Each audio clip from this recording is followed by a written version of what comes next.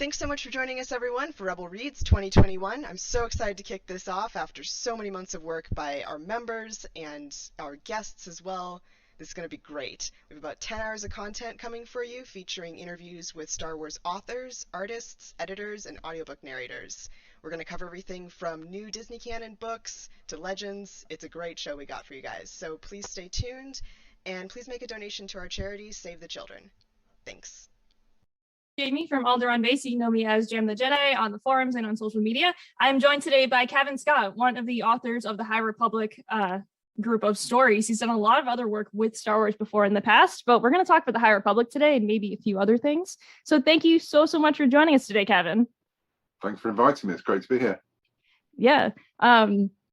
Right. So I guess to get started overall with everything for Rebel Reads, to get started for you, what would you say is like your first like memory for Star Wars as a kid, or your favorite Star Wars memory?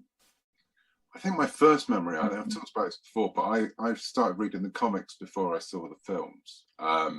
And so over here we had something called Star Wars Weekly, which reprinted the old original Marvel run. Every week they sort of chopped it up into little bits and then added anything Marvel had that was remotely Star Wars at the back. So for a long time it was Star-Lord, because Star. So yeah, that was my introduction to it. I remember getting my first toy before knowing who Ben Kenobi was, and it was the Obi-Wan figure, and I got it for Christmas. And remember opening it up and looking at my grandma going, gee, thanks, that's a old man, brilliant. And then found out very soon after who he was, and got very excited then. But yeah, so I think the first film I saw was Empire in the cinema, because I was a little bit too young for the first one. But yeah, by the time I saw that, I became a fan through the comics. Although I was very upset that Jackson wasn't in Empire Strikes Back. So I knew Jackson was going to come up very early on in this conversation. I now try and get them into conversation right from the off, because people expect it. Lucasfilm expects it. Everyone expects it. But it's true. I remember sitting down there thinking, any minute now, he's going to run around that corner on Cloud City, and he didn't. But now we know he does. Anyway. Yeah, in my little like research, just prepping to like chat with you today, I was looking up all of the works that you've done for Star Wars so far, and I didn't realize you've actually written a good handful about Jackson already. For Star Wars, and like how did that like all come about, like pretty much taking like one of your favorite characters and translating it at least just to comics and books?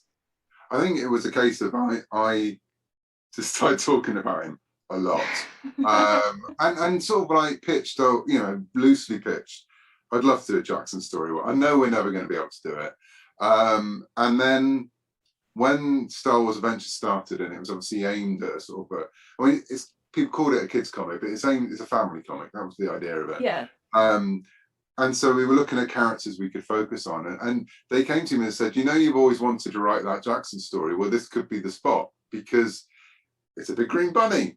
Kids will love it. There'll be parents reading it with their kids, and they know some of the backstory maybe. And if they didn't, it's a big green bunny. And so it was only supposed to be a backup story in the first annual, and it went bonkers, and everyone loved him, as I knew they would. And then since then he's been back every year for annuals, and now he's short stories. He's in Vader's Castle, the last series of Vader's Castle, which is coming up later this month. And so I can't quite believe that I have been able to. Someone said to me, you've written Jackson more than anyone else on the planet. I was like, I'm not sure that's a good thing, but yes, I have. But I try and treat him carefully and treat him like a real character. I mean, he's a bit of a, because he is. He was real for you. Now he's real for everyone. Definitely for me, he was. For me, there was no difference between him and the big fish that was in charge of the spaceships. So I couldn't. As a 10-year-old or whatever, I couldn't see the difference at all. And so I mean, I think you treat him. He takes everything with a grain of salt when he's in the middle of a story, and I think as long as you treat him that he has actually got wants and needs, just like any other character, he can work as much as any other character in Star Wars. Yeah, I agree. I mean, I always love how all of our authors in Star Wars seem to find like the one character that they absolutely adore, and they're just like, this is the one. We got to put them everywhere, and we have to try and do it. And I love to see it, and I love to see that you guys get to create your favorites as well, not just make our future favorites, but make what you want to make, essentially. let me see. So let me get back on track. Sorry for the Jackson interlude there, but Every conversation just swerve into Jackson.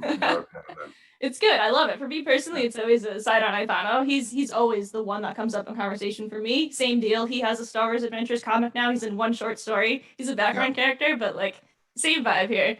Let me see. So before the High Republic, you had written a few Star Wars stories before.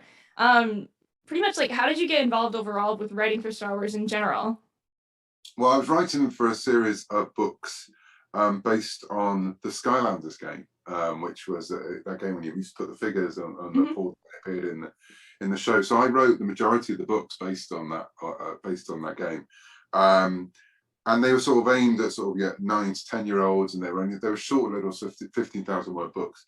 And around that time, Egmont over here in the UK had the rights to do a similar kind of series, but for Star Wars. But it was before Force Awakens came out, so they couldn't use any of the characters from the sequel trilogy. They didn't want to necessarily use the characters from the original trilogy or the prequel trilogy, so they were given the chance to come up with a brand new part of Star Wars, a brand new sort of corner of the galaxy set just after the fall of the Republic and the early days of the Empire.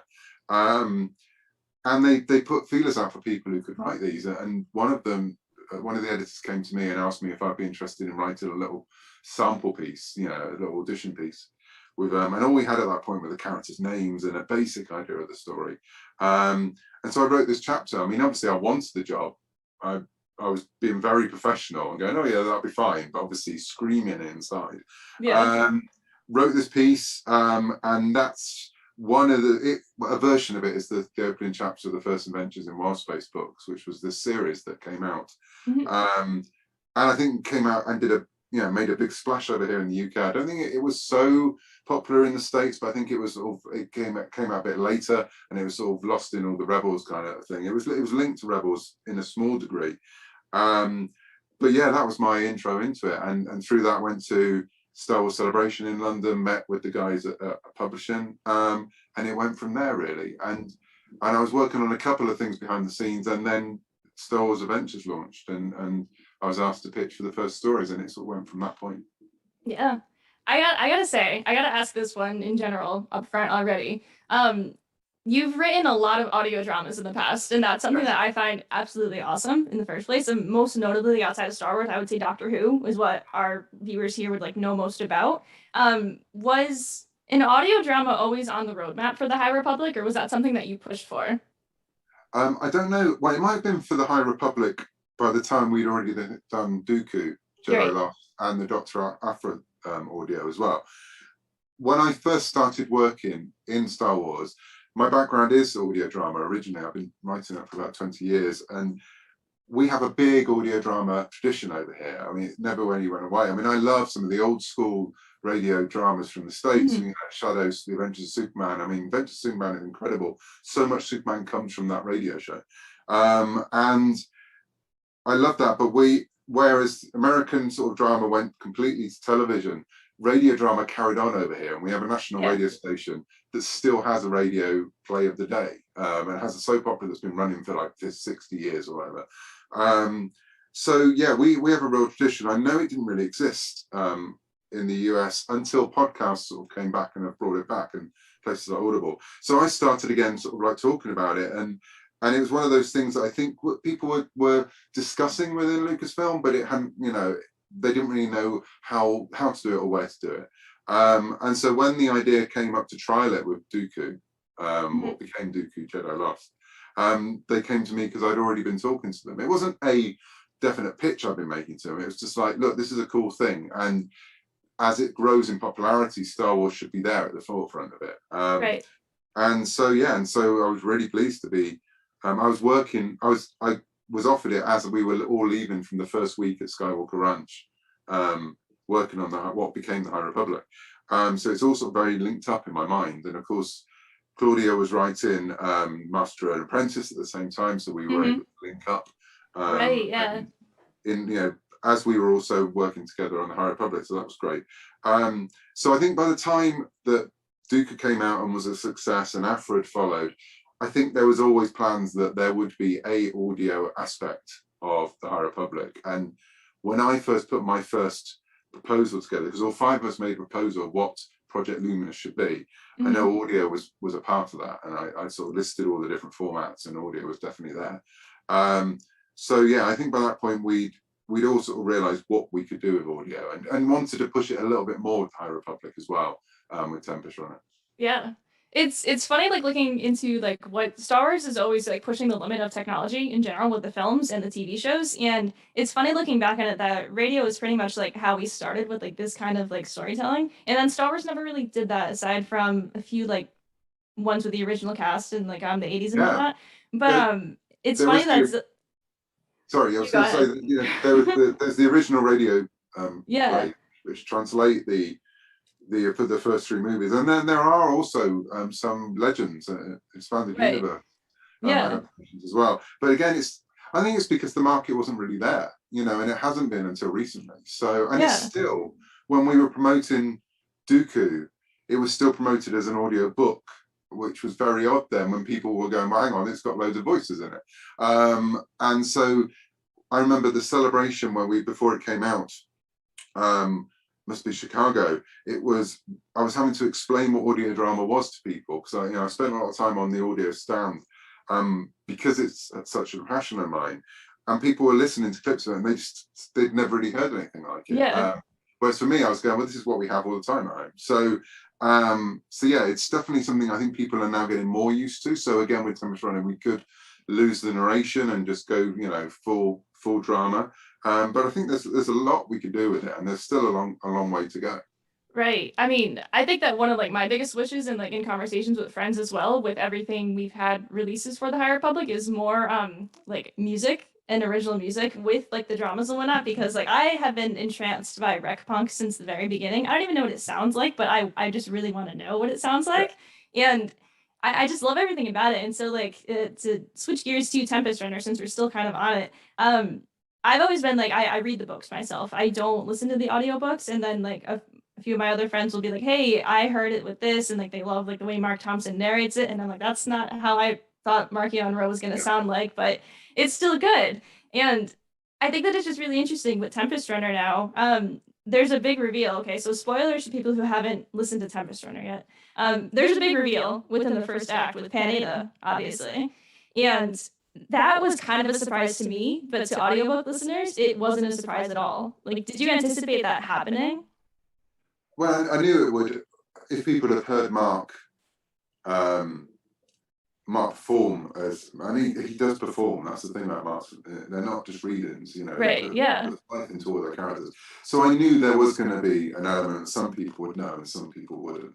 But I think that's fun, and I think for a lot of people, you know, it means they know something more than the people in the scenes. So in those early scenes where Pan's talking to the Nile in the tap bar, yeah, we know if you recognise the voice, you know who he's talking to, and you know the danger that guy's in. Right. And also, you probably think, well, hang on a minute. Last time we saw Pan, he wasn't in a very good state, and then he really ends up not in a very good state in Tempest Runner. And yeah, so there was a slight concern. I didn't know how much reverb they were going to put on the fact that he was wearing a helmet and he was wearing a respirator, and so I didn't know at that point. But I thought it was a gamble worth playing with, because there would also be a massive part of the audience who wouldn't know about it. Right. And if and when we have a script book out, we're going to have to think about how we mark up that part of the text, because mysterious masked man. Yeah, the script says Pan, which sort of blows it. So it's those kind of things are always tricky to try and pull off. I think we did it, but hopefully for those who did realise it, it added to the enjoyment of the scene. It was successful, because like the way that it was written, like I picked it up like who it was, like based on like the clues he was dropping, and so like that made sense from the writing side. But like for like the voice side, like the few people that like listen to audiobook only, they immediately like knew it was Pan, and I'm like, oh well, okay, well it was a reveal, but it was still overall well received. Let me double check my questions. We've gotten like off track, but like stayed on track at the same time, I just gotta say. Let me go back a little bit. So in general, for the High Republic, for those who are watching this who might not know what the heck we're talking about, how would you explain the High Republic to them in just like a couple sentences? So the High Republic is a new era in Star Wars storytelling. It's set around 200 years before the prequels, and it's an area that's never really been explored, either in canon or legends.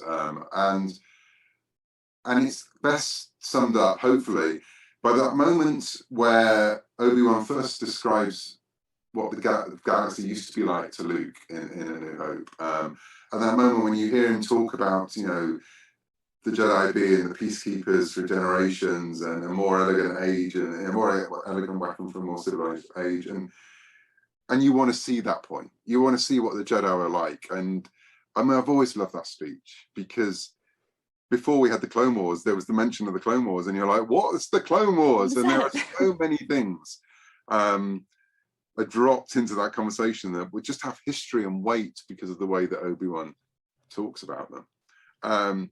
And yeah, for all of us, when we were putting together what Project Luminous could be, because at the point it was never meant to be the High Republic, it was just one of the ideas that came up. We all wanted to know what it was like to be a Jedi at that time, before the prequels, before the fall of the Jedi, before before Darth Sidious just started his work in the background to try and pull everything down. What was that golden age like? So that's what the High Republic should be, at the beginning anyway. Things have taken a turn for the worst, as it always was going to, you know. What would you say so far, with phase 1 of the High Republic, what would you say so far has been your personal favorite piece of it so far? Either that you have written and then what you personally haven't written.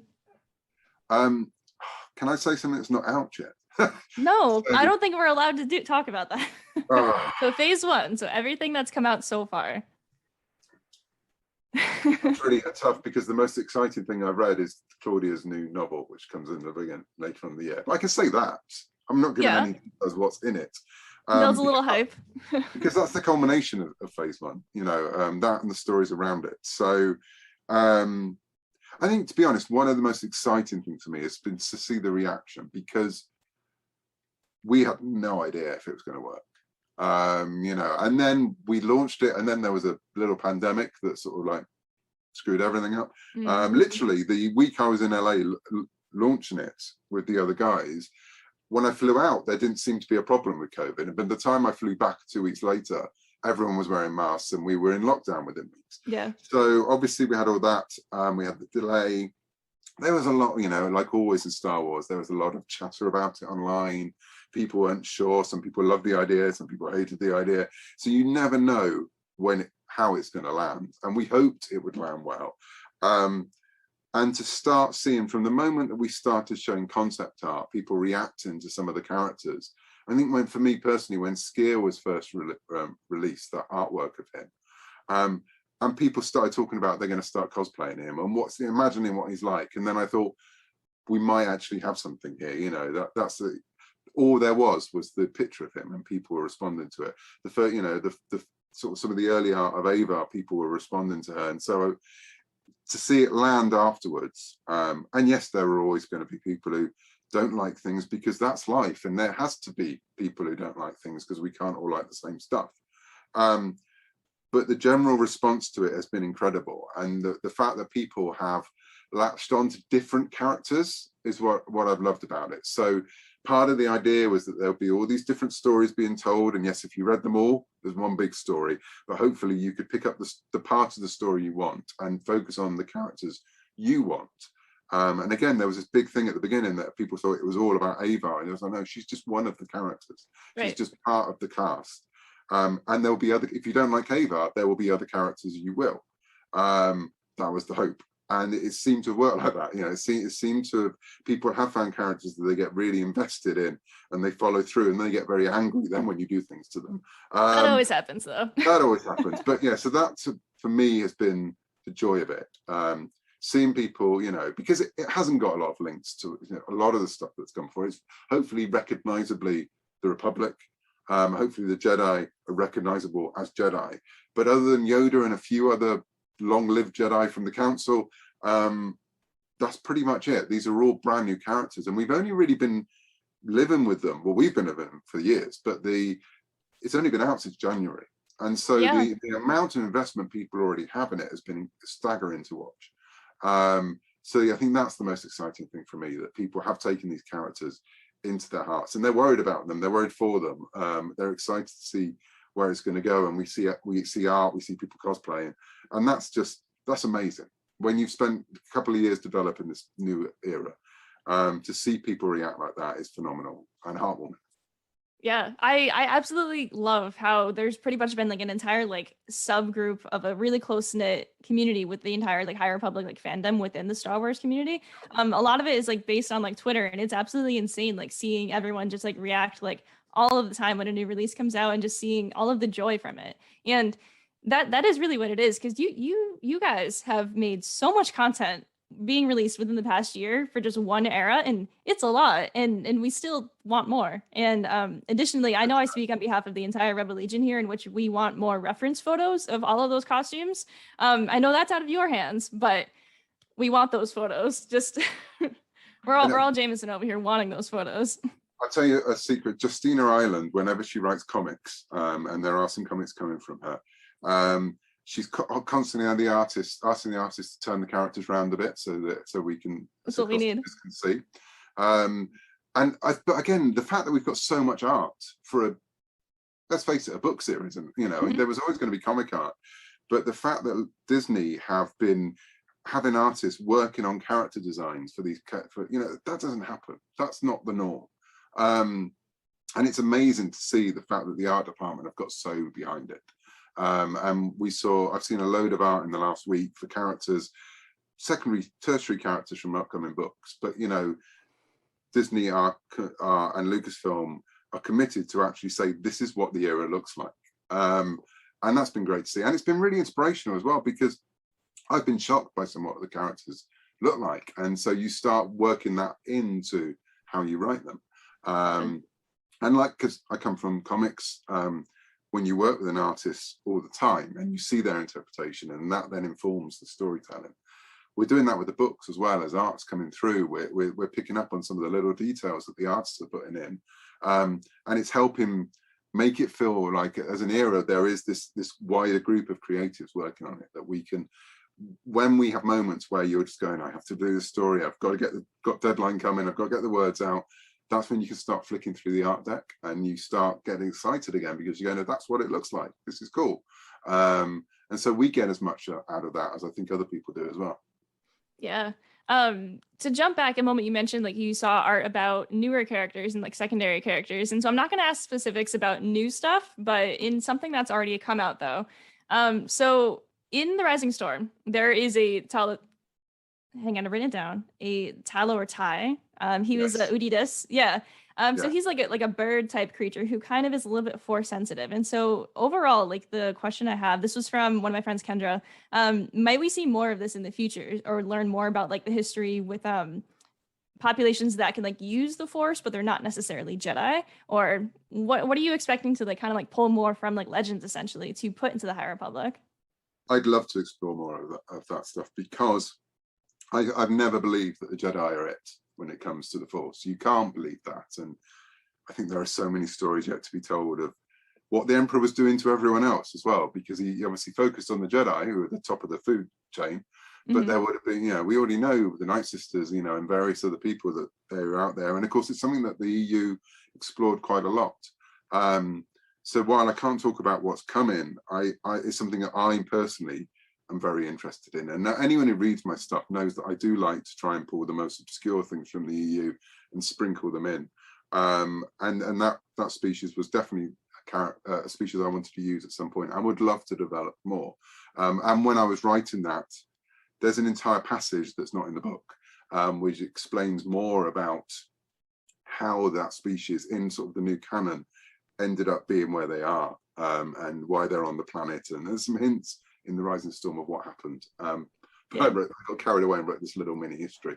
There is they have a thing in Story Group when they try they say that they think I've got a book of species that haven't been mentioned for a while, and it's pretty much true. I mean, I do have a notepad that's full of like, I'd love to use that one and that one and that one, because it's all there, and it's it's a resource which I think we can totally use to make the galaxy feel bigger. That's one thing.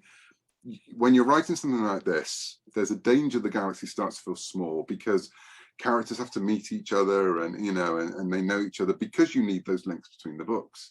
So for me personally, the way to make it feel bigger is the fact that there are hundreds of planets out there, and this is at a point where some of them are in the Republic and some aren't, and so you've got all this ability to create new, which is always brilliant, but also to delve into all those years of creativity. And I grew up reading those books. I grew up reading the comics, especially because comics were always where I was with Star Wars, and I want to pay tribute to a lot of that as well, to those people, those creators who created all these amazing characters and all these amazing species and planets, and bring it into the story wherever I can. And most of the time, Story Group are absolutely 100% behind it. Sometimes the only reason I can't, and I suggest things, is A, because they say I can't canonize everything in the Ewok movies, which I think is a lie, and B, because things are happening elsewhere. And so yeah, they know exactly how I work, and I never try and sneak stuff in. I flag it and I say as in, I give reference points, and so I give them the chance to say, what do you think you're doing now, Scott? But yeah, it's definitely something that I'm playing in Star Wars, and so I want it to be Star Wars, and so that's why I go back to all those texts. That's good. That's the dream. That's just perfect. I love it. We're slightly running out of time, so I have a couple more things left. But I think in general, here, you've written in almost every era of Star Wars. So from the High Republic to a few actual sequel trilogy things and whatnot, kids stuff, but it's there. What would you say? The answer is probably going to be the High Republic, but what has been your favorite era that you've written in for Star Wars? Oh, it's really tough because, the High Republic is obviously special to me. I always get a thrill writing anything in the original trilogy because they were my heroes, so whenever I get a chance to write Han, I will jump at the chance. It's terrifying to write Han, but I love it so much. Chewie, those two especially, I'll come back to. I have written a lot more in the prequel trilogy than I originally thought I would, and enjoyed it a lot more than I originally thought. Now, I have a complicated history with the prequels because I'm of that age where I was being the angry fan at one point. And I now have a very different relationship with them because of the Clone Wars, mainly, and because of Rebels, and because of my daughters. And I remember through my daughters, I saw those films with different eyes to when I was an angry kid going, well, not so much a kid going, but this can't be Star Wars. And so I've really tried to embrace it, and I now love writing in that era as well. So I've been very lucky. I haven't written as much in the sequel era than I'd like to. Little comments. Yeah, a little bit, but some of the choose your own adventure books and things.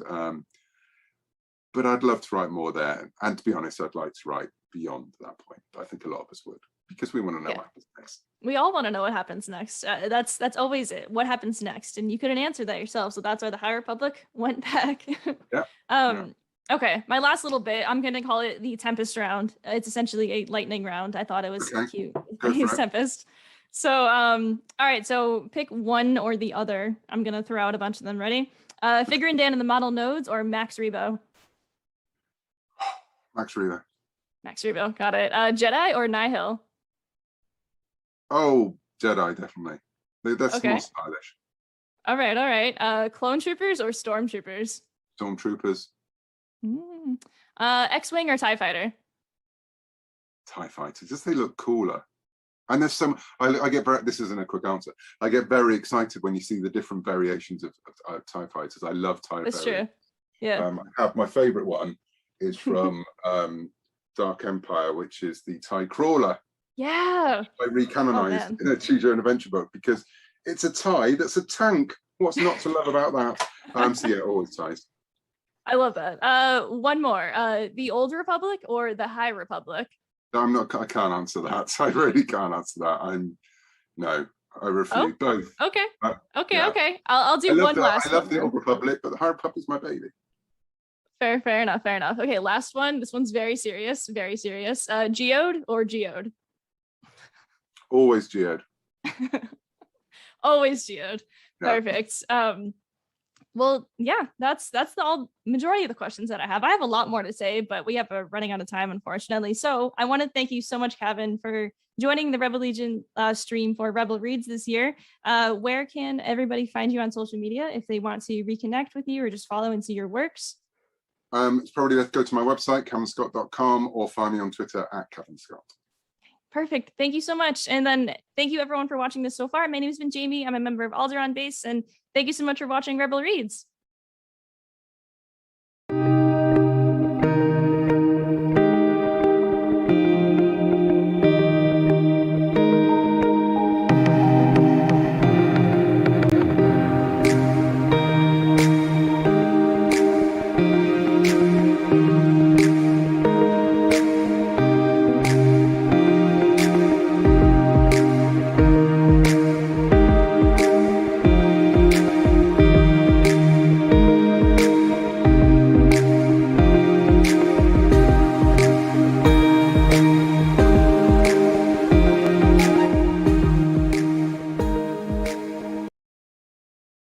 Everyone, this is Catherine Winchell with the Rebel Legion Administrative Council, and today I'd like to recommend to you my absolute favorite Star Wars book, which is Star Wars Yoda Dark Rendezvous. I love this book so much. It sticks out to me as my favorite just because it's such a good book about life in general, as well as being the fantastic adventure that you would expect from a Star Wars novel. It follows Yoda going on a mission with 4 of the author's original characters, 2 Padawans, 2 Masters, tag team. They're going to see Dooku, who is maybe having some second thoughts about being a Sith. And the author just writes such a beautiful book about just how growing up, going through life. I highly recommend it. Great for all ages, but especially I recommend it to people who were about the age that I read it first at, like 13, 14 age. It is a really perfect book for then. So please check it out, Yoda Dark Rendezvous. Sometimes a lot can be done with very little. The best investment we can make is in children. To work with human beings from the very beginning of their life. We work in far corner of the world. We provide training and chance for children to grow up healthy.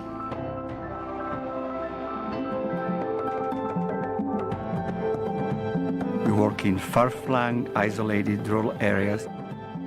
We can build small-scale projects with a few families and in the community in general, and then they can have impact on the life of thousands and sometimes millions of children in other places.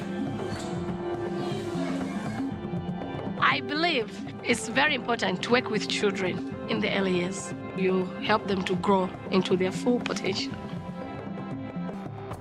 Investing in children's lives is investing in the future.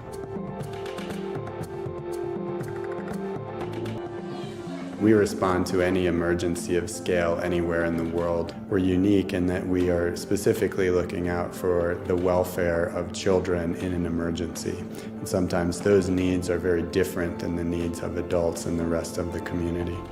It's not just about financial resources that help children, advocacy and policy change. That can affect millions of kids' lives. That's why the work of Save the Children is so important. We're there in the communities, working with community members to make sure that kids get an education, they have access to health care, to make sure they're protected from harm. The world is facing many challenges.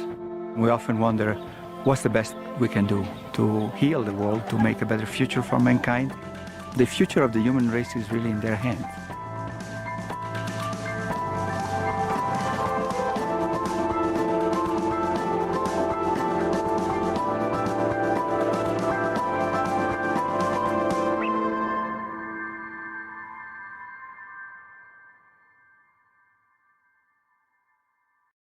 Hey, Enter here, Jamie Yavin. Thank you for donating for this great cause. Stay on target. And Krogo also likes this. Yay for Krogo!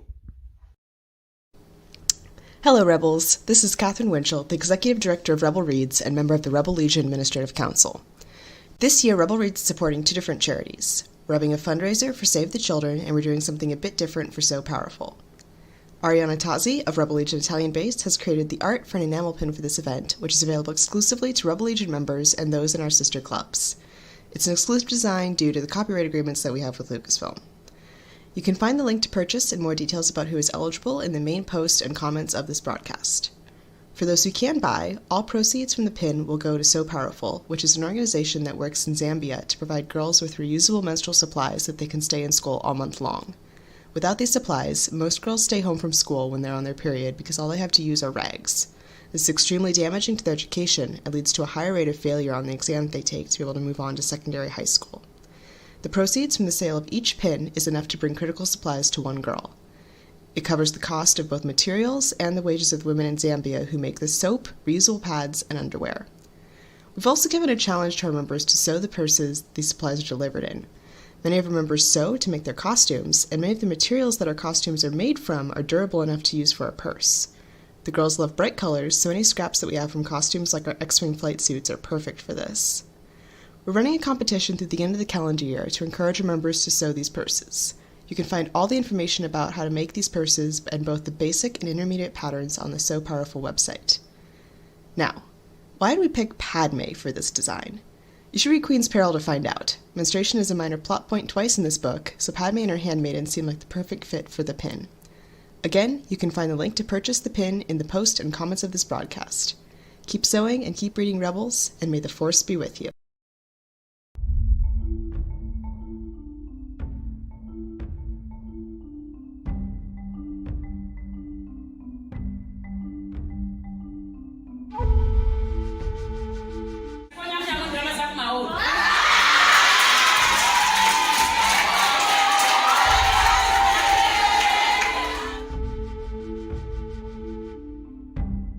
Welcome to Needs Care So Powerful.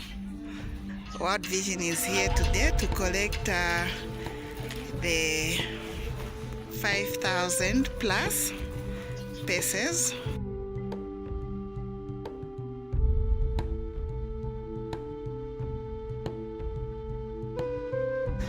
As you can see, we are packing in their truck to help with their distribution.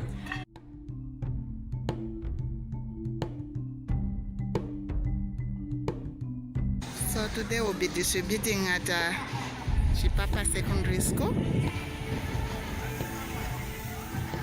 The distribution we are doing today, we are with our GIK manager, Sir Fred Mazumba.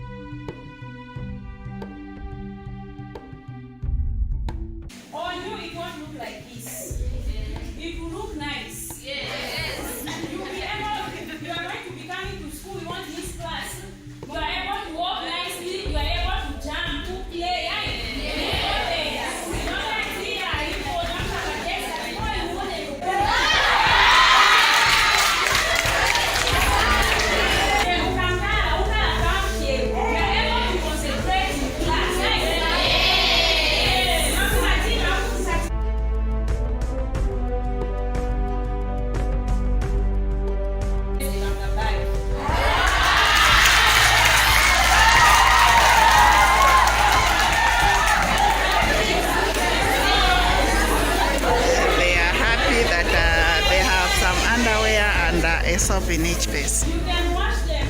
Us as girls, we pass through a lot. Most of the time coming to school, you don't have money to buy pads, you can't come to school. And nothing maybe will not be embarrassed in public whereby your skirt, there will be blood on your skirt and so on.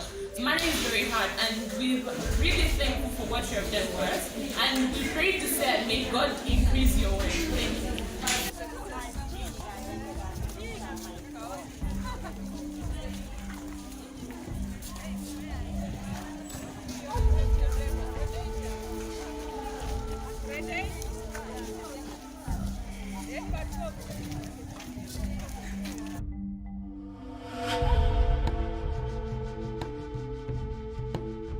I was looking on the internet back in 2017, just thinking to myself, it would be nice if I could make a ball gown for my daughter's school ball, which is like your prom. I was kidding myself really, because I knew that there was no way she was going to go in a dress that I'd made, but I just liked the idea. And as I was looking at various patterns, one of the adverts that always pops up on the side of the screen was for a charity called So Powerful, which I'd never heard of. But I looked at it and I thought, oh, that looks quite interesting, you know. Looked a bit further and it just really, really spoke to me. I think I said in my story, I don't know if it's because I'm a woman, I don't know if it's because I've got 3 daughters myself, but I just thought, what a terrible, terrible situation for these girls to be in. And it just really, really moved me. So I downloaded a pattern and I made a bag. And I thought, actually, that's really nice. I really like that. And I enjoyed making it. And that's something that I can do. Very important to me that the vision for this was from a local woman, Esther. She said, well, you know, what we'd like to do is hire some women and help them. And then it's all about us as Americans or all over the world coming alongside a local person's dream who knows the culture, knows what the needs are, and we're just helping them. We're not coming in with our own ideas and saying this is what you need. So that was very, very important to me that it came from the locals' vision. So it's just a small thing that I can do. I know how to sew. I have fabric. It takes me an hour and a half to make a purse, but look at what a difference it makes. And when I'm down in the dumps and I'm feeling sorry for myself for whatever reason, I just grab my little kit of purses that I had and I just start sewing a purse. What are your plans, or how do you feel that you have them now? I feel great. Very excited because I really wanted these usable pants. Okay. Yes. Okay, thank you so much. I'm wishing you the best as you are in school. Thank you. How do you feel to have received that place? I'm very happy because of everything. So there's no reason for me to be absent from school. Thank you so much. Yeah. I really thank you for World Vision and So Powerful for bringing these great gifts that we have been given today, the sanitary pads, the reusable sanitary pads.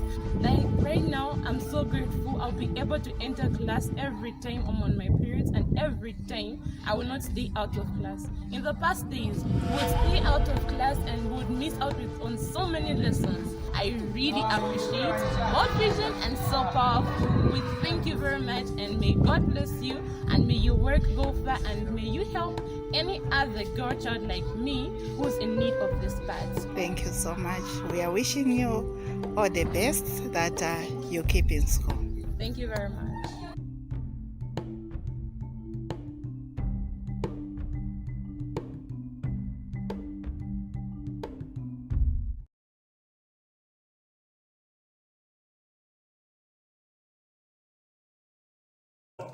Ich bin Colin Elster und mein Lieblings-Star Wars Buch ist Der Geist des dunklen Lords, weil es erzählt, wie es mit den Jedi weitergeht.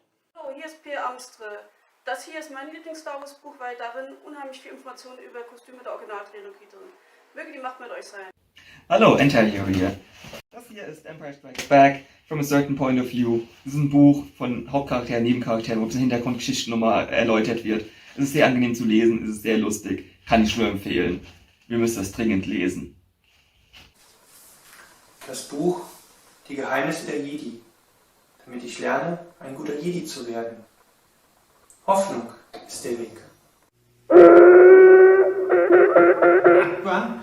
Hallo, mein Name ist Jim Akbar und das ist mein Lieblings-Star Wars Buch, Star Wars die Kostüme, Details, Hintergrundinformationen, ganz tolle, hochauflösende Bilder auf schöne Qualität. Hi Leute, heute möchte ich euch das Buch Erben des Imperiums vorstellen. Es gehört zur Thrawn-Trilogie. Es handelt sich um den Kampf der Neuen Republik gegen die Reste der imperialen Flotte.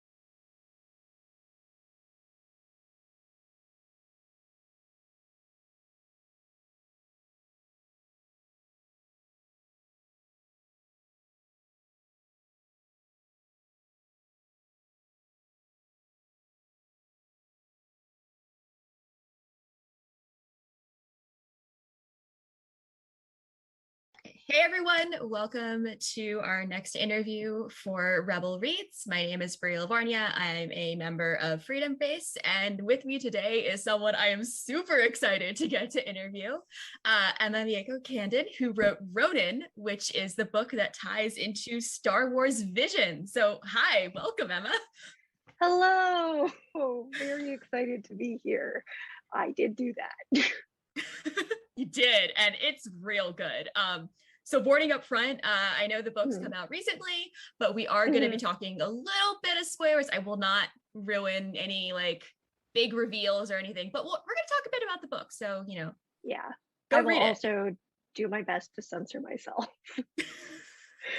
from spoilers. Mostly, I hear they can censor me for the other untoward things, so it's I fine. think there's droid beeps. It's great.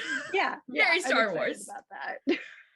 Okay, so the first question I always like to ask someone is, what is your Star Wars origin story? Okay, so my family was on vacation with another family, and I was like 7 or so. And we're sharing this little cabin, and you know, there's like a river outside, so all the kids are going out there. And I'm like going past the TV, and then on the TV, there's like this man hanging upside down, and he's like in ice, and he's like reaching for some metal cylinder. And I'm like, what is this? There's like a Yeti. And then suddenly the cylinder like flies into his hand and it's a laser sword. And I'm like, oh my God. And I just sat there for the next 5 hours for the rest of Empire Strikes Back and Return of the Jedi. And I was just entranced. I could not peel myself away. And shortly after that, I was in the library just like gobbling up every Star Wars book I could find. But I was deep in it from a very young age.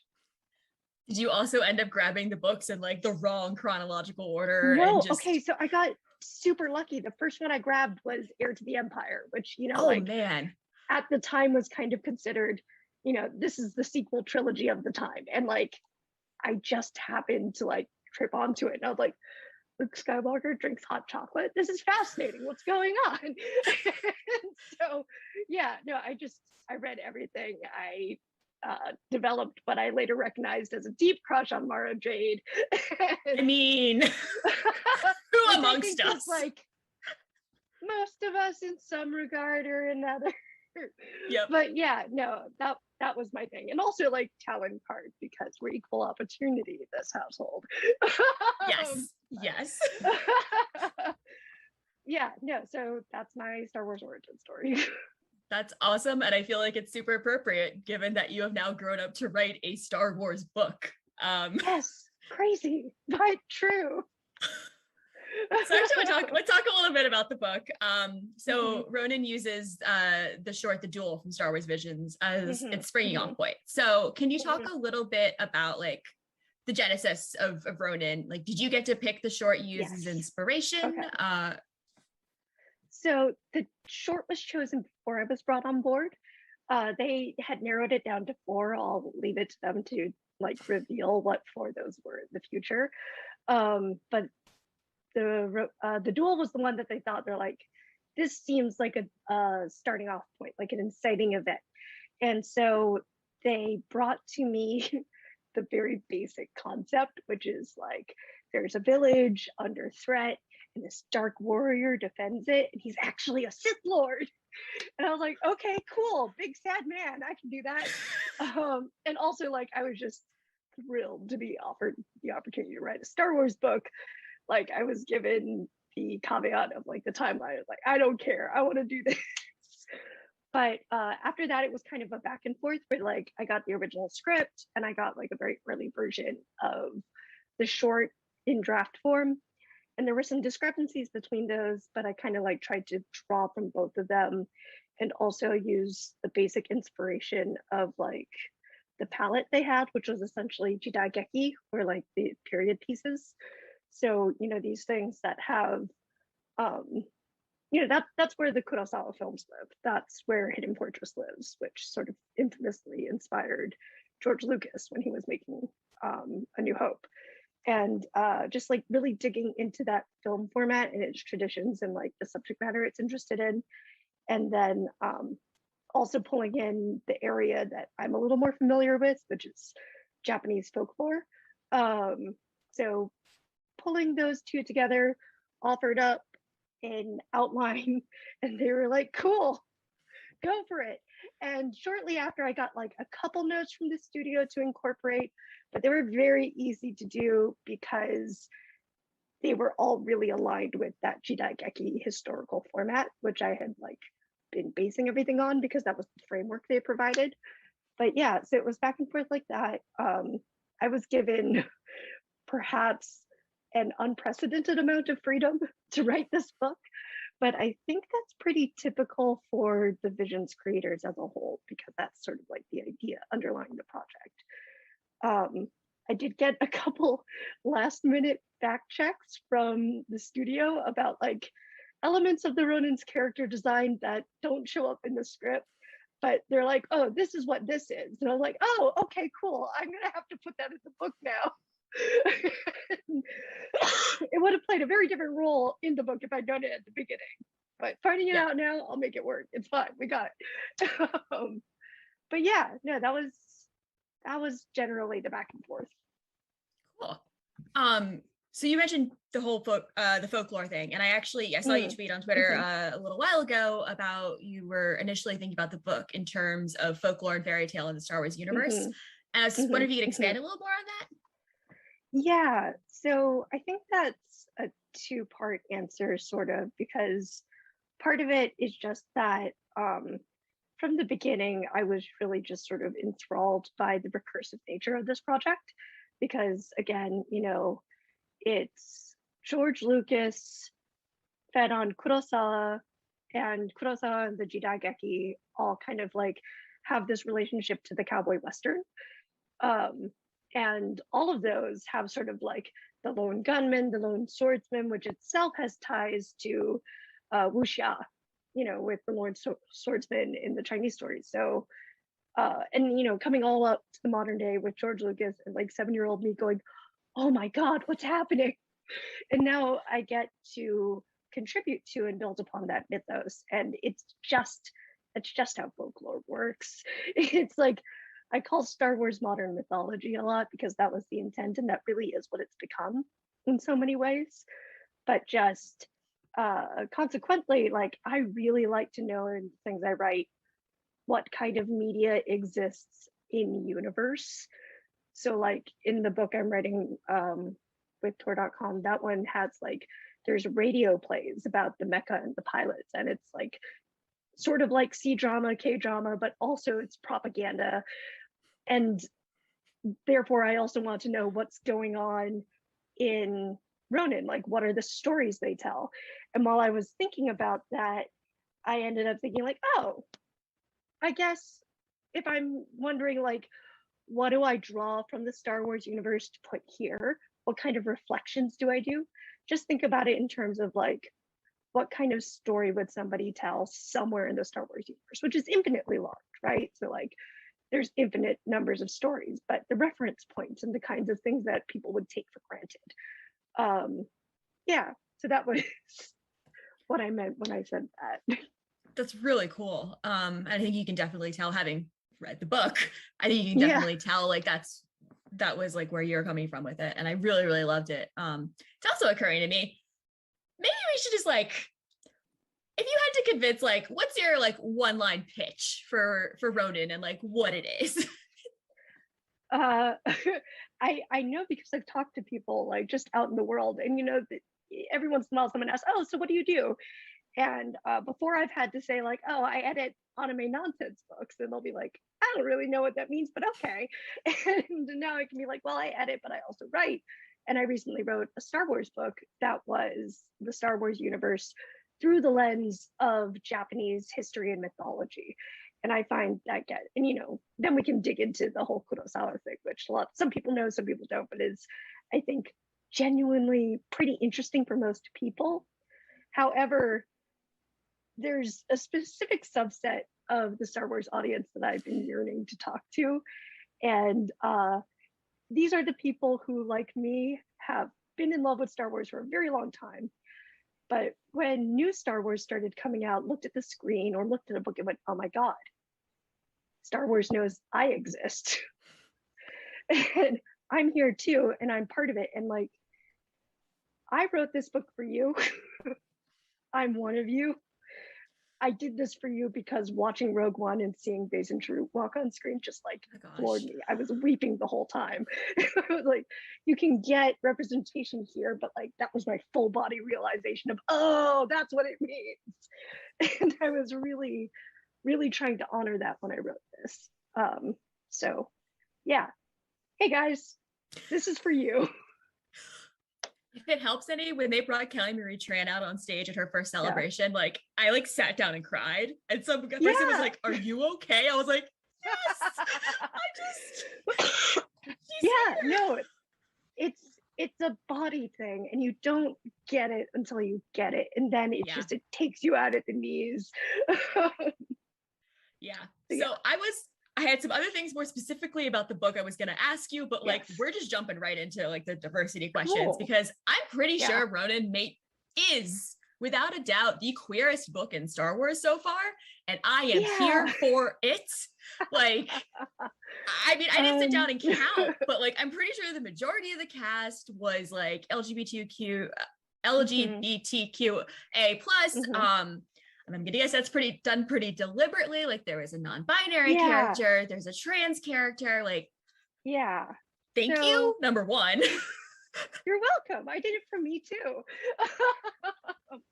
But so that's a whole thing. There's like parts to this one too, because like I knew I had been hired as an author of Japanese heritage, but also like my audition sample, like which is an excerpt from my book. That's very upfront, very queer. So like they've known that about me from the start, but like I was also aware of not having been hired to be a queer author. It's just a thing I am. And some time ago, I kind of got over that anxiety about like how many queers I'm allowed to have because whatever. Like as writers, we're always writing from our own experiences, and mine is indelibly queer, not just in terms of myself, but like I was one of those lucky high school kids who I gravitated to a group of people, and we all thought, or many of us thought, oh yes, I am cishet. And then over the next few years, we started gradually coming out to each other until it was like 95% of us, huh? Cool. But like that's always been my frame of reference. So it's just what I'm thinking. It's just how I'm thinking about the world and how I'm engaging with it. And it's also like important to me to claim that right. Like I get to do this. I just get to. And I was terrified to bring this draft in. And like I played it a little subtle in the first draft, and then I wrote a letter in response to Tom's edit letter because like he had noticed some things and commented and be like, oh, is this kid trans? Cool. And I was like, okay, this is a good sign.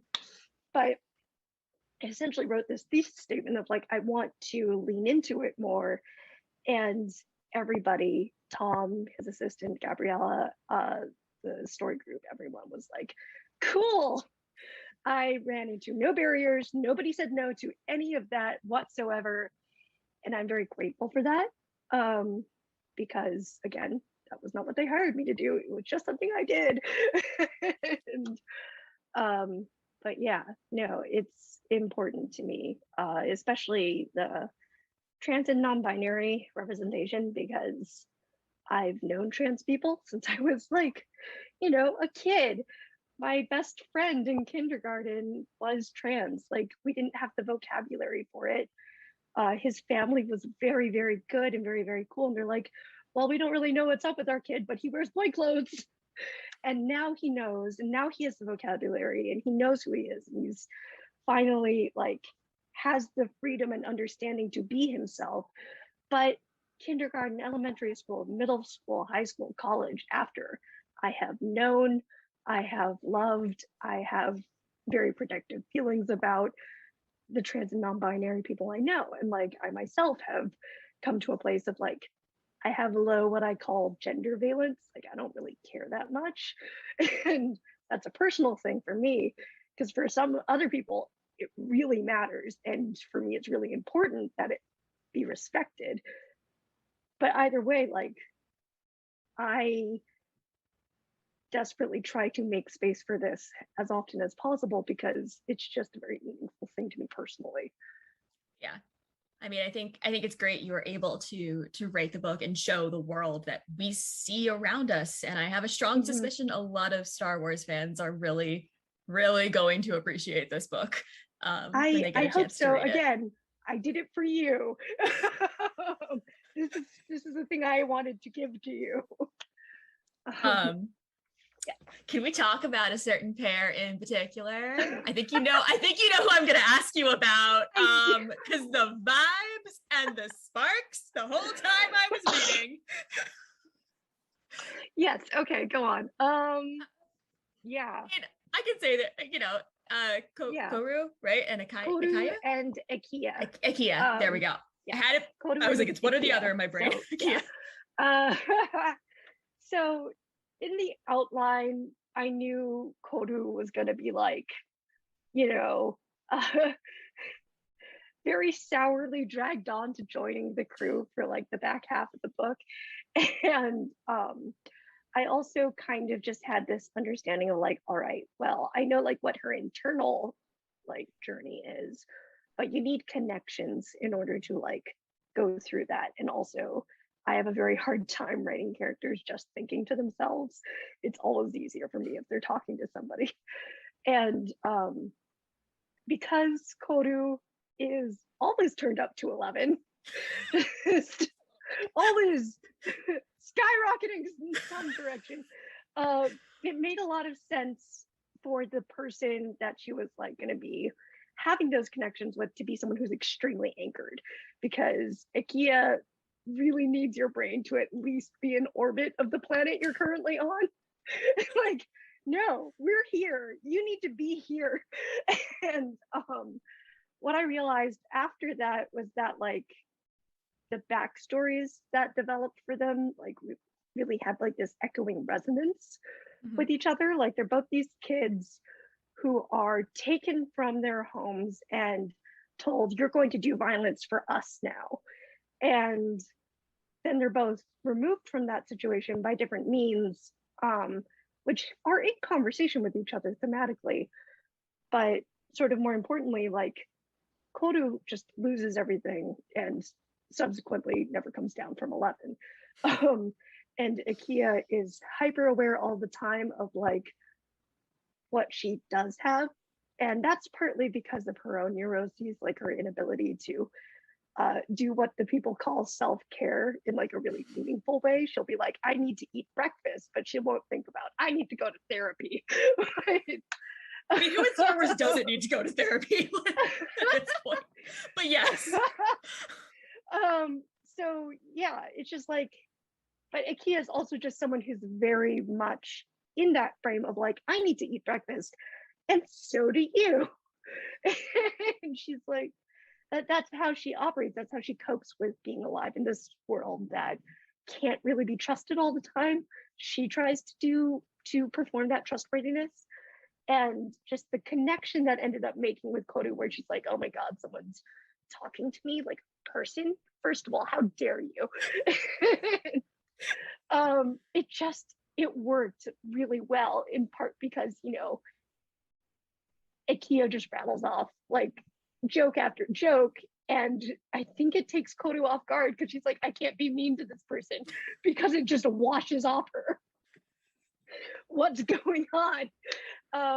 But yeah, no, I definitely at some point was like, okay, there's a comment somewhere in the manuscript where I note like I do read them as sort of pre-romantic, in the sense that like I didn't think it was a justified romantic arc by the end of the book, but definitely presumably like in my head, in 2, 3, 5, maybe 10 years, because of how bad women can be at getting together. Like, she's just my friend, it's fine.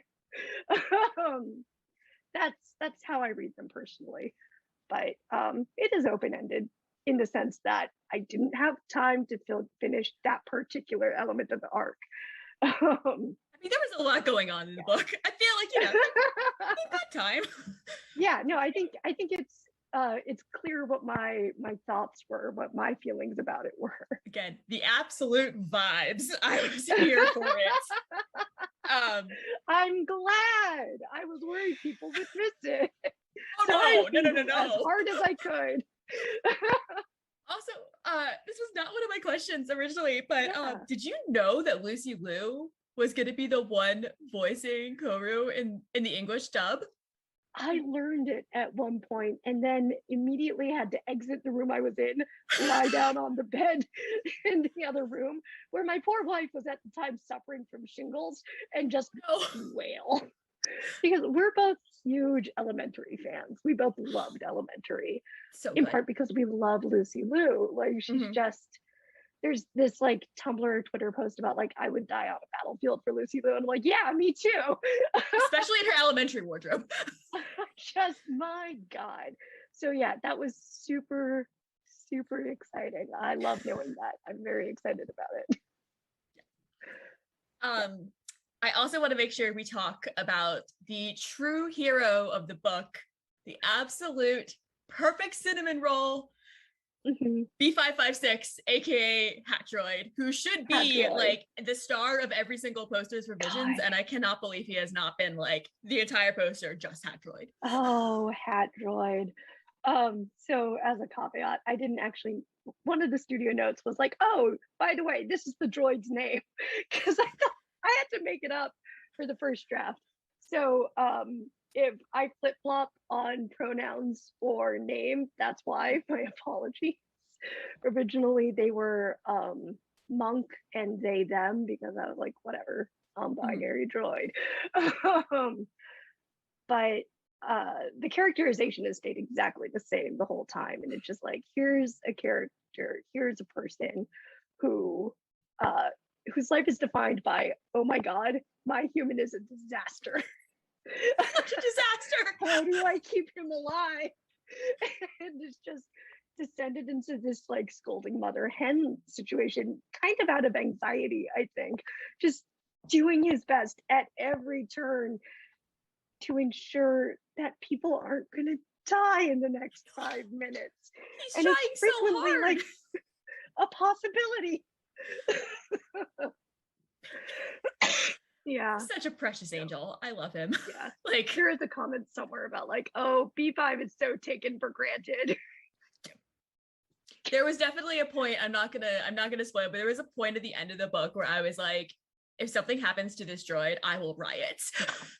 Like, I think Emma better not. She better not. Riot. So actually, so apart from Perfect Angel B5, who is the hero we don't deserve, but the one we get, you know, none of us deserve him, his preciousness.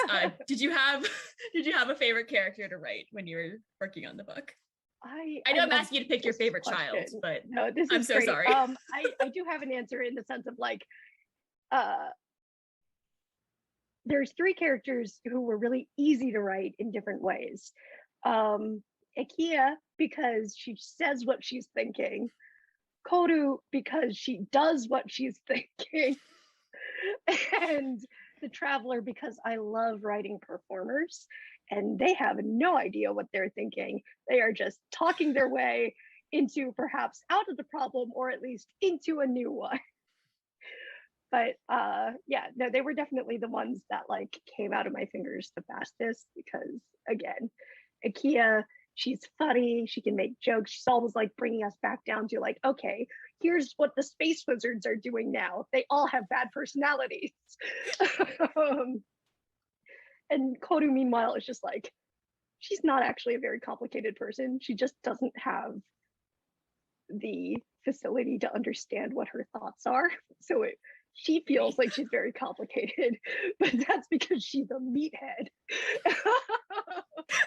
So she's doing her best, but there's just, oh God, it's so hard for her to get what's going on, but she's just going. And I just, again, I always have a performer somewhere in my cast, and the Traveler in particular is a kind of performer who's very like sneaky and artful. I've got others who are like a little bit more bludgeony in the way they use their words, but they're all sort of like dancing around, and I love writing that kind of stuff.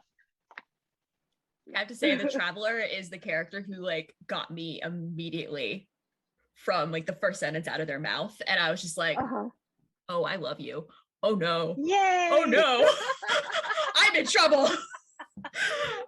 Hooray. To the point where I was talking to someone and they're like, oh, like we thought, you know, Akia was gonna be the one who like you immediately latched onto. I was like, yes, she's my ultimate favorite, but the Traveler was just like, tell me more. Go on. Yes, this keep talking. But related to them, so like there's several characters in the book, like the Traveler, and including the Ronin, who either never have their names revealed or they're mostly referred to like with the Sober Cats. And I was hoping we could dive a little bit into why. Yeah, so that was one of the studio notes that I knew like, from the beginning. Like one of the things that Tom and I first talked about was like, okay, so the Ronin, he just thinks of himself as the Ronin. And I immediately went back to a Batman the Animated Series episode, and Tom was talking about the same one, in which someone's like trying to mind control Batman. So they're like in his head pretending to be his thoughts, and they're like, Bruce this or Bruce that. And at the end, he like completely overturns the mind control. And they're like, how do you do that? And he's like, well, I don't call myself Bruce. And it's immensely sad, but or at least I've always found it just intensely sad. And so I was like, okay, big sad man is that kind of big sad man. Great, I gotcha. So I knew from the beginning, like, we're never gonna learn his name. Like, I don't know if they would have smacked my hand away from that, but that was just a rule I made for myself. And in that way, it became a defining theme. So the first version of the outline, and here's the other thing, I'm bad at names. I find them very difficult. And I'm also like just 0% attached to them. I will completely change a name at the drop of a hat because I don't like it anymore. And so between those two things, like there's a minimum of names just because I find them hard. But thematically it works because therefore every name like has its own weight. And you can also see how like the Jedi Lord is in particular very attached to his name, because for him it's like his buy-in to this system he's trying to protect, and his belief that it's worth protecting is very much like anchored in that name, versus, you know, like the Traveler, when their name comes up, it's, you can see them tense up every time. Like it's not necessarily intentionally used as a weapon, though I think arguably sometimes it is, but they're trying to put it somewhere else where they no longer are. And in the same way, and then also like just in a very minor way with Yuehiro, there's like that line about like this kid is run through multiple names trying to find the one that's like his. And that's, yeah, it just became resonant in that sense. Like there's even Koru very like going, this is me, this is who I am, how dare you try to take that from me.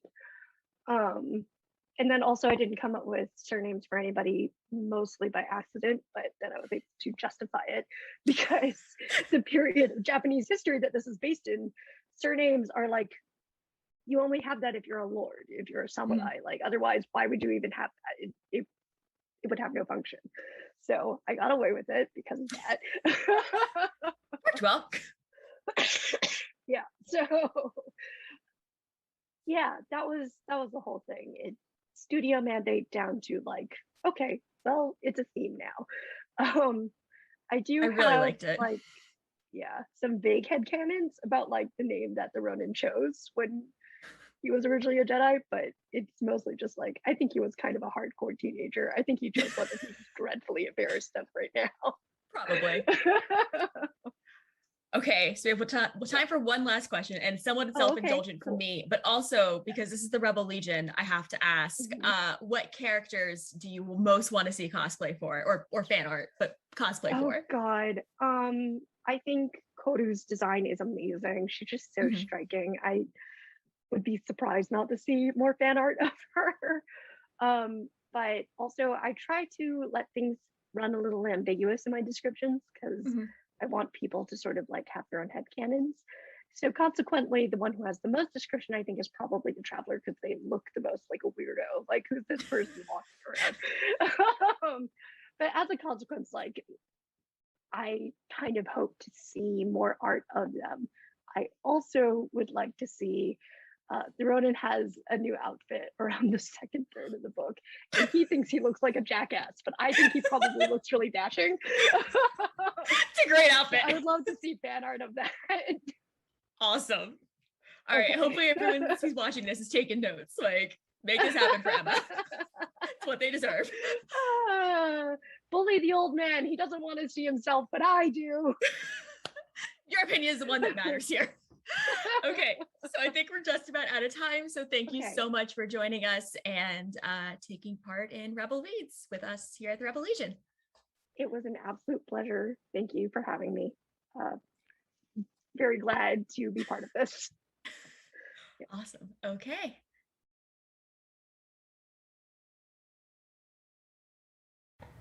Hello, I'm Bill Holmes with Sunrider Base here in San Diego, California. Oh, wait, I have an incoming transmission. Go ahead, Captain. Excellent, I'll inform the audience. Thank you very much. I have great news for everyone watching today. We have raised $500 towards Save the Children, an initiative that helps educate children across the globe. Thank you for your generosity and help with this endeavor. And as always, may the force be with you.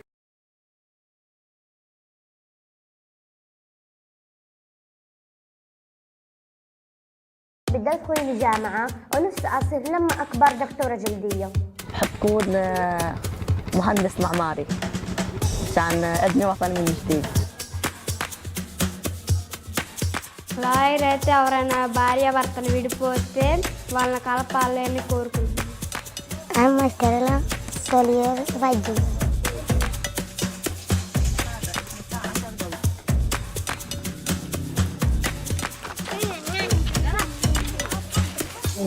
في صعوبة للبوليس. أكبر بدي يطلع دكتور أطفال. دكتور عيون. The boss of the company.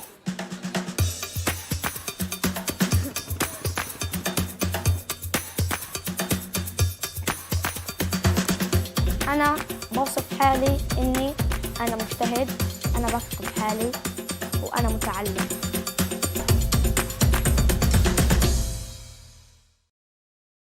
Hallo, ich bin Colin Elzner und ich lese Star Wars Romane schon seitdem ich ein Junge bin. Also ich habe das jetzt seit weiß nicht wie vielen Jahren mache ich das schon und habe seitdem auch schon sehr viel gelesen und es wird halt zunehmend mehr. Ich habe hiermit angefangen, daran kann ich mich noch gut erinnern, mit Yoda Pfad der Dunkelheit aus den Klonkriegen. Also es spielt in der Zeit der Klonkriege und genau, ich habe das mittlerweile auch zweimal gelesen und ich habe dann weitergemacht. Zum Beispiel habe ich auch einen Klassiker gelesen, wie sowas hier, Erben des Imperiums und die Thrawn-Trilogie, also jetzt 5 Jahre nach Episode 6, die Ereignisse. Und ich finde es einfach sehr interessant, wenn man ein Fan ist, weiterzulesen, was so über die Filme hinausgeht, an Wissen über das Star Wars Universum, und da gibt es ja so einiges. Und ich habe dann weitergemacht. Ich habe zum Beispiel auch die Jedi-Akademie-Trilogie gelesen. Das hier ist mein Lieblingsteil davon. Das ist Der Geist des Dr. Nords, der zweite Teil. Ich es einfach sehr interessant finde, wie es mit den Jedi nach Episode 6 weitergeht. Genau, ich habe dann auch, das spielt jetzt noch später, ein kleines bisschen, Darksaber, der Todesstern gelesen, solche Romane. Ich habe aber auch Sachen auf Englisch gelesen, zum Beispiel Darth Plagueis, finde ich auch sehr interessant, weil es uns halt wichtige Informationen gibt zur Vergangenheit von Darth Sidious, aber auch über Darth Plagueis. Und ich habe auch noch auf Englisch einige andere Sachen gelesen, zum Beispiel natürlich auch das hier, das ist die Han Solo Trilogie.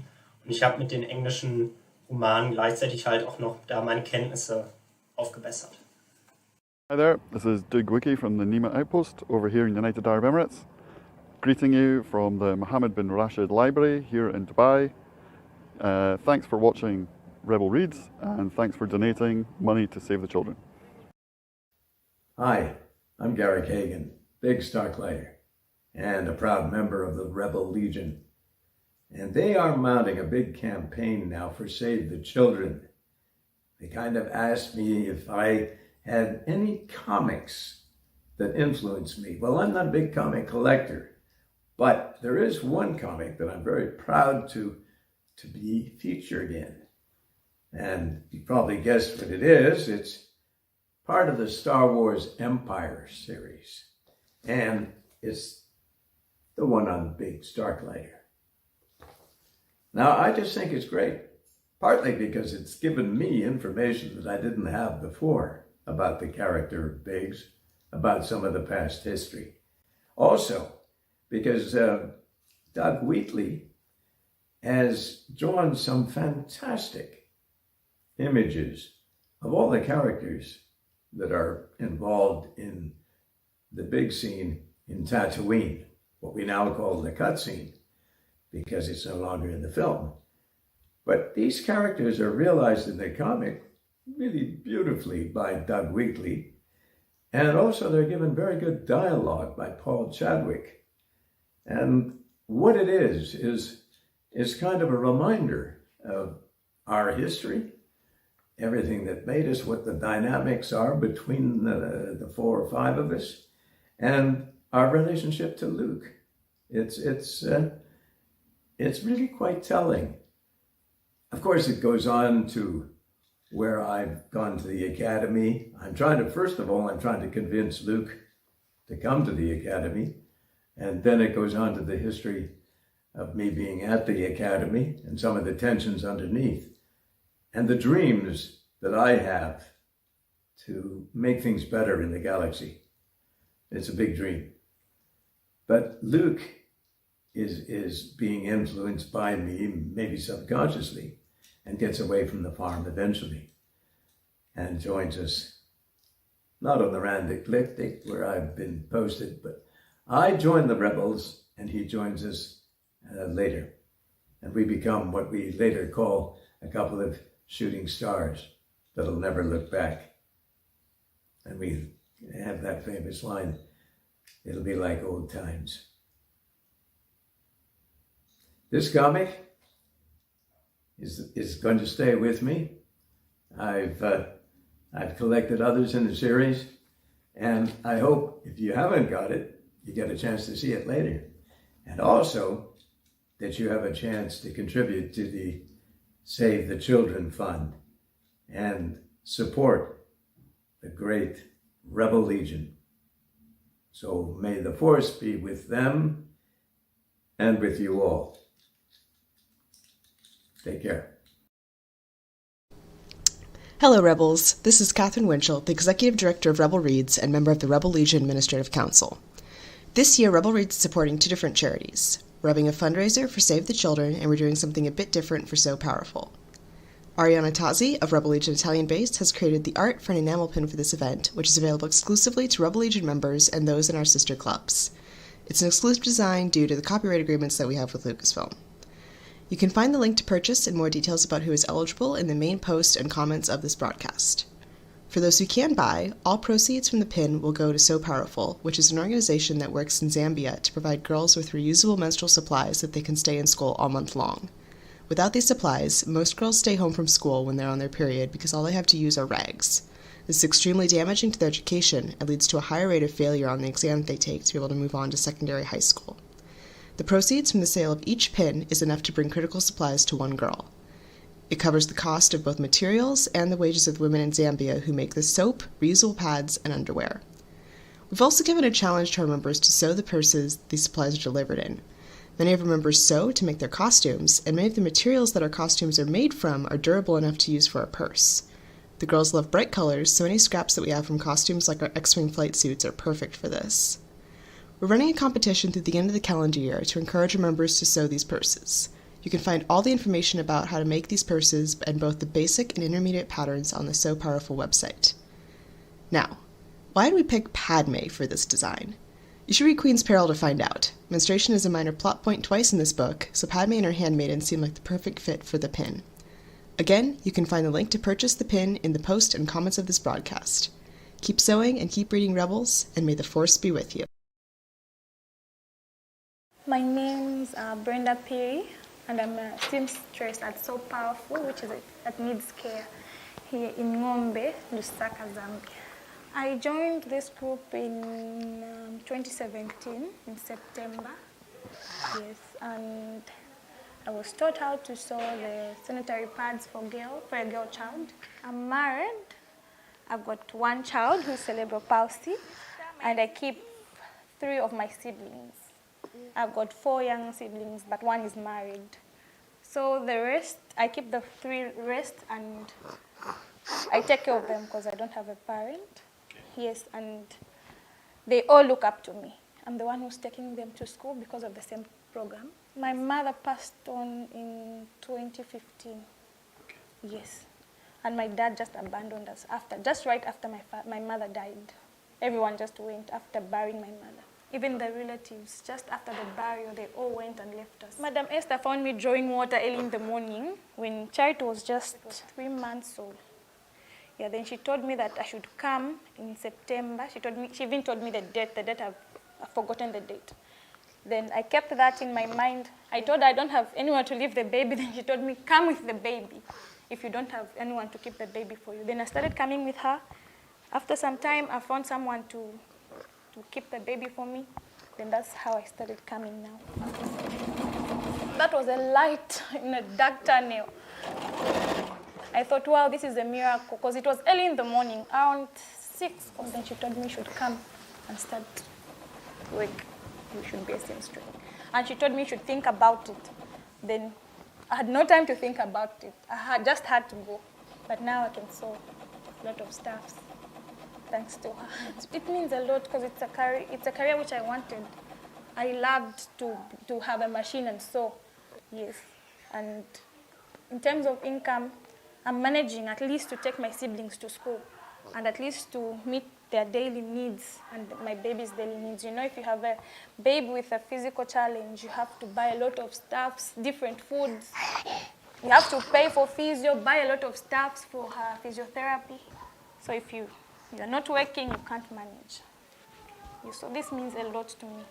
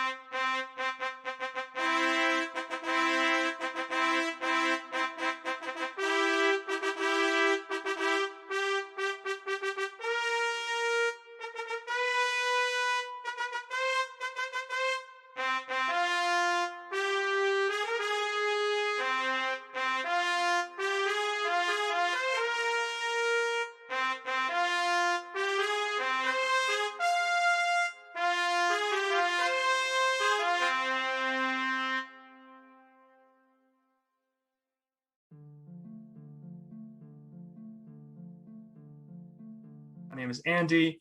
My pronouns are they, them. I'm a member of Terrapin Base in the Rebel Legion, and I am joined by E.K. Johnston, a fabulous author. If you're a Star Wars fan, she wrote Ahsoka, and she wrote Queen's Shadow and Queen's Hope, and no, I'm getting them mixed up. I do that all the time. Yes, I'm very sorry. Queen's Shadow, Queen's Peril, Queen's Hope. Queen's Peril, yes, there we go. Queen's Hope is the new one. It is coming out very soon. Yes, very soon. And we're going to talk about some Star Wars books. I have some softball questions first, and then I'm going to try and get as much out of you about Queen's Hope as I can, or else all of my Padme friends will be mad at me. So just a very, very easy question. You wrote an amazing Ahsoka novel.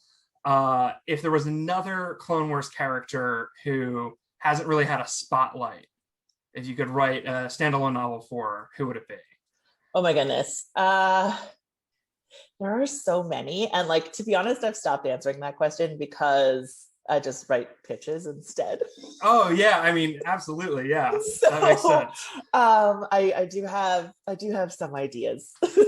Okay. But I've stopped kind of being like, here's the story I'd like to tell, because they already know what my phone number is. So no, that makes sense. Yeah. I mean, I love when people ask that, like, on Twitter, or they'll make a thread of like, these are like 5 characters that I wish I could read a comic about or read a novel about, and literally every single one I'm like, yeah, absolutely, I would love a Barriss novel, I would love a Gregor novel, I would love a Cody novel. Like, there's so many great characters. There is one character in Queen's Hope I hope shows up in a comic book someday.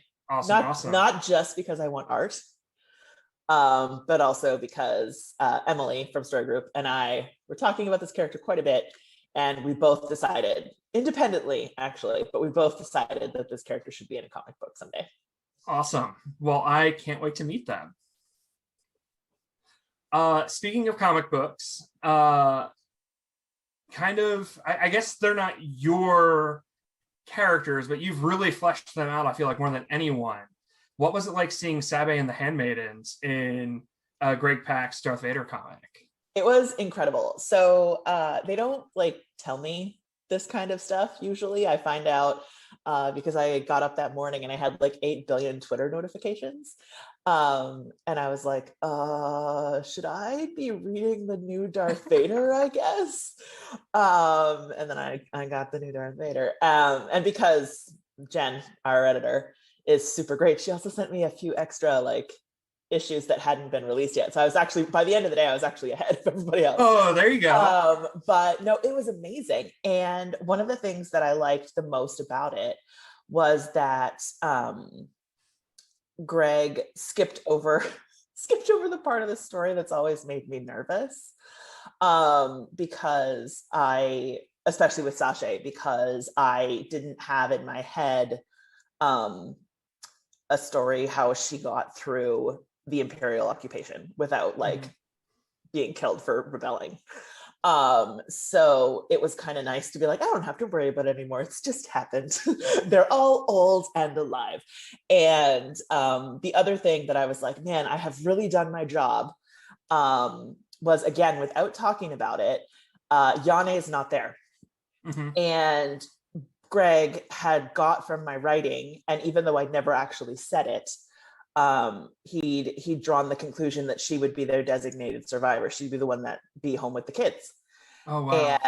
And even though neither of us said it directly, we both inferred it, and he got it immediately. So getting to see that part of it was amazing. And I will admit, when I saw Tonra, I fully shrieked, like, because I was like, oh look, it's Sabe. Oh, look, it's Darth Vader. Oh, look, it's Typho. And then I got Tonra, and I was just like, because seeing those characters interacting was, I love when the different kind of eras mix. So seeing stormtroopers on Naboo, seeing Vader and Sabe next to each other, it was just so neat. Do you have a favorite Padme / handmaiden costume, because seeing the handmaidens in that comic was really cool, and seeing them kind of decked out like in the tactical gear was neat. Yeah. But out of everything, Clone Wars, all the prequels, man. do you have a favorite? There's so many options. I think my favorite look is the dress that Padme wears. It's called her like refugee dress or something like that. The yellow mustard one with like the plum embroidery on it. That she wears back to Naboo in Attack of the Clones. I love that dress. I love it with the crazy headpiece. I love it without. I love the design of the top. I love the stiffness of the skirt. I love the colors. Like there's nothing about that outfit I don't love. And then my sort of like stealth favorite, like one that I think kind of gets overlooked a little bit, is the packing dress. Also from Attack of the Clones, but the sort of deep blue with the almost metal kind of armor look to it. Yeah. I love that one as well. I think my personal favorite is the Flame Maiden. Yeah, that's also dress. a classic. With being non-binary, I feel like I could probably maybe pull off that cosplay someday because it covers so much of the face with the hood. So I have, when they did a group cosplay at Celebration in Chicago, and there were 4 or 5 dude maidens who just like wanted to make the costume, and so they like came with us. And you can only tell because one of them has a beard. That's the only one you can pick out. So it is, I think, a really good costume for like, it's a good, I don't want to say it's a good costume for hiding. It's a good costume for stealth, right? Like it's a good costume for everyone because it's something that everyone can wear. I mean, the intention is to make it hard to tell people apart, which is, in your writing, something that I really love, how you explore kind of the like weaponization of fashion. It's very cool. It was fun. So speaking as a non-binary fan, you wrote about name changes in Naboo culture being really respected and like an integral part of like Naboo culture and identity. And I remember reading that and like getting choked up because I have had arguments with people about, calling me by Andy, which is my name now. And, having that be kind of a fight and just seeing it on the page being like, no, this is just part of their culture. What was your inspiration behind writing that aspect of Naboo? It was explicitly because I didn't have a trans character in the book. So there was no one. I had originally started to work on the idea of Verse being trans. But I had 2 problems because we never actually see the actress. There is somebody credited with playing the part, but we never actually see the actress. And so she was the one I kind of felt I had some room with in terms of all of these people have to look like Natalie Portman. And so I started thinking about making her a trans character, a trans woman. And I realized pretty quickly that I didn't really want to for 2 reasons. One, it would have to be really fast. And I wanted a trans character to mean something the first time I wrote one in Star Wars. And the second part and the bigger part is that she dies. And I didn't want this, like, I refer to all of them collectively as the Walking Dead girls. So I didn't want one of my Walking Dead girls to be like it's complicated, right? Because like I was thinking about like, okay, if I was a trans person and I was reading a Star Wars book and it was like, oh my God, this is the first trans character I've ever read in Star Wars, and then she dies. Right. And I didn't want to do that. I wanted to write a character that was like alive. So I decided instead, I did some other stuff with Verse. She does still have a similar story to Nomi from Sense8. Where she used to be like a cyber criminal-ish. And now they just and then so I wanted to imply that like there might have been something in her background. But I couldn't do it. And so instead I decided that I was just going to throw a line somewhere that indicated that Naboo was this culture that, I don't want to say they don't care, but like they support you, I guess, because they don't care. Like if you change your name, you're like, okay, here's the like, you don't have to like pay thousands of dollars and chase down every government agency and like all that kind of shenanigans. Like you just change your name. And so getting to write that, it actually came about because I didn't want to put Rush. It's just, it comes about in a conversation with Clovis, right?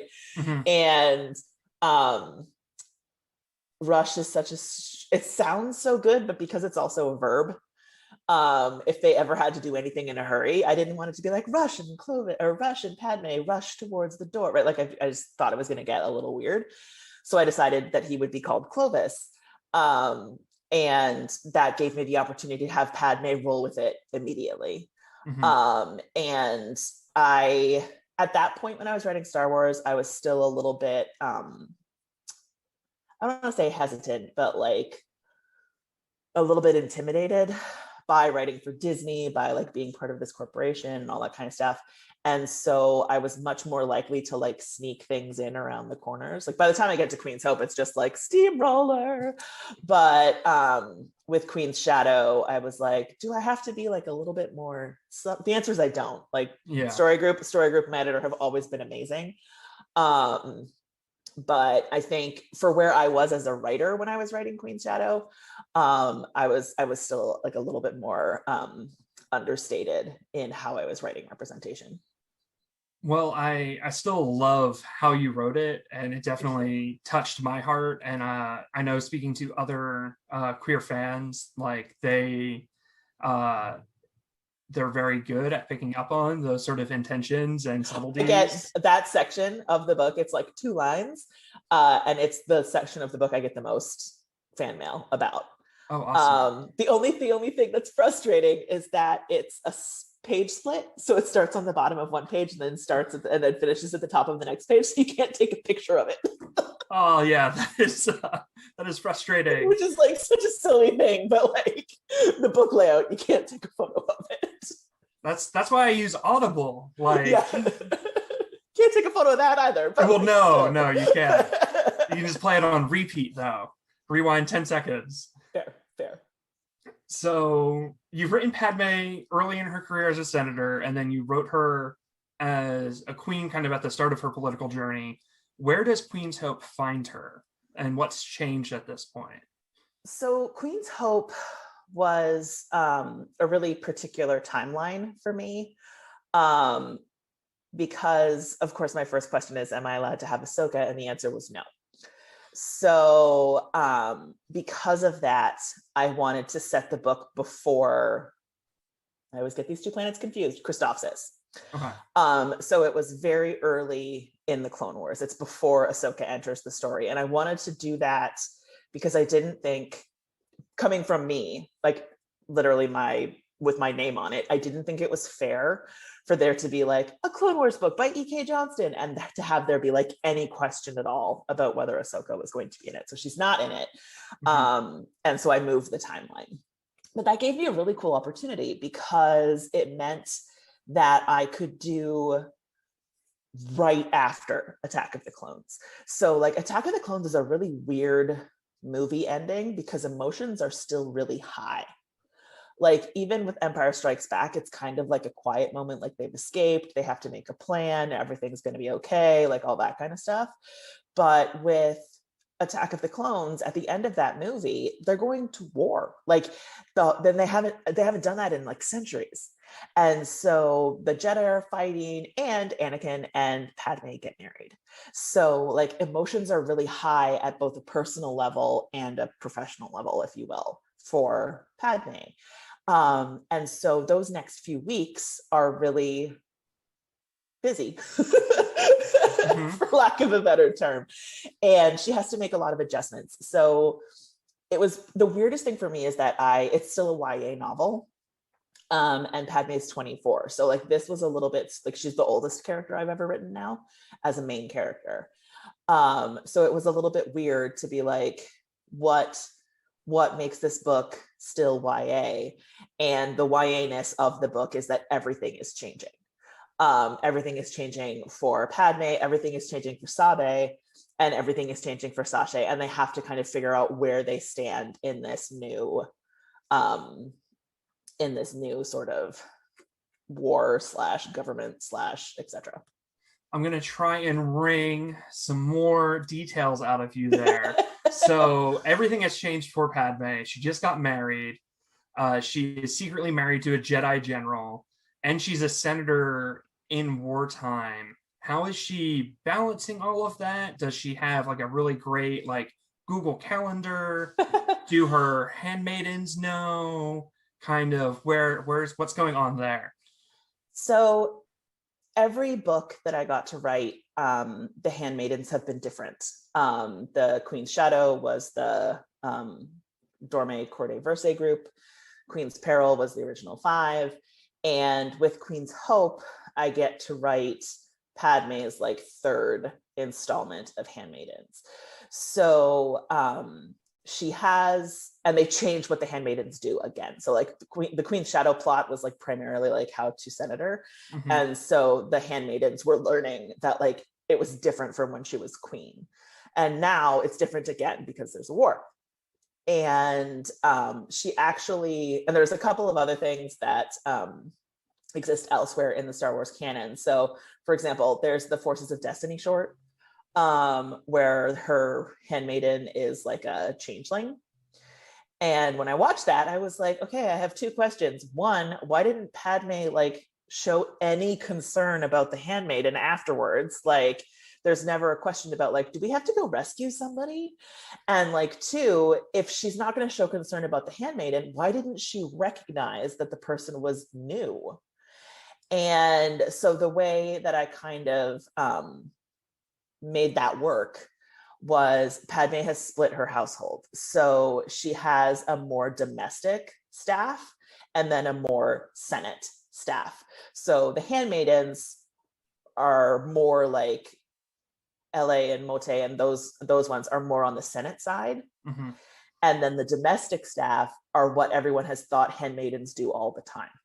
Gotcha. So they're the people who run the household, not necessarily the same level of training as LA and Mote and Dorme. So there's kind of a difference in level. They all still look the same because they're all still part of the ploy, I guess. But it was important to me and important to the plot to isolate Padme. Mm-hmm. And so LA and Mote are new. They've just been hired. Dorme is in mourning. And the rest of her staff, she doesn't trust as much because they're from the domestic side and not from the senatorial side. Gotcha. So it's the beginning of the war and she's alone. And that is going to make her decisions be different, but it also means that she's more likely to ask Sabe for help. And then of course, we get into plot shenanigans. So Anakin and Padme are a very beloved ship in Star Wars fandom. They are destined for this tragic ending. This is the first time you've written Padme as married now. And so how do you capture the like adventure and romance of this new marriage, but also not shy away from the kind of unhealthy dynamics and dysfunction inherent in this relationship? 2 ways. One, you show them having fun when they're getting married and like they go on like an emergency quest and like all that kind of stuff, and it's like everything is normal. But then the real world starts and it's like people who are going to recognize them, people who are going to know that maybe something's a little bit weird about their relationship, people who are going to care who they are. Mm-hmm. And as soon as that happens, they have to start, deciding who they're going to tell, deciding how much they're going to tell, keeping secrets. And then they have to like make plans so that Anakin can get into her suite in the middle of the night. And like, that's going to be a thing, obviously, because I love writing books. And so like, and when that happens and people find out and all of a sudden, there's conversations and, Sabe is going to be like, excuse me. Sorry, there's a bug.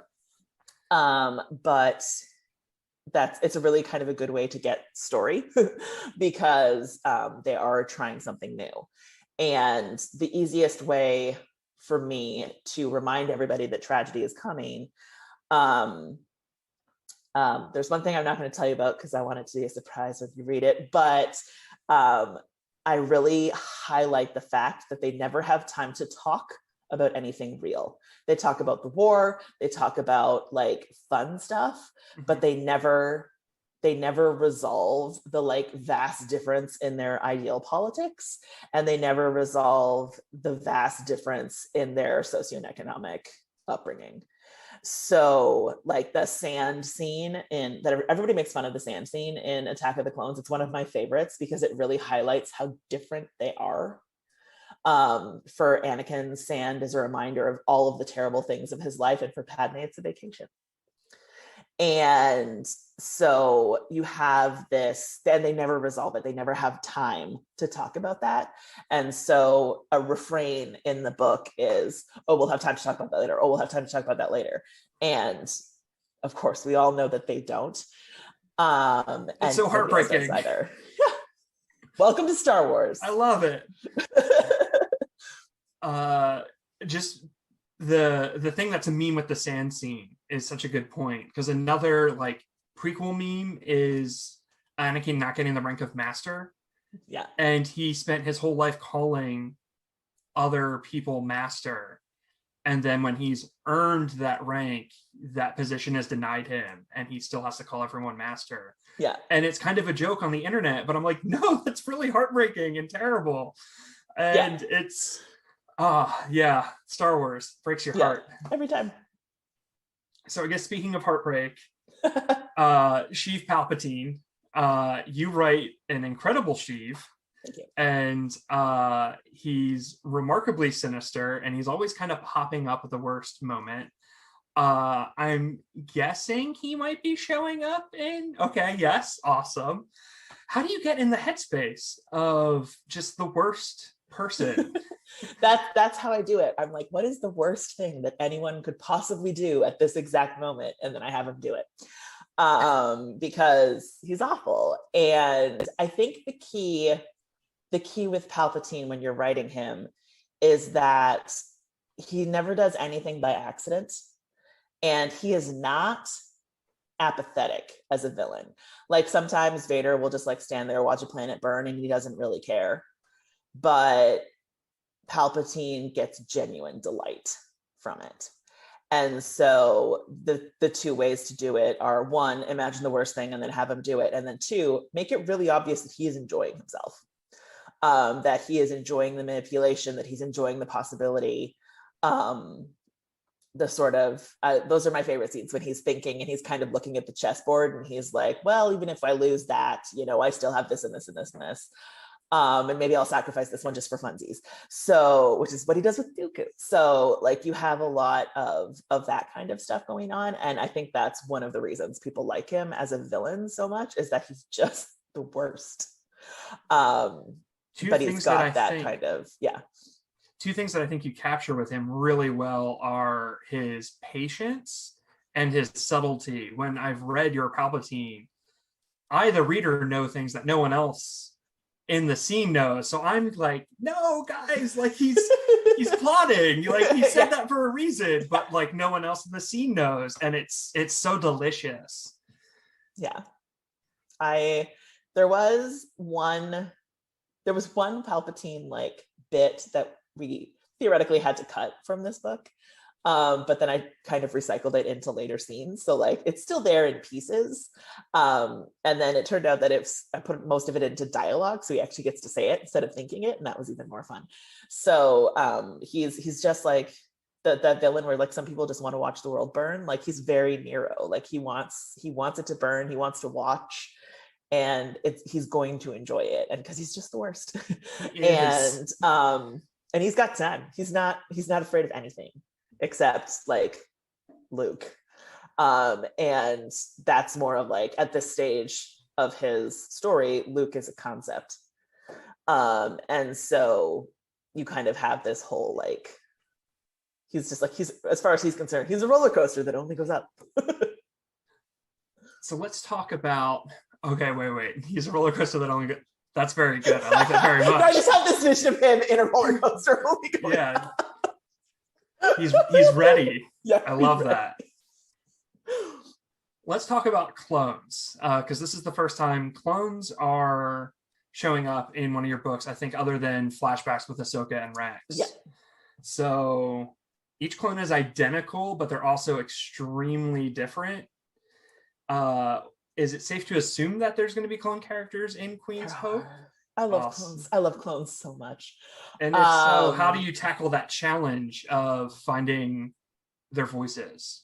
For clones, I limited myself to 2. I would have put like a million clones in this book because I just love clones so much. But I limited myself to 2, and I actually do something that I heard Bradley Baker talk about, or D. Bradley Baker talk about, when he was talking about his voice process for them, where he like picks one thing and runs with it.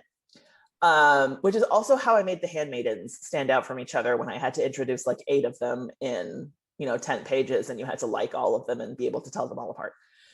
So from like a writing perspective, you kind of give them a thing and then let them run with it. And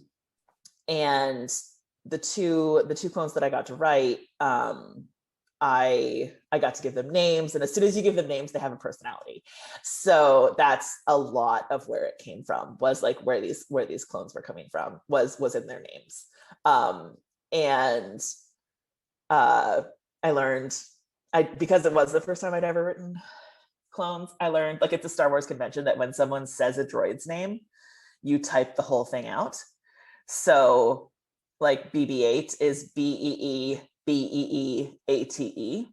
Yeah.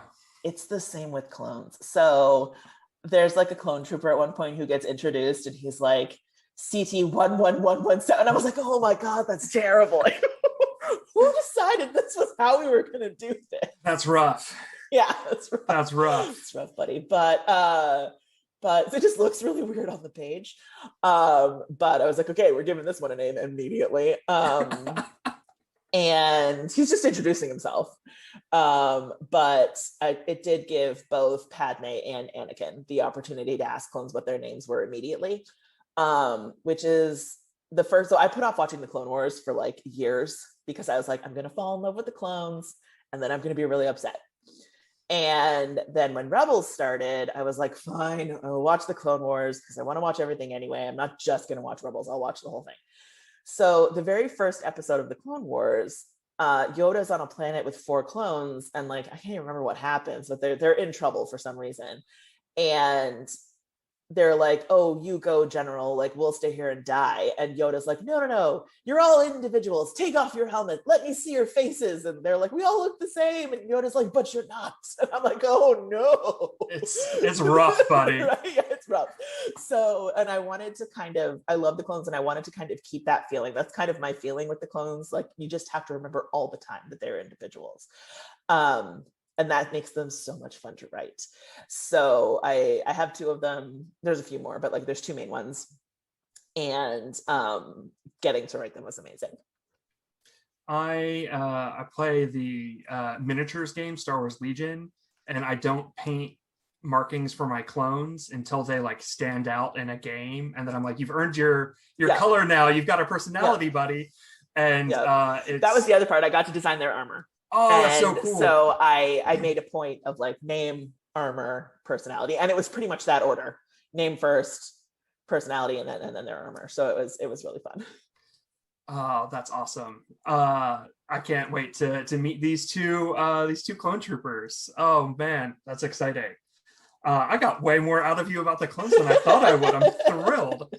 I didn't even tell you the good stuff. Don't tease me. Okay.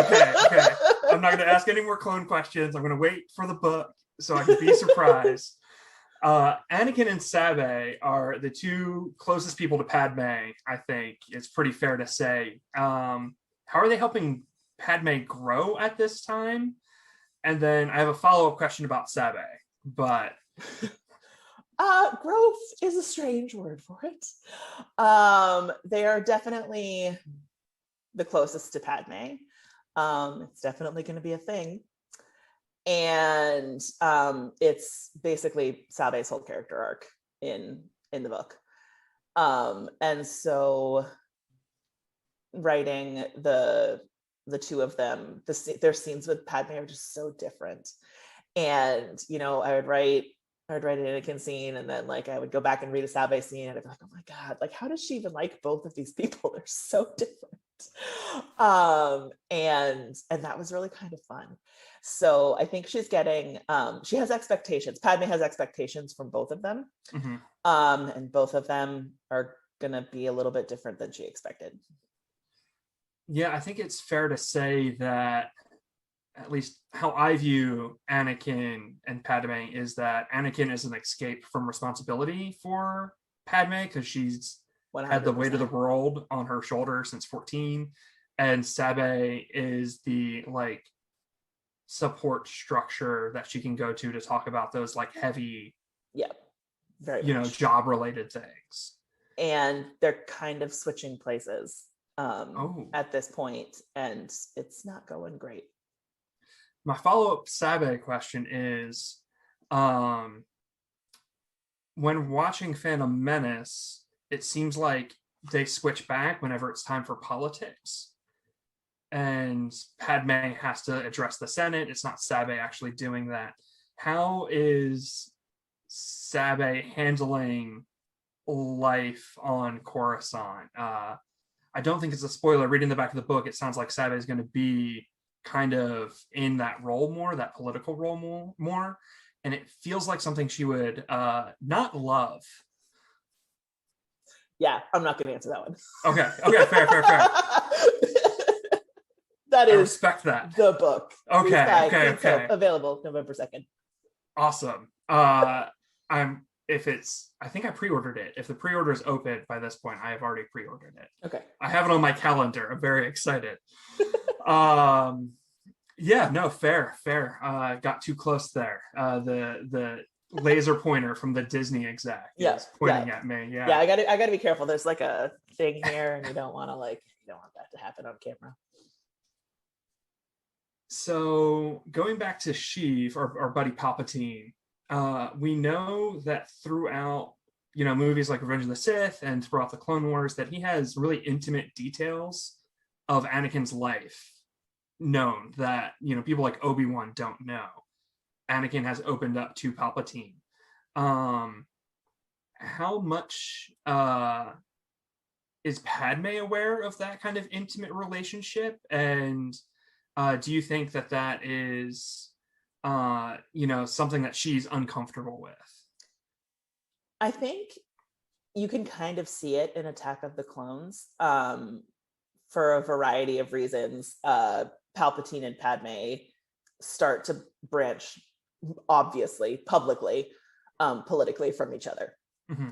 And Anakin is very much Team Palpatine. And I think that's one of those things that Anakin and Padme never have time to talk about, is that they have very different ideas about what good government is. And so when it comes to the political situation, I think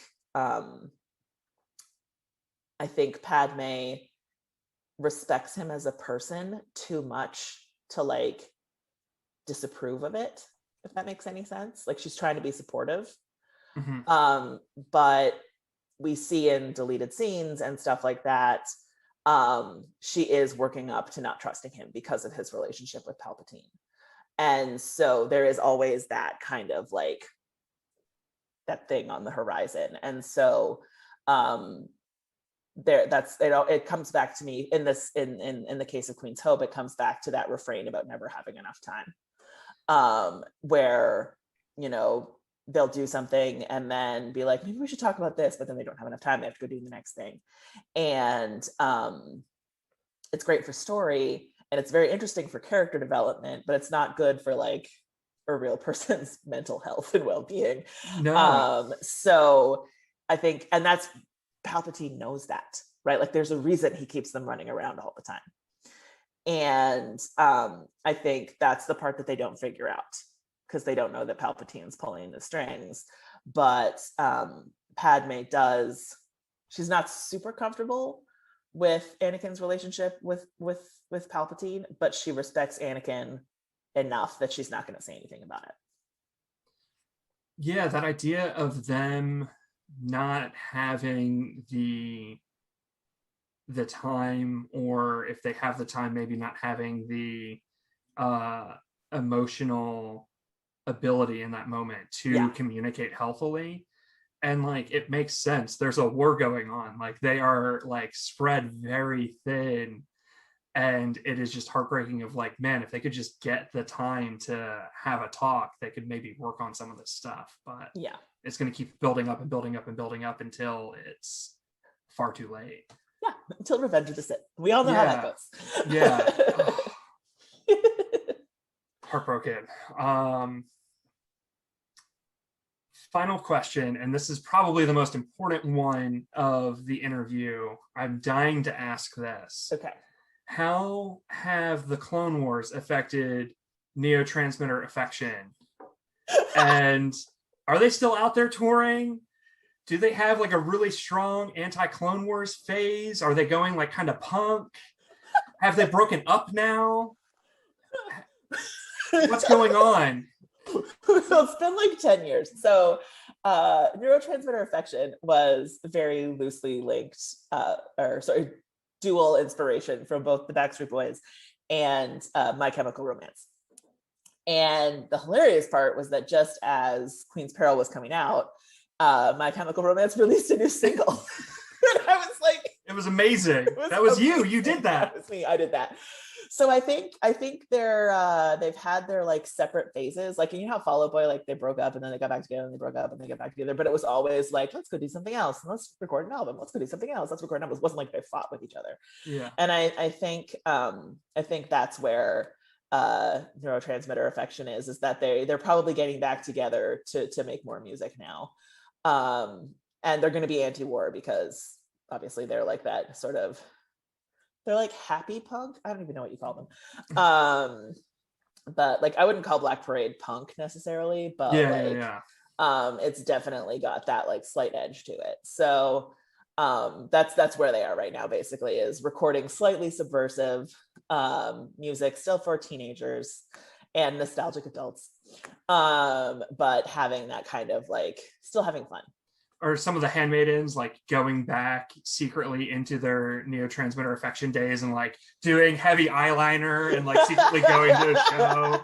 I mean, and like probably. They're bumping into each other? Yeah, Sasha is still not a fan, but Yane is probably like introducing the older kids to it, being like, love it. This was what was cool when we were young. Any final things you want to tell the people watching about the book, or final notes that you're excited for people to find out, but that you want to hint at? I think we pretty much covered it. All right. Well, I'm very grateful that you took the time to talk to us today. I'm glad that I only got shut down with one question that was just too on the nose. Can't blame me for trying. I'm extremely excited. What's that date that it's available again? November? So Queen's Hope comes out November 2nd. It's really important that you pre-order books right now because supply chain in North America is kind of unpredictable. If you order from Old Firehouse Books in Colorado, they will ship it to you and I will sign it and personalize it for you. We're doing book plates because I can't cross the border. So that's the only way I can get you a personalized copy is if you order it from Old Firehouse Books. It will have a book plate in it that will say like to your name, something I haven't decided yet, and then my signature, but that's the only way we can do personalized copy right now. So again, that's Old Firehouse Books. You have until October 20th for that pre-order because I think as of this morning, there were like 212 pre-orders, and Nicole has to put all of those stickers in the books. So we have no cap, but she's going to need a few days to do it. So the deadline is the 20th of October. 20th of October, people get those pre-orders in. I know that I pre-ordered mine on Audible. I'm very excited to listen to it. Thank you again for taking the time to talk to us today. I am excited to geek out on Twitter as soon as I get my hands on the book. So cool. All right. Bye, Rebel Reads. We'll go over to the next interview now, I guess. But may the force be with you. Hello, Rebels. This is Catherine Winchell, the Executive Director of Rebel Reads and member of the Rebel Legion Administrative Council.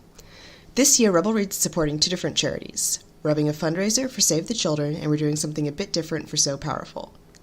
Ariana Tazzi of Rebel Legion Italian Base has created the art for an enamel pin for this event, which is available exclusively to Rebel Legion members and those in our sister clubs. It's an exclusive design due to the copyright agreements that we have with Lucasfilm. You can find the link to purchase and more details about who is eligible in the main post and comments of this broadcast.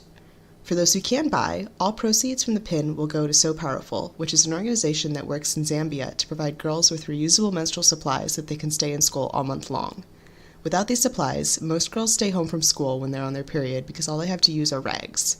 This is extremely damaging to their education and leads to a higher rate of failure on the exam they take to be able to move on to secondary high school. The proceeds from the sale of each pin is enough to bring critical supplies to one girl. It covers the cost of both materials and the wages of the women in Zambia who make the soap, reusable pads, and underwear. We've also given a challenge to our members to sew the purses these supplies are delivered in. Many of our members sew to make their costumes, and many of the materials that our costumes are made from are durable enough to use for a purse. The girls love bright colors, so any scraps that we have from costumes like our X-Wing flight suits are perfect for this. We're running a competition through the end of the calendar year to encourage our members to sew these purses. You can find all the information about how to make these purses and both the basic and intermediate patterns on the So Powerful website. Now, why did we pick Padme for this design?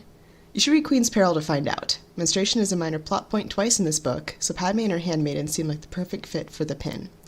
Again, you can find the link to purchase the pin in the post and comments of this broadcast. Keep sewing and keep reading Rebels, and may the Force be with you.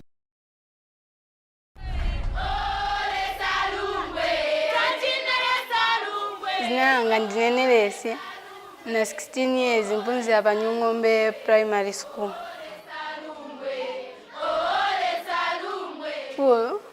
Imatitandiza tukapunzira peza ntchito ya mushi. Maths na English.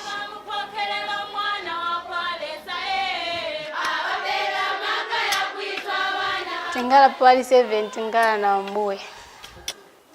Banafa. Natenga. Nalandira neka. Pink. Imalengisa kuti tikazienda ku school ngatubema pati sungaende ku school. Kugira ntchito pa nyumba kutava manzi.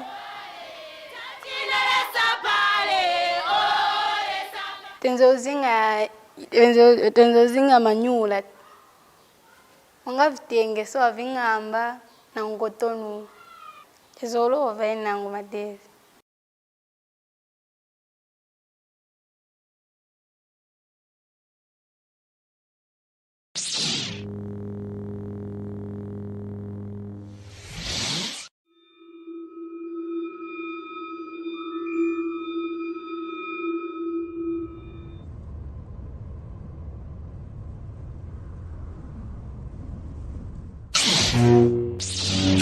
Excellent, child. You have learned well.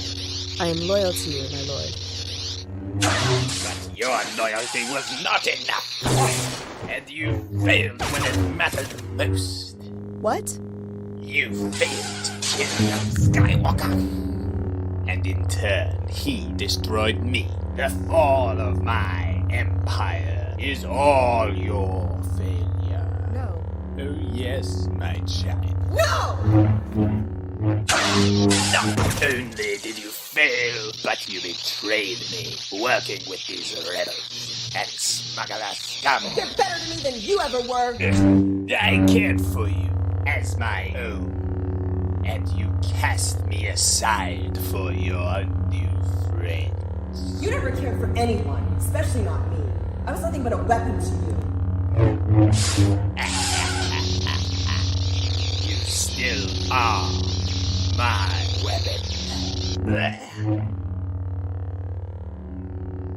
Oh, Mar, you can never be anything more than mine. Tell me, do you still hear my last command? How do you think betrayal will look on Skywalker's face? Are you ready to see the light go out of his eyes? Your command has no power over me anymore. I defeated it. such confidence. You had better hope it is true. Think what your friends will do when they find out you've killed him. I won't. Oh, you will, my child.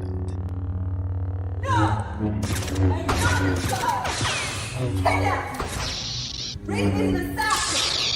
I have no child. You gave me nothing. So what's to benefit you?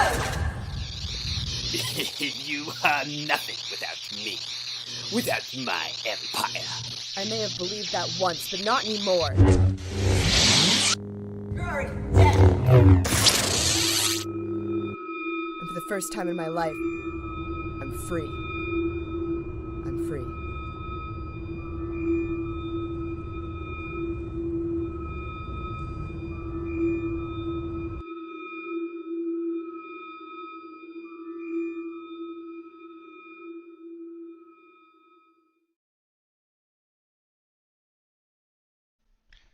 Hello, I'm Bill Holmes of Sunrider Base in San Diego, California. I'm bringing you another compilation of stories from Dark Horse Comics that appeared in the 2000s, The Rise of the Sith. These stories are great because they really bring a lot and flesh out a lot of the character development of Qui-Gon and Obi-Wan and their relationship as they develop on their adventures and dealing with Aurra Sing, the bounty hunter, as well as interactions between Darth Maul and Palpatine. These are really great ways of showing the dichotomy between the light and the dark. And as always, thank you for watching Rebel Reads. Please check this book out, and may the Force be with you always. في لبنان عايشين في خيمتنا صايرة جملون عايشين فيها أنا وأمي وأخواتي وأبوي. أتذكر أحلامي الحلوة، أتذكر بيتنا كيف كان، بس هلأ انهدم. نرجع على بيتنا ونعيش بسلام بس.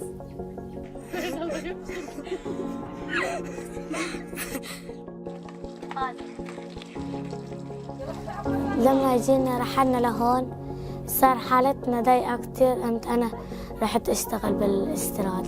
صار الزعران بعيطولي بيقولوا لي أنا بعطيك مصاري وتعي معي. شغل في زعران بيلطشونا بالمدرسة، ما في حدا بيلطشنا. في استاذية واستاذيات. تعلمت إنه نحن بهذا العمر لازم هلا بنكون على المدرسة منه نصير كبار. عطتنا مبلغ ساعدنا الأطفال.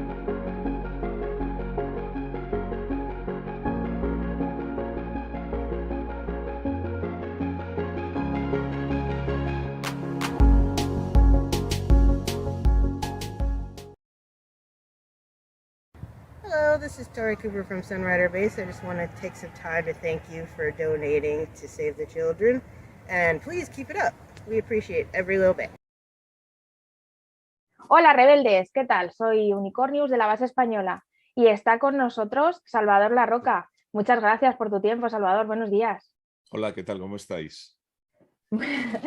A lo mejor seguramente los que nos están siguiendo no saben quién es Salvador La Roca. No sé si nos puedes contar un poco quién es Salvador La Roca.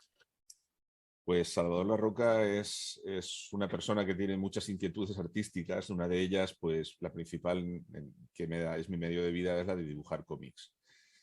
Trabajo para la compañía americana de Marvel y puntualmente pues también he trabajado para Lucasfilms, para la Fox, en fin, para varias productoras y tal. Hago podcast, hago televisión, en fin, hago bastantes cosas por ahí. Madre mía, ¿qué no haces? Habría que preguntarte. La verdad es que toco un poco todos los palos.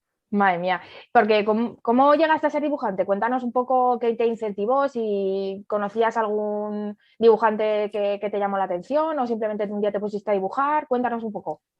A ver, al que le gusta dibujar y llega a profesional de dibujo, normalmente es alguien que ha dibujado toda la vida. No, es alguien al que le ha gustado dibujar y ha tenido sus ídolos y sus espejos donde verse reflejado, ¿no? En mi caso, eso era, pues, en cómic europeo era Richard Corben y Juan Jiménez, y en cómic americano era John Byrne, que me leía sus X-Men y tal.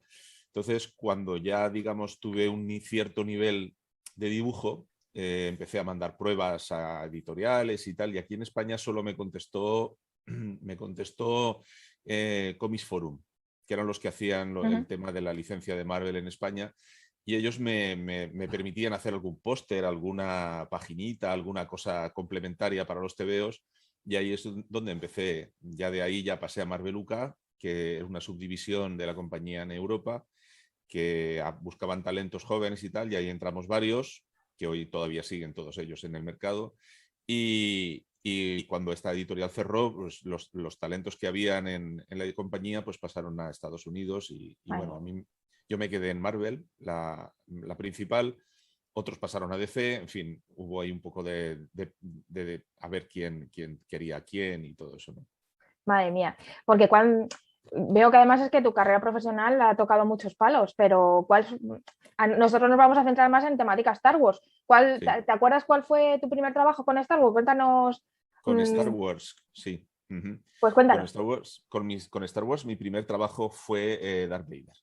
Vale. El primero que hizo, me ofrecen hacer la colección de Darth Vader cuando se estrena Star Wars, y a mí me apetecía de hecho más hacer Darth Vader que Star Wars, porque el personaje de Vader siempre me gustó mucho, como a casi todo el mundo, ¿no? Bueno, ahí te voy a perdonar porque es un poco imperial, aunque yo soy rebelde, pero bueno. Ah, bueno, vale. Es tu palo contrario. No pasa nada, sigue.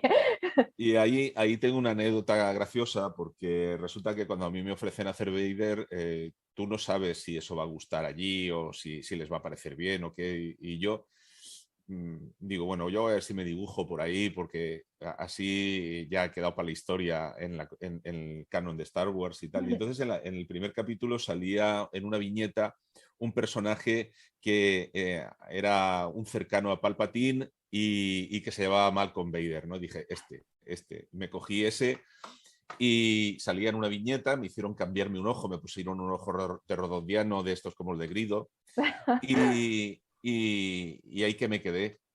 Digo, bueno, pues si no hay número 2, yo ya me he dibujado con Darth Vader. Madre Y mía, luego estás ahí resulta... plasmado en papel para la posteridad. Luego resulta que ese personaje era el villano de la colección y salía en todos los números, en un montón de páginas, y me daba un poco de vergüenza, ¿no? Pero claro, ya lo había dibujado así, lo había establecido así, y me tuve que dibujar hasta el final. O sea, esto es un poco spoiler, pero me llegué a matar 14 o 15 veces a lo largo de la colección porque tenía clones y toda la pesca, ¿no? Pero lo curioso es que cuando tú empiezas a trabajar en Star Wars te hacen firmar una cesión de derechos de imagen. Lógico. Y bueno, no tan lógico, no todos te lo piden, pero estos en concreto sí, ¿no? Entonces yo lo firmé y les dije, pero si yo no voy a denunciaros por dibujarme yo mismo a mí, o sea, no me parecía un poco redundante y tal, pero no, tú firma. Y bueno, el caso es que yo lo firmé, lo entregué pues como un trámite más para el trabajo, y al cabo de meses me llaman los abogados y me dicen, oye, Salvador, tú firmaste aquello, ¿no? Digo, sí, lo tenéis ahí firmado vosotros.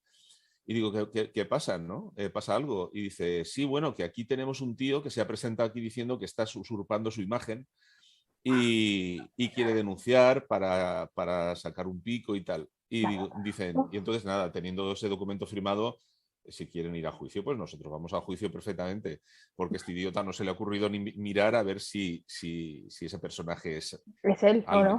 alguien, ¿no? Entonces, digo, no, yo tengo las fotos que me he hecho para posar para el TV, o sea que no tenemos ningún problema. Y, o sea, no sé cómo quedaría la cosa, pero si fueron a juicio, desde luego este hombre, por espabilado, la debió de palmar. O sea, sí. un juicio en Estados Unidos empieza por $30.000 de gastos, ganes o pierdas. O sea que...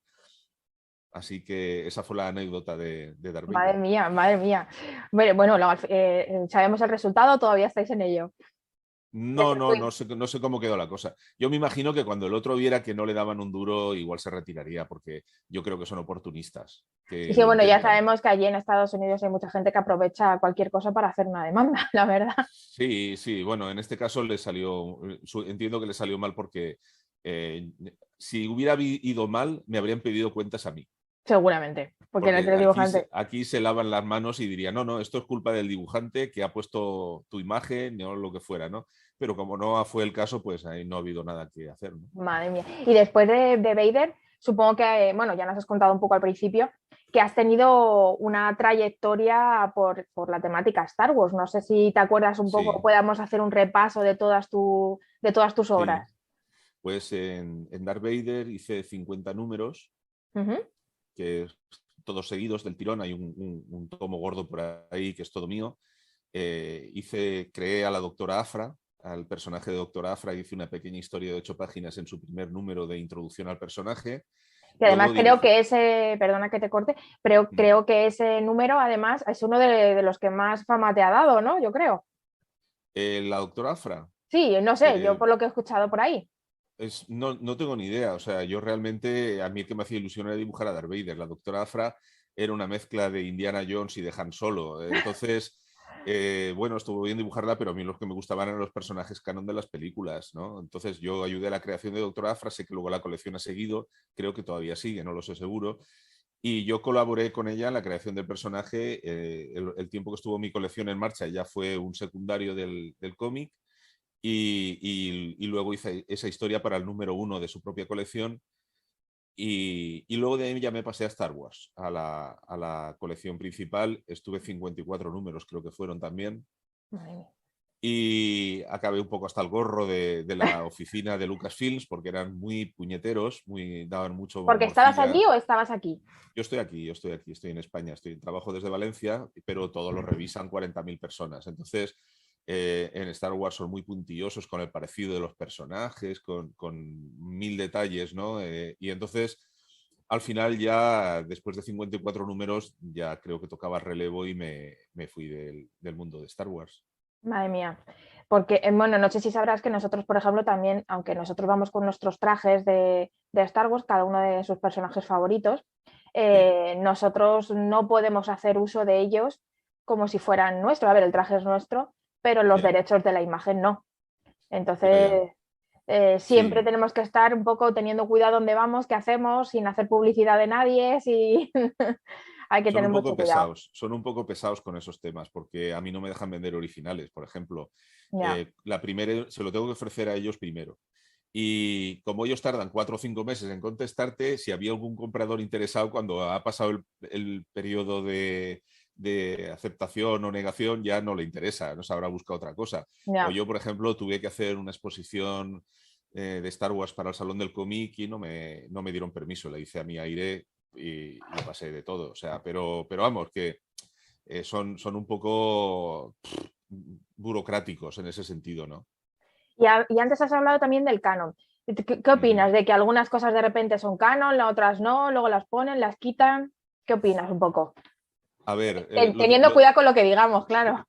no, lo digo, me refiero, si por ejemplo te refieres a cuando se empiezan a hacer las nuevas películas que pasa ya Lucasfilms a Disney, o te refieres a los tebeos o a qué te refieres En exactamente. general, por ejemplo, nos has dicho que cuando has hecho la doctora Afra no era canon, pero Vader sí, entonces ahora Sí. sí que lo es.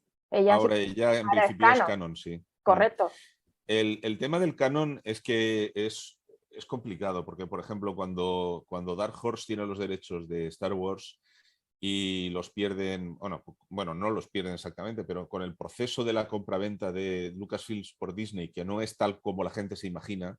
O sea, tú, por ejemplo, nosotros, Disney tiene a Marvel, a Pixar, a Lucasfilms, pero es dueño de poder utilizar las licencias, pero no tiene la última palabra de las licencias. Por ejemplo, Disney, como dueña de Lucasfilm, puede decidir hacer una película o usar tal personaje, pero los que tienen que aprobarlo todo al final son ellos. Mm. Y por ejemplo, yo sé que Disney le paga un dineral a Lucasfilm por el alquiler de los propios edificios donde están localizados. O sea, todo tiene mucha letra pequeña, ¿no? Entonces, el tema del canon es que cuando hay muchos cómics, muchas novelas, muchas cosas, mucho material extra aparte de las películas, en el momento en que Disney compra Lucasfilms. Pero claro, ya se ha contado que si los hijos de Luke, que si tal, que si igual, todo el tema se ha explotado en cómics y novelas.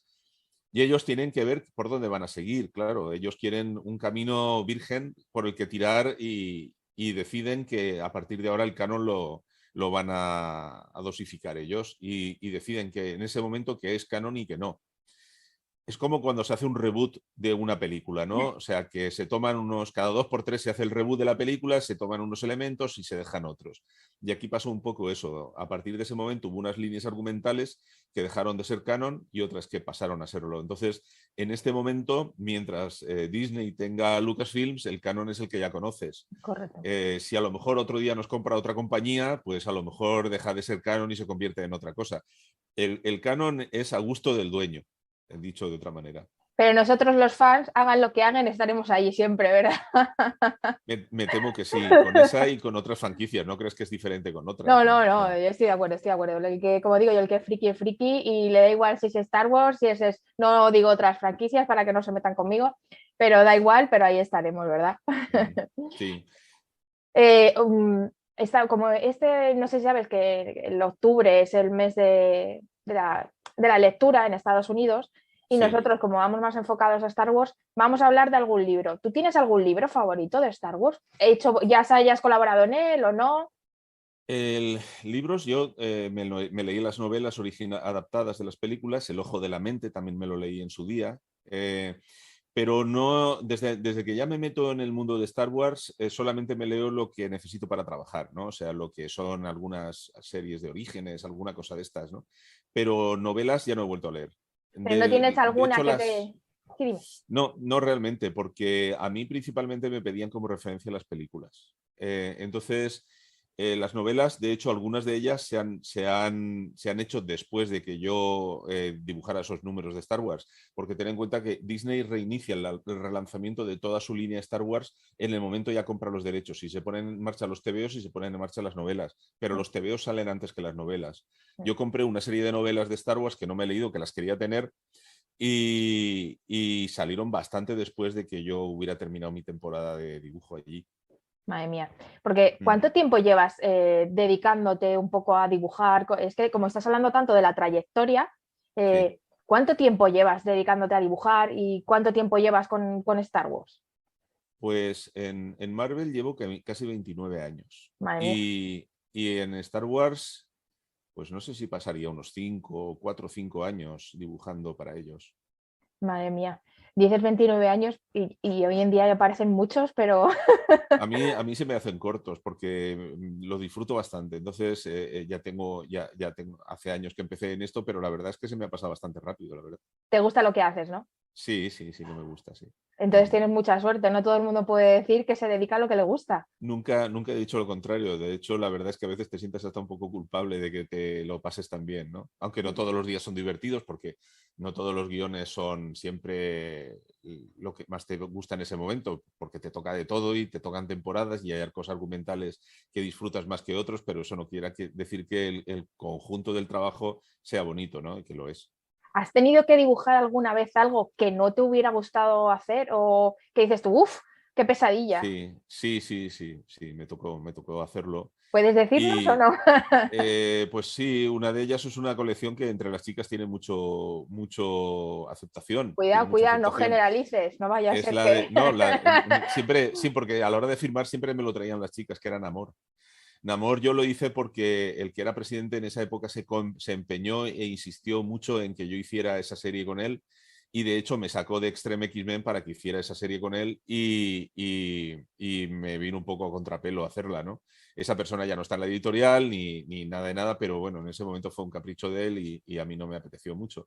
Lo que pasa también que a lo largo de tantos años te toca trabajar con diferentes artistas en muchos arcos argumentales, pues que unos son mejores que otros. Eso pasa con todo, ¿no? Tiene altibajos la producción y tal. Y entonces hay arcos que te gustan más, historias que te diviertes más, que es más agradecida de dibujar para lo que a ti te gusta y otras que menos. Pero bueno, no importa realmente, ¿no? Al final es el conjunto del trabajo en sí es bonito. ¿Alguna colaboración, como dices que has trabajado con diferentes artistas, alguna colaboración que la recuerdes con cariño, con más cariño que otras? Pues hombre, yo antes te comentaba que como fan yo leía La Patrulla X-Men de John Byrne, el guionista era Chris Claremont y yo he trabajado muchos años con Chris Claremont. De hecho, se nos considera equipo clásico, ¿no? y de vez en cuando volvemos a hacer alguna cosa juntos y tal, y creo que tenemos algo planeado para hacer próximamente también, ¿no? Uy, eso es un spoiler. Casi, casi. Y bueno, yo he trabajado con Robert Kirkman, el de los Walking Dead, yo que sé, con un montón de gente célebre y famosa que ahora está haciendo otras cosas y tal, y que a veces ves películas y dices, mira, esta la he hecho, con este tío trabajé yo, o este guionista fue equipo conmigo durante tal época, o yo que sé qué, ¿no? Entonces, la verdad es que es placentero en ese sentido, ¿no? No me puedo quejar de mis guionistas. Seguro que acabas de crear un mogollón de envidia a la gente que te está escuchando, seguro. Bueno, no lo sé, no lo pretendo. Lo que pasa es que, claro, estás ahí en colecciones que son importantes y lógicamente te tocan algunos guionistas que son personas relevantes de la industria, ¿no? Y que llevan mucho tiempo ahí y que bueno, pues que hay aprecio mutuo en la distancia, ¿no? Yo les conozco por mi época de fan y luego por ya mi época profesional, sus trabajos los leo y tal, pero resulta que ellos también conocen a lo mejor mi trabajo en Marvel o en Star Wars o en Alien ahora que estoy haciendo. El tema es que, bueno, pues surgen buenas relaciones, ¿no? Bueno, eso de Alien, eso ya me ha llamado mucho la curiosidad, que yo soy súper fan, Sí, pero no voy eres... a hablar aquí, no voy a decir mucho aquí, que estamos de Star Wars, luego me echan la bronca. Sí, sí, sí. Pues ahora es eso. Ahora como también compró Disney Fox, las franquicias de Fox, que son Alien y Predator y algunas más, han pasado a control editorial de Marvel y ahora yo estoy encargado de hacer la serie de Alien. Madre mía, Mm. me acabas de poner los dientes largos. ¿Cuáles son tus próximos proyectos, si puedes contar, aparte de lo que nos acabas de decir? No sé si hay algo más que puedas contarnos. No, porque ahora mismo estoy metido de lleno en Marvel haciendo esto de Alien. Llevo 9 números, aún supongo que van a estar unos cuantos más. Y proyectos inmediatos, tengo otro del que no me dejan hablar todavía, pero bueno, yo Uy, uy, supongo que uy. irán surgiendo cosas, ¿no? Madre mía, porque tú ten en cuenta de que para muchos, bueno, iba a decir españoles, pero realmente como nos ve gente de todo el mundo, habrá mucha gente que te quiera seguir los pasos. ¿Qué les dirías? ¿Cómo les ayudarías a pues, alguien que diga, joder, pues mira, yo quiero ser dibujante como Salvador? Sí. ¿Qué les animarías? ¿Qué les dirías?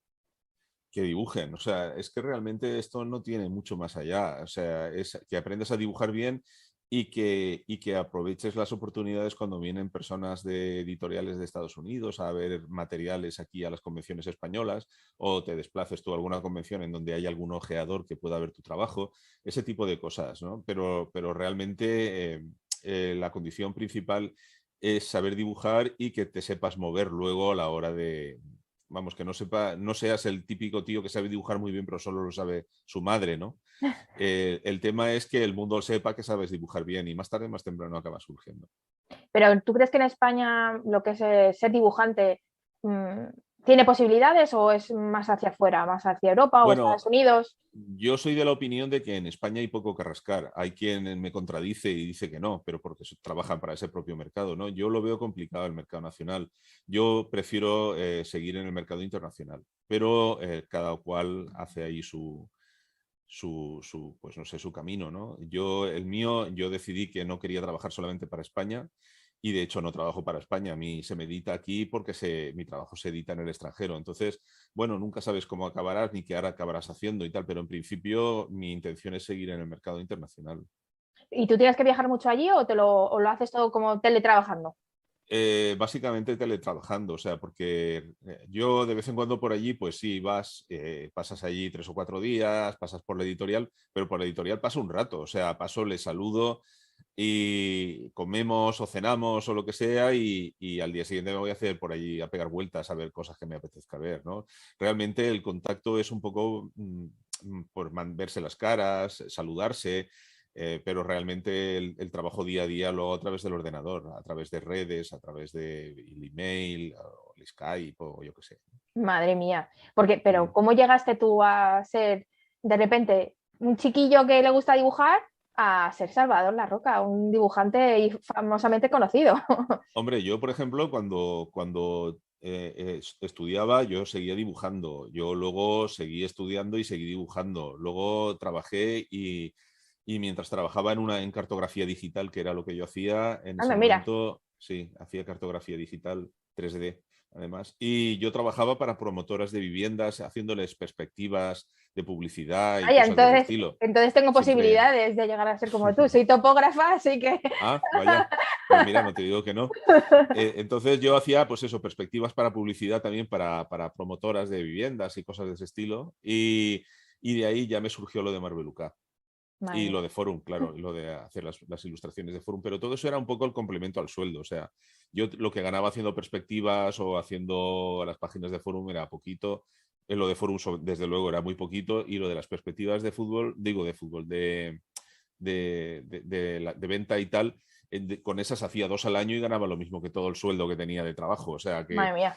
el tema era que lo que pasa es que solamente había un para al año, no solamente, no era todos los meses, ojalá, ¿no?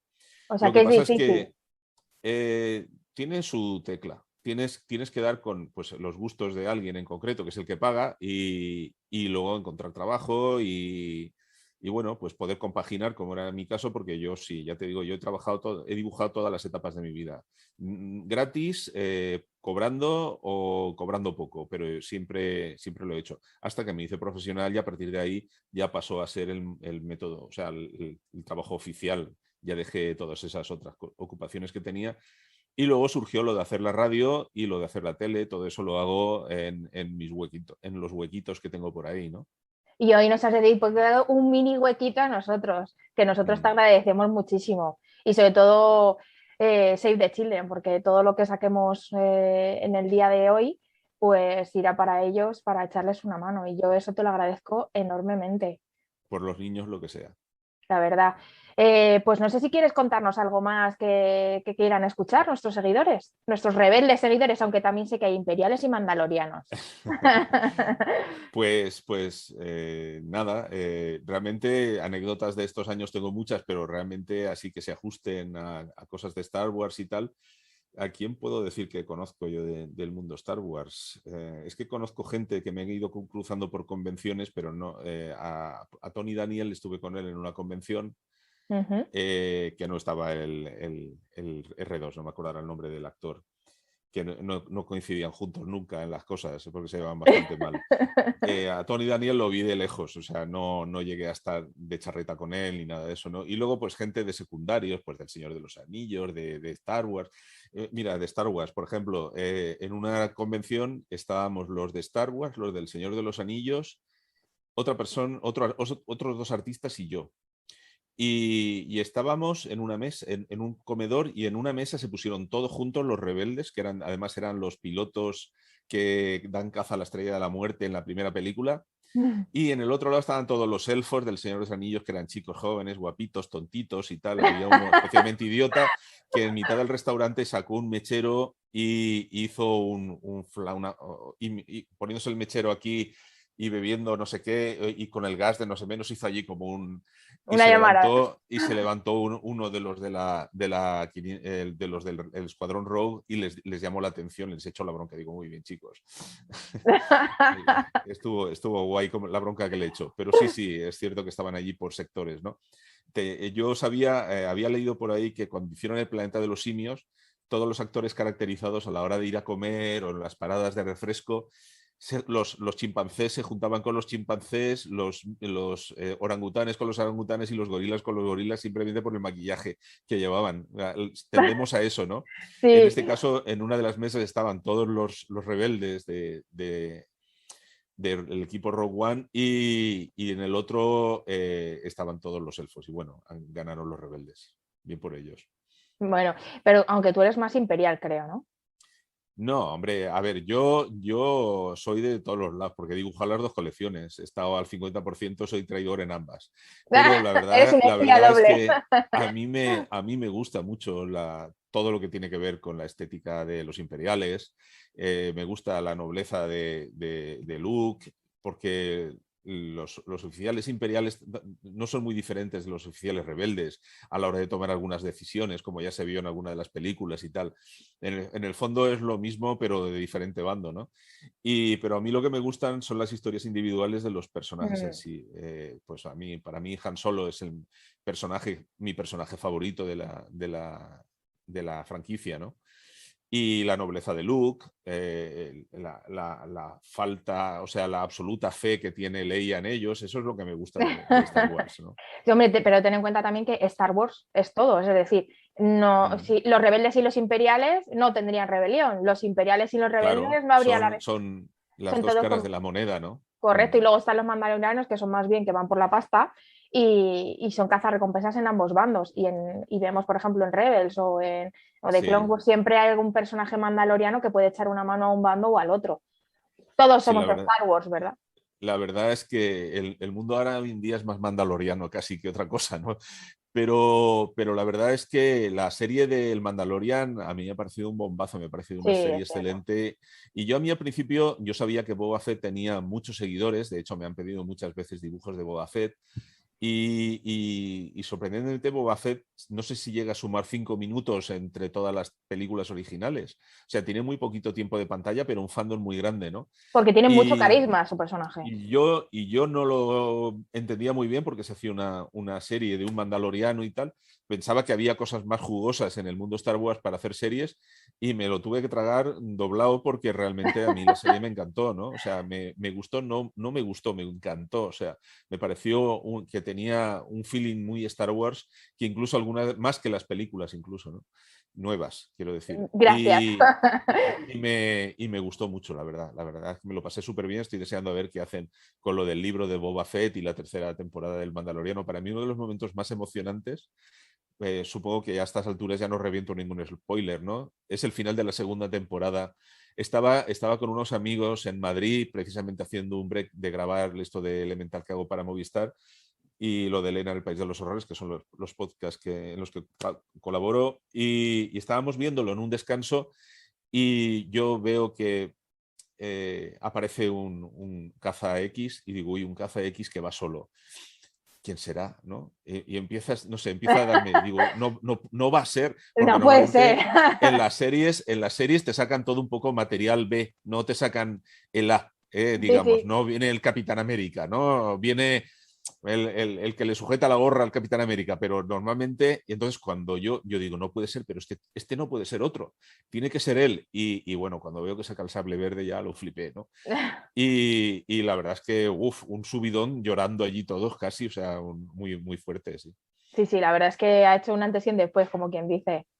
La verdad es que de Y, y todas que maneras... Grogu, y Sí, que sí. Grogu es encantador, o sea, es un Eh, puntazo, el muñequito es abrazable, besable, de todo lo que acabe en hable, ¿no? Es que además es que una de las cosas más importantes de Star Wars para mí es que realmente es toda una vida. Empezó en el 77, estamos en el 2021 y sigue generando y Sí, generará fan, sí, sí, material. Es que es una vida, es impresionante. sí, sí, no, y me moriré yo y seguirá. Y es así. Yo recuerdo cuando vi la película con 12 años en el cine de estreno, me llevaron mis padres. Jamás de los jamases me hubiera imaginado que yo hubiera podido llegar a colaborar de manera oficial en esa franquicia, ¿no? O sea, no. Lo único que me hubiera gustado es llegar a conocer. Estuve a punto de conocer a Mark Hamill, Uy, a ella la conocí, a Carrie Fisher la conocí 2 meses justo antes de que muriera. Pero a mí me hubiera gustado conocer a Harrison Ford, buah. porque aparte de Bueno, Han Solo, todavía hay tiempo. sí, sí, aparte de Han Solo, para mí el personaje mi personaje favorito de todos los tiempos es Indiana Jones. Y que lo Entonces, tienes ahí detrás, además. sí, sí, por ahí tengo muchos muñecos de Indiana Jones y de cosas de Star Wars que me hago yo o que compro hechas. En fin, sí, sí, tengo por aquí mucha cosa de esa. Bueno, pues yo creo que podemos dejarlo por aquí porque sé que además tienes cositas que hacer. Sí, a Eh, las 12 tengo que estar en otro sitio, no sé qué hora será. son las... Tenemos, Es tenemos pronto, tiempo, sí, no te lo preocupes. que tú quieras. No te preocupes. No, yo sí, yo es que no quiero tampoco entretenerte demasiado. No, podemos estar un ratito más si quieres. Eso a tu aire, lo que tú quieras. Bueno, pues por mí pues me quedo hasta eh, como hay tantas cosas de Star Wars, películas, series, ahora lo nuevo que está saliendo, ¿tú has visto alguna cosa de las nuevas series que están haciendo? Sí, las que no he visto son las de animación. Esta última que han estrenado de un equipo de medio superhéroes rebeldes, ¿no? Sí, además ahora van a sacar también, no sé si lo he visto de pasada, así que a lo mejor Sí. me lo invento a medias, Visión, que Sí, han cogido varios visionarios de sí, Star Wars sí. y van a hacer como pequeños capítulos de anime de diferentes personajes. Sí, a mí lo que me pasa con las series de 3D es que no me acaba de gustar mucho la estética que han cogido. Así, por ejemplo, como me encanta la estética que han cogido para What If en Marvel, la estética que tienen los muñecos 3D de las series no me acaba de enganchar y por eso no las he visto, ¿no? He visto lo que tenía que ver cuando he necesitado referencias de algún personaje y eso, pero las series me puse a verlas y a mí no me enganchaba ese tipo de estética para el 3D. No sé, no me acaban de gustar mucho. Y me puse a ver, vi un capítulo de esta última, que es que ahora no me acuerdo cómo se llama. La del Escuadrón. Sí, la de Escuadrón, es que no me acuerdo cómo se llaman. Eh, no lo recuerdo. Vi uno y no me pareció muy allá. Vi muchos tópicos y tal y al final pasé de ella, ¿no? Pero las imágenes a mí, por ejemplo, a mí me parece que lo más molón que se ha hecho de Star Wars en mucho tiempo es el Mandalorian. Sí. Voy a hacer una pregunta para meternos en barro los dos. ¿Tu personaje favorito? ¿De Mandalorian? No, de Star Wars en general. Sí, te lo he comentado antes, Han Solo. Han Han Solo. Solo. Mm. ¿Y el que más odias? El que más odio, eso no lo he pensado porque, a ver, Es decir, que- como tengo tantos. a ver, no, es que más odies, ¿qué quiere decir? ¿Que sea el que yo considero más malo No, o no, que te porque caiga peor.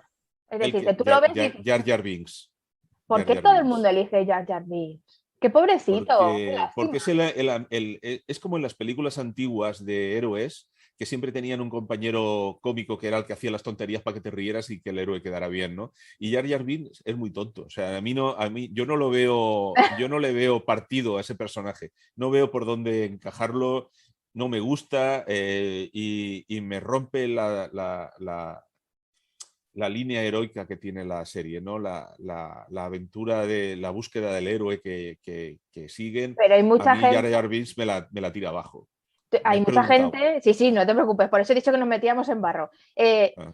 ¿Tú qué opinas de ese rumor, por decirlo de alguna manera, que dicen que Jar Jar Binks realmente es un espía imperial, porque si no llega a ser por él y su intervención en el Senado, no se hubiera liado la que se lía después? Bueno, no lo sé. Yo lo que pasa es que creo que la cosa más bien funciona al contrario. Creo que se lanza la película y se ve que tiene cero aceptación, que la gente lo pone a parir y lo que hacen es intentar darle un rol más serio. Y eso es lo que se hace poniéndolo en el Senado. Pero la verdad es que pega bastante bien que un tío tan tonto acabe de político. No me digo nada, no voy a decir nada por si acaso. Yo, por ejemplo, a mí el que más me gusta es R2, porque Sí. realmente sin él no llegan a hacer nada. Tú imaginas, abre todas las puertas. Es que casi R2 hubiera hecho las películas él solo. Sí, la verdad es que por ahí también de las películas de Indiana Jones también dicen que hay una teoría en la que si todo hubiera sido lo mismo, aunque Indiana Jones no hubiera estado. Aquí en Star Wars también pasa un poco lo mismo, ¿no? A veces los androides son los que tienen la llave, valga la redundancia, para abrir todas las puertas, ¿no? En este caso, o C3PO, o R2, o yo qué sé, todos los personajitos que hay por ahí, ¿no? La verdad es que es lo que hacen que tienen alma, no son decorado, ¿no? No son personajes de relleno que tiene que haber porque es una película de ciencia ficción, ¿no? Son personajes que tienen un feeling muy importante y personalidad, ¿no? Y la verdad es que R2 es probablemente el androide con más personalidad de la historia. Ahora que mezclas Star Wars con Indiana Jones, ¿sabes que en Indiana Jones en busca del arca perdida, cuando Sí. están levantando la piedra para sacar el arca, en los jeroglíficos están R2 y Sí. C3PO? Mucha gente no lo Sí. sabe. A ver, eran épocas en las que tú podías hacer ese tipo de cosas. Por ejemplo, hace un poquito de tiempo estaba viendo para la review de la radio las pelis de Poltergeist y en la habitación de Robbie está llena de cosas de Star Wars. Ay, O mira, eso sea, no lo oye, sabía. sí, está llena de Me la voy a pósters tener que de ver otra vez. la colcha y lo mismo pasa en ET, creo recordar, Sí, que eran NT. películas que hacían entre ellos dos y que, digamos, se iban permitiendo usar personajes porque entre ellos no se iban a denunciar. Hoy en día eso ya no está tan claro. No. Hoy tú no lo puedes hacer. O sea, hoy en día, ni siendo amigo de alguien, te permiten hacer ese tipo de cosas. Lo único que lo hace es Pixar, que también es de Disney, que en diferentes películas, en una aparece un peluche con forma de uno de los monstruos, o sea, van Sí, mezclando, sí, pero enlazan. son sus franquicias. Claro, claro, Quiero claro. decir, y Star Wars y Poltergeist, lo único que tienen es que Los Steven directores. Spielberg es productor. Las malas lenguas dicen que aparte de producirla, la dirigió de tapadillo, porque él en ese momento estaba haciendo Sí, eso dicen. ET.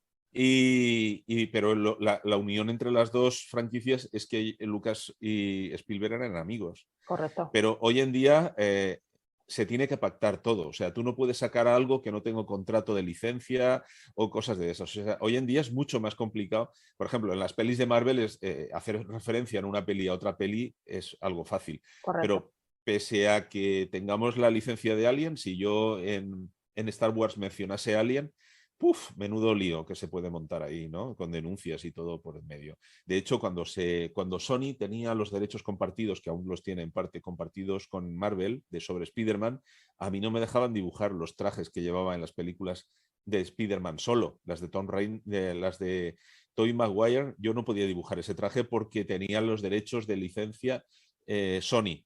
Pese a que el personaje era un personaje Marvel, pero tú no podías utilizar el traje que había creado Sony. O sea, era todo un poco laberíntico casi. Es complicado, que hay que hacer un máster para aprender todas esas cositas. No, para eso ya hay un editor que te dice, esto de aquí no lo puedes poner, quítalo. Y yo antes dibujaba muchas cosas, pues no sé, estaba jugando a Metal Gear Solid, a lo mejor dibujaba un muñequito de Snake en una de las estanterías, es un personaje de videojuegos, ¿no? Y ponía un muñequito en la estantería y ahora saltan como fieras rápidamente a que lo borres, a que lo cambies, o sea, no se puede poner ni lo más mínimo, o sea. Madre mía. Pues bueno, yo creo... He llegado a dibujar a Batman incluso en un TVO de Marvel. Y no pasó nada en su momento, pero hoy en día No, hoy impensable. en día nada, impensable, impensable. Pues Salvador, ahora sí que tenemos que ir empezando a cortar porque si no se nos alarga mucho esto y tenemos bien. muchas más sorpresas que enseñar a nuestros seguidores rebeldes y no rebeldes. Darte de nuevo las gracias por dedicarnos un ratito en tu apretada agenda, por echarnos una mano para ayudar a Save the Children y la verdad es que no tengo palabras. Ha sido un placer conocerte porque yo te conocía de oídas, pero de conocerte no. Así que para mí ha Bueno, sido todo un honor. nos conocemos online, pero ya nos conoceremos en persona en algún Oye, momento. pues eso lo apunto, hay testigos. La verdad es que para mí ha sido todo un honor ser tu entrevistadora y nada, y espero que podamos seguirte durante muchos, muchos años más. Pues muchas gracias. Te dirigiste a mí precisamente por un medio que es My Public Inbox, que también dona sus beneficios a ONGs. Correcto, correcto. Pues nada, pues muchísimas gracias. Y vamos, chicos, hay que seguir a Salvador, que es un artista y además de nuestra tierra, español.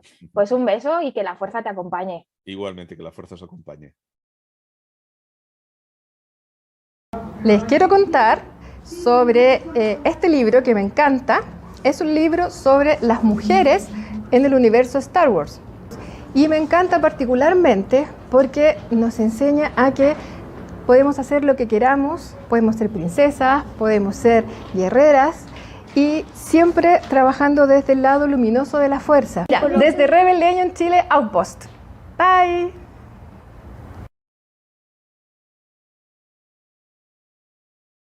Hola a todos, mi nombre es Catherine y soy la directora de Rebel Reads. Mi español no es muy bueno, lo siento, pero aquí vamos. Este año, Rebel Reads está apañado a dos organizaciones beneficios diferentes. El primero es Save the Children y el segundo es So Powerful. Ariana Tazzi de Rebel Legion Italian Base diseñó este pin para este evento que pueden comprar los miembros de Rebel Legion y sus clubes hermanos. Pueden encontrar el enlace para comprar en la publicación o en los comentarios de esta transmisión. Todos los ingresos del pin se destinarán a So Powerful, que es una organización que trabaja en Zambia, proporcionará a las niñas artículos menstruales reutilizables para que puedan permanecer en la escuela todo el mes. Sin estos suministros, la mayoría de las niñas se quedan en casa y no van a la escuela cuando están menstruando, porque todo lo que tienen que usar son trapos. El dinero de la venta de cada pin es suficiente para llevar estos artículos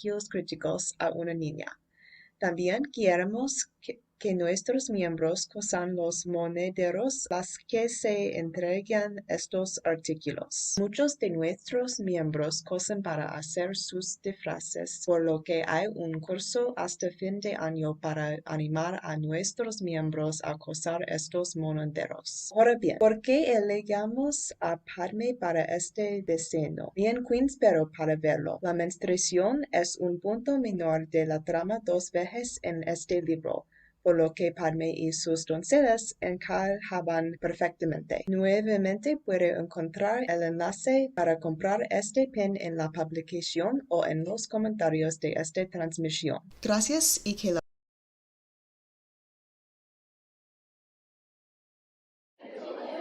Hi, and welcome to Community Presbyterian School here in Nome Bay Compound.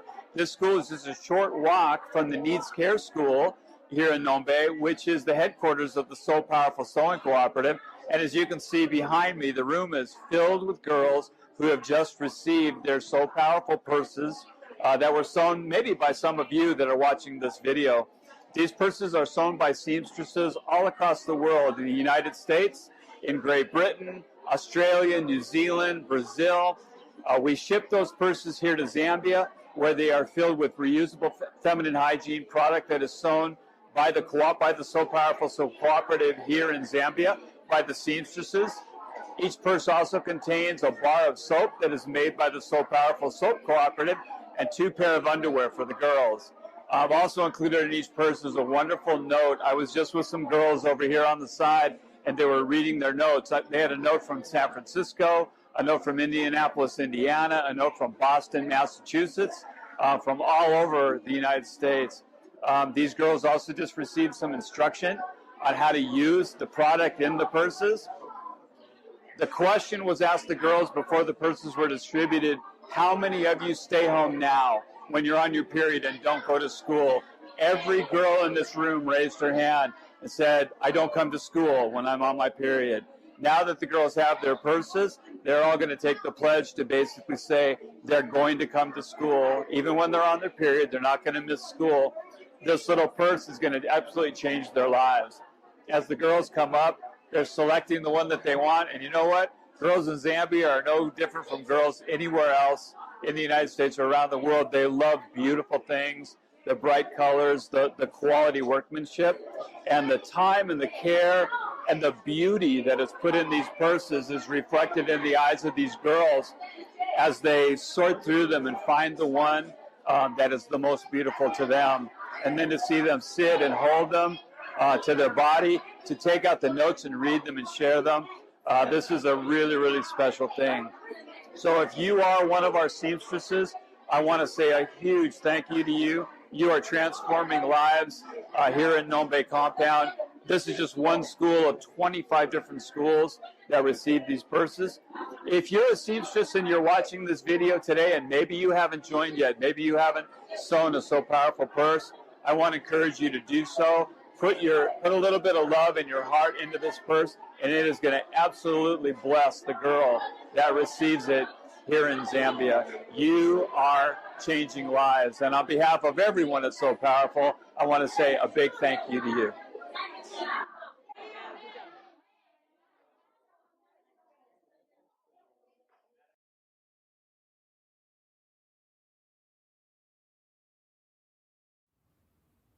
Hola a todos, soy Unicornius de la Spanish Base y os voy a enseñar el libro Star Wars, Mundos y Escenarios.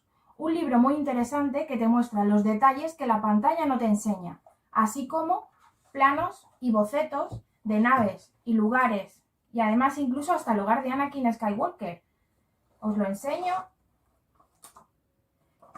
Incluso es una adaptación en la que han incorporado secuencias, imágenes y planos y 2 bocetos ilustrativos muy interesantes del Despertar de la Fuerza, donde aparece la casa de Rey. Es un libro muy recomendable para ver en detalle todo lo que ya no vemos en las pantallas, como he dicho antes. Un saludo y que la fuerza os acompañe.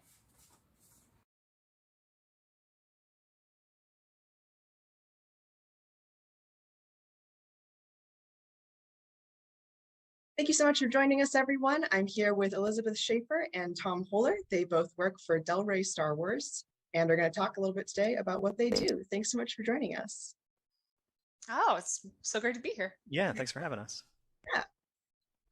So to start us off, because I feel like, I mean, what you do is really, really important, but it's so behind the scenes that most people don't know as much about you guys as we do the authors.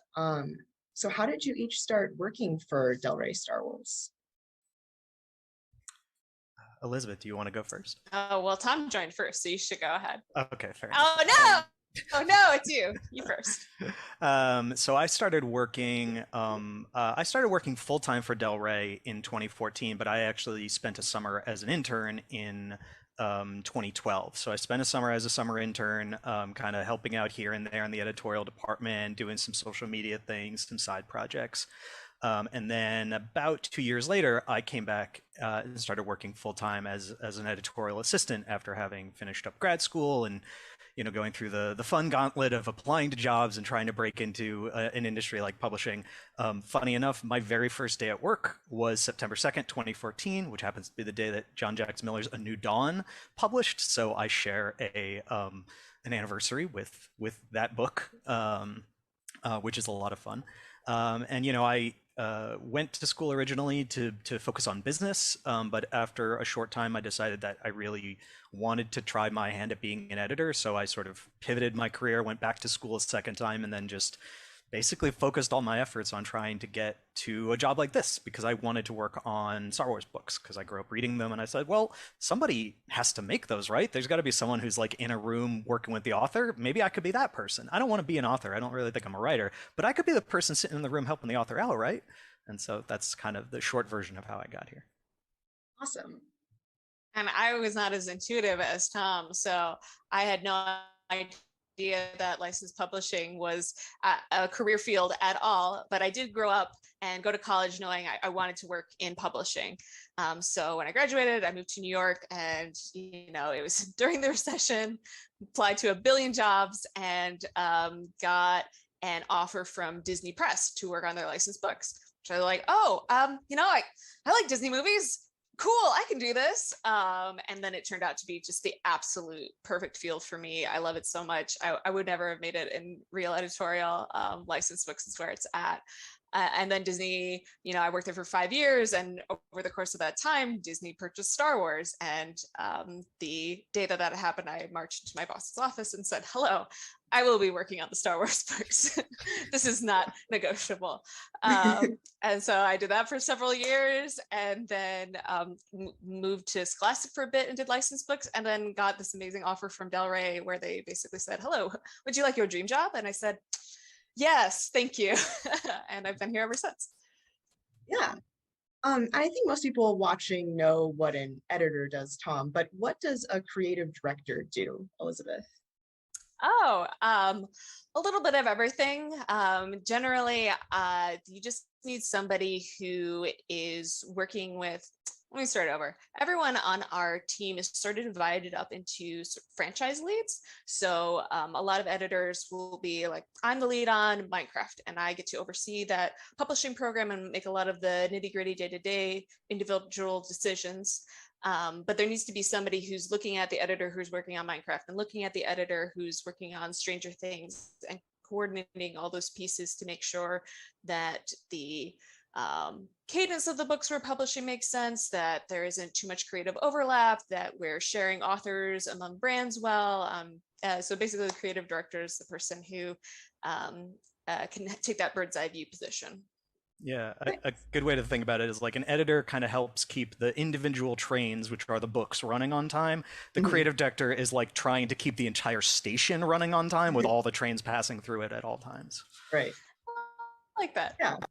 Yeah. And to Star Warsify that, we'd say, you know, she's like the spaceport director. And Exactly. Yes. Yeah. Perfect. Yep. Awesome.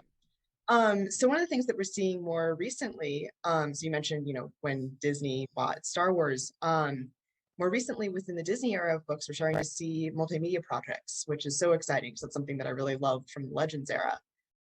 You've both been tweeting a lot about Ronin, which ties into Star Wars Visions. And then High Republic, just that's everything. You know, it's books, comics, YA books, and IDW comics as well as Marvel comics. So what is it like to coordinate between all of these different forms of media and all these different people to tell one cohesive story? It's super fun. It's super complicated, but in a really good way. And it's just kind of everything that you do normally for maybe an individual book or like a trilogy, but just more, like bigger, you know, faster and more intense, to use a term from George Lucas. Because, you know, back in the day, there were things like Shadows of the Empire, which had, you know, a variety of projects going on. There were crossovers between like when Dark Horse was doing comics and our books and things like that. So this is just that same philosophy and that sort of same approach, but just on a larger scale than kind of ever before. And what's great is that we've got so many different people across not just all our different publishing friends like Marvel and IDW and Disney Press, but also this like big team at Lucasfilm that we all work together with. So it's kind of like everyone gets in one, and instead of us all being in our own little rooms and sort of like passing notes back and forth about, hey, we're going to do this, you want to do that, all of us are just in the same room together. Sharing the knowledge, sharing the characters, sharing this like sort of core overarching story experience we want to create, and then figuring out, oh, this part of the story is going to work really great as a comic because we get to lean on the visuals in this way. And oh, and for this, how about we do an audio original because we can do X, Y, Z. So it's about bringing all these big kind of story moments and characters together, and then having all these different toys and ways that we can play with them to tell this amazing, like massive story. It's a lot of fun. It obviously requires a lot more kind of coordination. There's a lot more people CC'd on the emails and showing up on the Zoom calls. But the kind of fun thing is it's like all people we kind of would hang out with and do projects with and want to spend time with anyway. So it just means that the clubhouse is a little bit bigger, a few more people, but it's kind of no less fun than it's ever been. Yeah, absolutely. I mean, you get to hang out with a bunch of Star Wars people. So exactly. Yeah. And especially I mean, I think High Republic is even more challenging than a traditional crossover, because for something like Ronin or a novelization, we're coming in where kind of the basic story is locked, and we're developing side by side with them, but most of the big details have been solidified. Whereas High Republic is completely horizontal with everything happening at the same time. So in addition to all the amazing people at Lucasfilm keeping us on track, it's just this project would not work without the amazing Luminous authors. Like I think if you've ever seen a panel of all of them, they look like they're having the time of their lives, and that's totally real. And they are really that close knit and able to share information and be really creatively generous with each other. And that's what makes it work. Yeah, fantastic. And a follow-up for Tom, because I know that you worked on the Aftermath books with Chuck Wendig. So when Cobb Vanth made the jump from page to screen, did you get any kind of call from the writers of The Mandalorian? I did not. I don't know that it would have, but you know what? It's actually kind of I'm kind of happy about that, because it was then one of those moments that like I got to discover it happening in real time with everyone else. Like, you know, I get to wake up that Friday and have texts from people being like, "Dude, did you watch Mandalorian yet? Like, you really should see what happened." I'm like, "All right, well, I was already excited to do that," and so having a moment where I could sort of share in that surprise and experience and get to see like, "Oh my God, there's a character that was in a book like on this TV show," was really exciting and great. So I didn't get a phone call, but you know what? It's actually I'm kind of okay with that, because it was a really joyous experience of discovering his appearance in the show, you know, and the fact that like Timothy Oliphant is playing a character that was in a book that, you know, I helped contribute to, is pretty awesome. Yeah, I know that totally makes sense. I mean, I guess the one downside of working for Star Wars is that then you don't get to experience it firsthand all the time. So it totally makes sometimes sense, you know, sometimes because of the nature, we do some of the kind of fun surprises and secrets like we have to know about because we've got to, you know, do novelizations or other work related to it. So when there are moments where we get to be like, no, you know what, you don't have to tell me, don't tell me. Like I'd love to find out like when I sit down to watch it. It's nice to be able to have those moments still. And that was absolutely one of them. I totally treasure that too. Like I don't know. I'm so thankful that Tom was the one who worked on the Rise of Skywalker novelization when I had done the Last Jedi before that. So it was this amazing gift to me to be able to go into the film and not have the back of my head running through like, oh no, they changed that line from when we had to send it to the printer. Like, oh, I guess we'll fix it in reprints. You know, I just can't turn that part of your brain off. So anytime you get to have a real fan experience, it's wonderful. Yeah. So back in like with all these moving parts and all that, I've heard back in the day of Leland Che, there was like this holocron database that kept track of all the continuity. How has that continuity tracking grown and changed over the years for Del Rey books? Well, the wonderful thing is Leland is still around. The wonderful Leland. It's just that there's a bit more now. You know, there's like an entire story group. So it's not just like a handful of people. It's a larger group because there's just a lot more, as we talked about a few minutes ago, with all the different kinds of storytelling outlets that are going on. You just need a little bit more to track that. There is, to my knowledge, still a quote unquote holocron, which kind of keeps elements of different things tracked. But on the whole, it kind of hasn't changed a whole lot. Like, again, it's a little bit bigger, there's kind of more, but the actual sort of overall process and everything that we go through and do all this isn't really all that different from 5, 10, 15 years ago. Obviously, as technology has evolved, it's gotten a little more efficient in different ways. I can actually remember back when I first started, like finding an old archive of like a physical binder that used to be given out to certain authors, like way back in the like the early 2000s, because there weren't other databases in the same way. So we've moved well past that kind of stuff. But the overall process just hasn't changed all that much. It's just, again, gotten a little bit bigger. There's some more people involved to help with that heft. But the wonderful Leland is still around, and it's still great to get to see him and chat with him about stuff and ask him holocron questions. Yeah.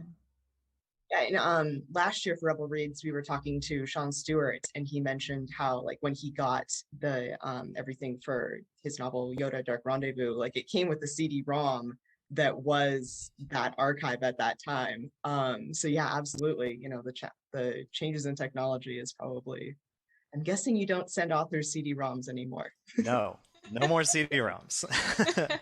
I mean, knowing publishing, we're always like 10 years behind, but even us, no more CD-ROMs. No.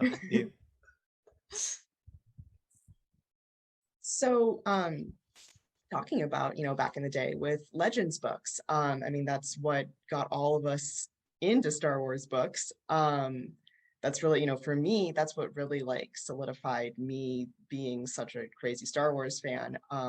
I was always like a super voracious reader, and what was so fun was that there was such a good like payout for reading lots of them because all the different characters would show up in different places, all that. So it's been so exciting for me to see the Essential Legends collection, which has been reprinting some of our favorite trade paperbacks, new covers, and the unabridged audiobooks is my favorite thing to come out of that. The Shatterpoint audiobook that Sullivan Jones did was amazing. So glad to have those. I love to listen to Star Wars audiobooks when I'm working on costumes. So how did that project get started? Because up until that point it'd been kind of just like it was all very focused on new things. So how did you guys get started on the Essential Legends collection? Yeah, there were a lot of reasons why launching a collection like that just made a whole lot of sense. I think you're absolutely right that there's this amazing treasure trove of these just excellent classic Star Wars novels, but there's like 250 plus of them. So if you're somebody who came to Star Wars, you're just growing up now, or you got in through the sequel trilogy of books, it can be incredibly intimidating of just where do I start? So the thought process there was, let us help you, and really pulling together not only really obvious classic picks like the Thrawn trilogy, but also books like Shatterpoint that we just felt are really, really excellent novels, but might not have reached like the same levels of cultural consciousness that other books have. So being able to pluck those out and represent them to a new audience, also with the I love all of the classic covers. Everyone is a gem, but some of them are a little dated. And that can Yes. be intimidating to people. They pick it up and they think, oh, this Jazz Hands Wizard, what's going on here? So be able to refresh those covers and give them a new look that will really speak to those new readers and encourage them to pick them up is really, really exciting. And the talent that we've been able to pull, because basically any artist who's drawn Star Wars, you go to them and say, hey, would you like to draw a new cover for this iconic work? They say yes, please. So just the breadth and depth and diversity of talented artists we've been able to work with on those covers has been really, really cool. Yeah, and the other fun thing about it is because we've adapted the overall design of the books. If you look at the Essential Legends books, all of the lockup, which we call, is like all the text, the logos and everything is all at the very top, which leaves us like all this new room for art. And when you don't have to worry about how does the text and the art overlap, which we do on basically all the normal covers that we make, all our hardcovers and everything, you can just do so many more interesting things. You can have characters be really close together. You can get very close up on faces in a way that sometimes you can't, which is fun. And the other thing that inspired this was actually, we, up until last year, would be going to conventions all the time and talking to readers all the time. And you just hear a million stories about how people got started reading Star Wars. And obviously, as Elizabeth mentioned, there's a lot of books that kind of bubble up to the surface as like, well, this was my way in. This was my start. This was the first one. This is the one my friend gave me. But for all of those, there's like also just a million different ways that people have come into the books over the years. And so this collection helps us kind of honor that legacy of there just being so many different pathways into Star Wars and reading Star Wars, and giving people an easier way to figure out how to do that. Yeah, the new covers have been great. My favorite costume to do is Mara Jade, and so the new costume that Mara has on the cover of The Last Command, I was definitely like looking at that like, like there's not enough for us to do it for like an actual like costume for the club because there's only that one picture, but it's still just like, that's a cool jacket she's got. Turning up the brightness, resolution, making sure you see all the details. Yep. Yeah. Yeah. And what you said about some of the less well-known ones, giving those audiobooks, I think that's absolutely great. Because Shatterpoint really is a hidden gem, I think. Along with what I mentioned earlier, Yoda Dark Rendezvous by Sean Stewart, just going to drop that'd be great to have an unabridged audiobook because currently it's abridged. And it misses, so interesting you mentioned that book. Huh. I think we might have talked about that one at some point. It might have come up. Yeah, because the abridged audiobook version, like that book is so deep. And the abridged version like cuts all of the best like deep Yoda conversations. And I'm just like, no, now it's just a like swashbuckling fun adventure, which is great. But yeah, that is my favorite Star Wars book. Despite my favorite character being Mara, it is Dark Rendezvous. That's absolutely my favorite. So I'm excited to hear that you guys are going about it. So we will see. I was gonna ask the follow-up question of can we expect to see more like the Essential Legends collection in the future, but I'm going to guess the answer is yes then, if you're making sly faces, so. Yeah, absolutely. I think it's something that we've been really enjoying doing and it's really connected well with fans. So yeah, I would expect to see more in the future. Yeah. Yeah. And more awesome art. More awesome art. Oh, great. So Elizabeth, on Twitter, you've posted a lot about how exciting it is to see more queer characters in the Star Wars books. And, there always have been some. Ferris Olin in the Scholastic chapter book, my favorite. But do you want to talk a little bit about what that representation means to you as a fan and as somebody who works in publishing? Yeah, I mean, this is a big question. Yeah, I know. The answer is a whole heck of a lot. Yeah. I'm a queer person myself, and I think we all have those representation moments where in a book or a movie or a TV show, we saw ourselves for the first time and it just never leaves you. It's so important. And it's been such a gift to be able to have some creative impact on a brand that I love like Star Wars. I often think about I was at a convention right after Life Debt had come out, and that book includes the character Elodie, who's like one of probably the first genderqueer character that had been in the Star Wars book. And this person came up to me, and they talked about how they had grown up loving Star Wars and slowly figuring out that they were non-binary, and that experience of loving Star Wars, but also slowly realizing that maybe Star Wars didn't love them back. That phrase just broke my heart, and it echoes in my mind all the time when we're working on books. And I hope as more and more and more all different kinds of people who read Star Wars books are finally represented in the pages of the Star Wars books, that every time it is whispering back to them, Star Wars loves you back. Star Wars loves you back. Yeah. That's just a pretty cool thing. Yeah, absolutely. I remember so when Daniel Jose Older's book Last Shot came out, and there's a non-binary character in that as well, uses they them pronouns, like a bunch of my non-binary friends were just excited about the fact that like Han and Lando aren't jerks about that. Like it's, that's its own type of like representation, I guess. And absolutely. They don't bat an eye because of course, why would you? Why would they? Yeah. One of of like all of the major costume clubs, Rebel Legion, Saber Guild, etc. We have Pride Squadron, which is the like affinity group for all of the queer members of the clubs. And it's just, it absolutely has been like every time you tweet something about like queer representation, it like blows up in our group of like people being excited about it. And every time like there's a new character, everyone is just, it definitely is making a huge impact. I know for myself, growing up, I switched into a religious school system, and I didn't really know yet that I didn't have the vocabulary to know that I was queer. But my classmates definitely like picked up that I was not, quacking like a heterosexual at age 13. And I was bullied, extremely viciously about it. And Star Wars books are really what got me through, honestly, of a really awful year until I went to a different school. And what you said about, like having the Star Wars loves you back and like putting more representation into it, it's just, it does mean so much to see that reflected back, especially when like the Star Wars books, like they've had such a big impact like on my own personal queer journey.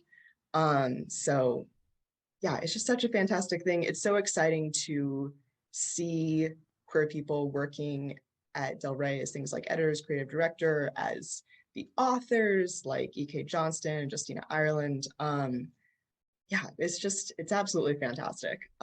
So I'm excited to see what even the future holds. Yeah, it's just awesome. And I think like the breadth of the characters is really cool. And I think it makes a lot of sense that like, because I know some people are just like, oh, there's all these, queer characters now, blah, blah, blah. And in reality, we all kind of like cluster together. Like you don't just have one queer person in the friend group. It's, yeah, we do not ride single file to hide our numbers.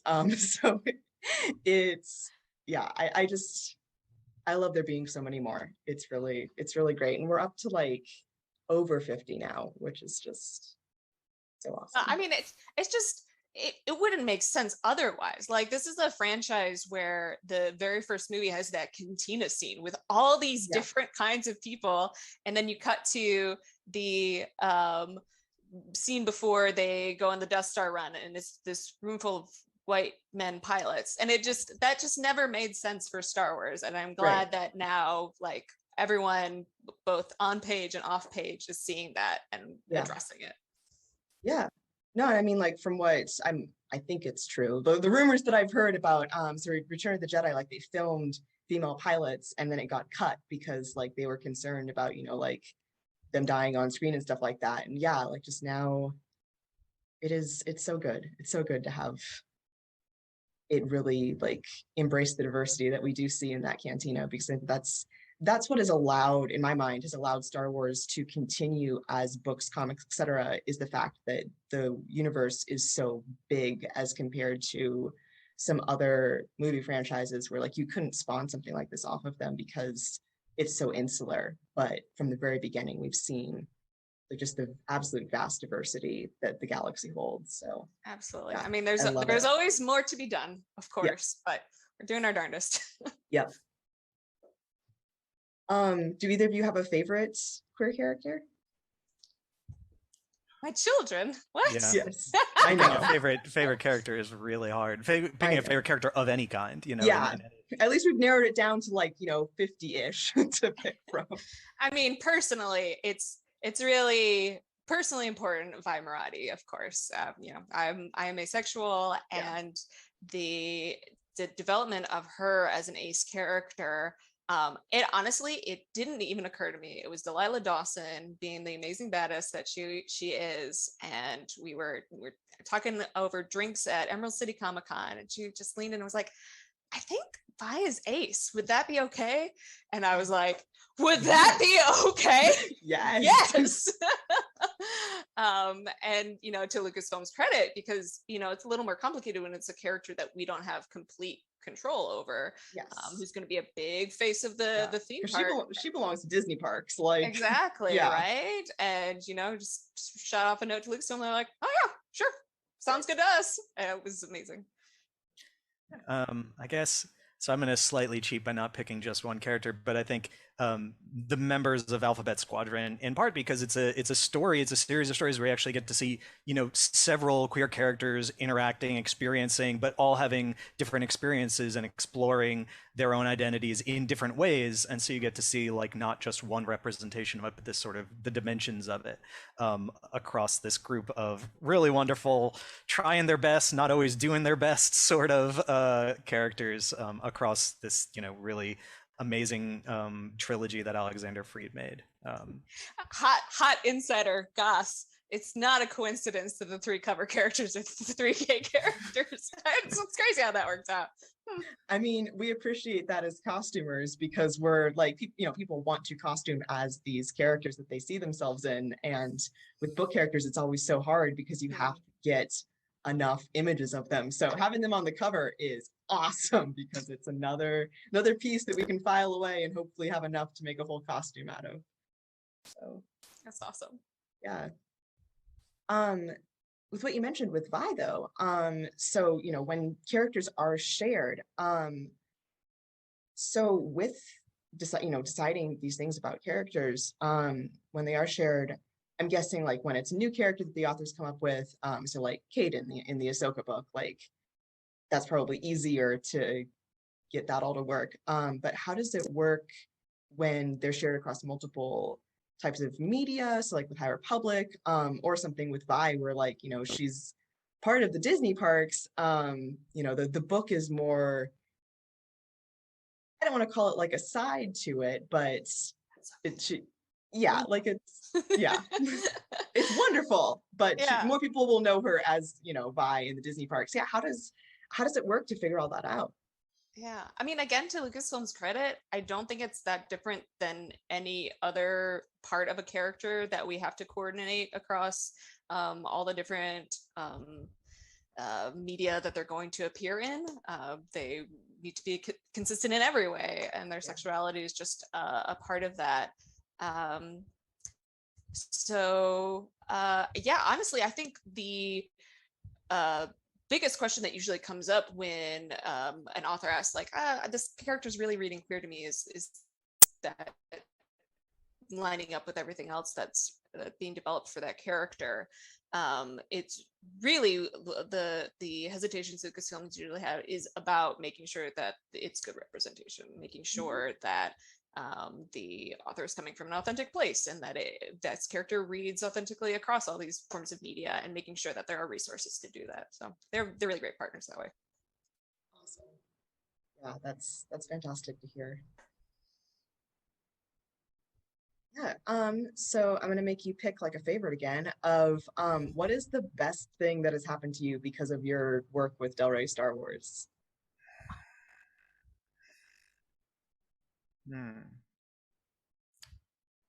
Well, Elizabeth, you're the creative director, so you get to go first. Let's see, the best thing that has happened.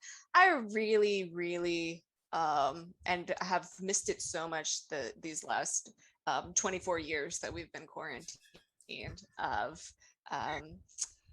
fan interactions at conventions. It's so wonderful. It's like this direct shot of joy into your veins to be able to see what you've been toiling away on at a laptop for a year, finally reaching people's hands, and how excited they are to share their happiness with you. That's pretty cool. Yeah. Yeah, well, whenever conventions are happening again, hopefully Celebration, yeah, Pride Squadron does like honorary memberships for people who are part of the queer community who work on like Star Wars projects officially. So we will definitely be wanting to, you know, have you come by our booth or something to pick up some goodies and have everyone tell you how much they love your work. So that sounds awesome. I have a couple of folks stop by last Celebration, and I have now my treasured Luke Skywalker Ace Pride pin. It's one of my favorites. Yeah, that was not our like official Pride Squadron pin, but that was me realizing how cheap it is to make pins, and I was just sort of like, I can just like have 100 of these that can just go out. So yes, I'm glad that you like it. How about you, Tom? Well, I should not have let you. It blew up on my face because you stole mine. Me letting you go first. So it is the Star Wars author family, which people who through conventions or maybe other book events or even maybe just some light interactions on like social media and stuff, who have interacted with Star Wars authors probably have come to find like that they are universally just lovely and wonderful people. And super supportive of each other and super supportive of just like when we announce that a new book is coming out with like the first time an author is coming to write for Star Wars, the amount of like behind the scenes texts and emails we get about like, oh my gosh, I'm so excited you got this person, and wanting to reach out to them and sort of welcome them into the club, into the family, and be like, oh my gosh, when Celebration comes out, we're going to hang out, we're going to do XYZ. It's just getting to be part of like this unbelievably supportive and wonderful and warm community of creators. People might remember from the two From a Certain Point of View anthologies we've had these like both times we've had these fun social media moments of kind of revealing the author cast list like, you know, all at once on social media. And that was just born out of this idea that when we went to do it the first time, and even books before that, like when authors hear about like, wait a minute, you got that person's coming to write Star Wars with us, and this person, wanting to cheer each other on. And so getting to see that both like when we do it at shows and seeing it on social media, but just getting to spend time with all of these people outside of the work we do with them on the books and getting to know them, and getting to sort of draft off that warmth and feeling of community is just like a balm for your soul.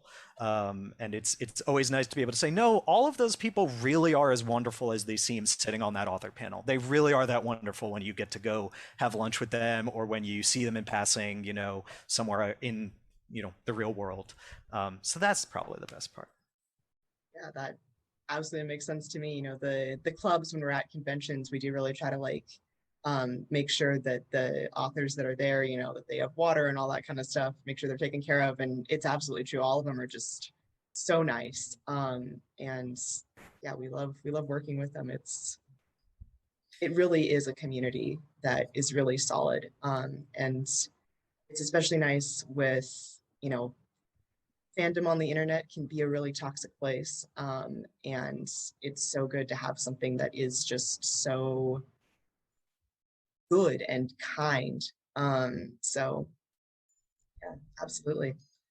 Yeah, thank you so much both for joining us today. Do you have anything else that you want to say to people watching Rebel Read? Thanks for reading. Yeah, thanks for appreciate it. Yeah, we really do. This stuff only works because people read it and they like it and they tell us what they like and they tell us what they'd love to see, and that only continues because people keep reading.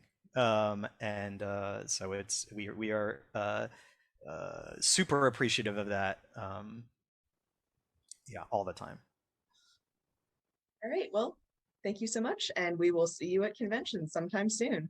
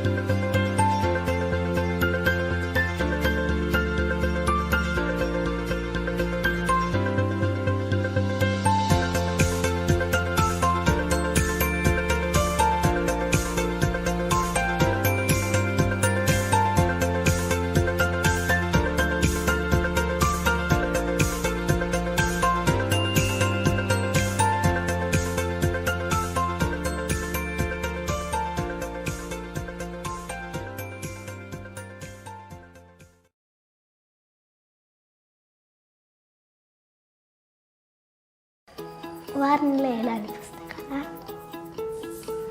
చాలా చదువుతాను. చాలా అంటే చెప్పలేను sir.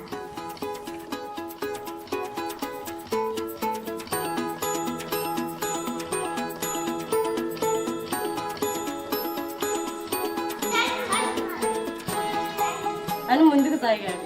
నేను పని కంటే రాను, నేను చదువులోనే ఉంటాను అని చెప్పాడు. పనికి రానని.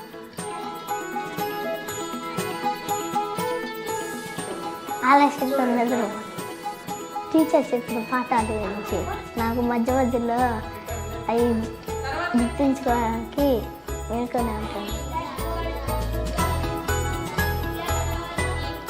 చదువుకొని మంచి డాక్టర్ అవ్వాలి.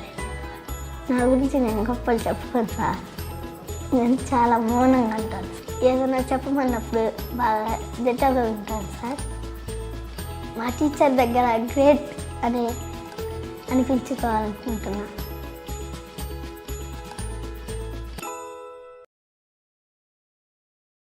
Hola, gracias por seguirnos y por vuestras donaciones a Save the Children. Que la fuerza os acompañe.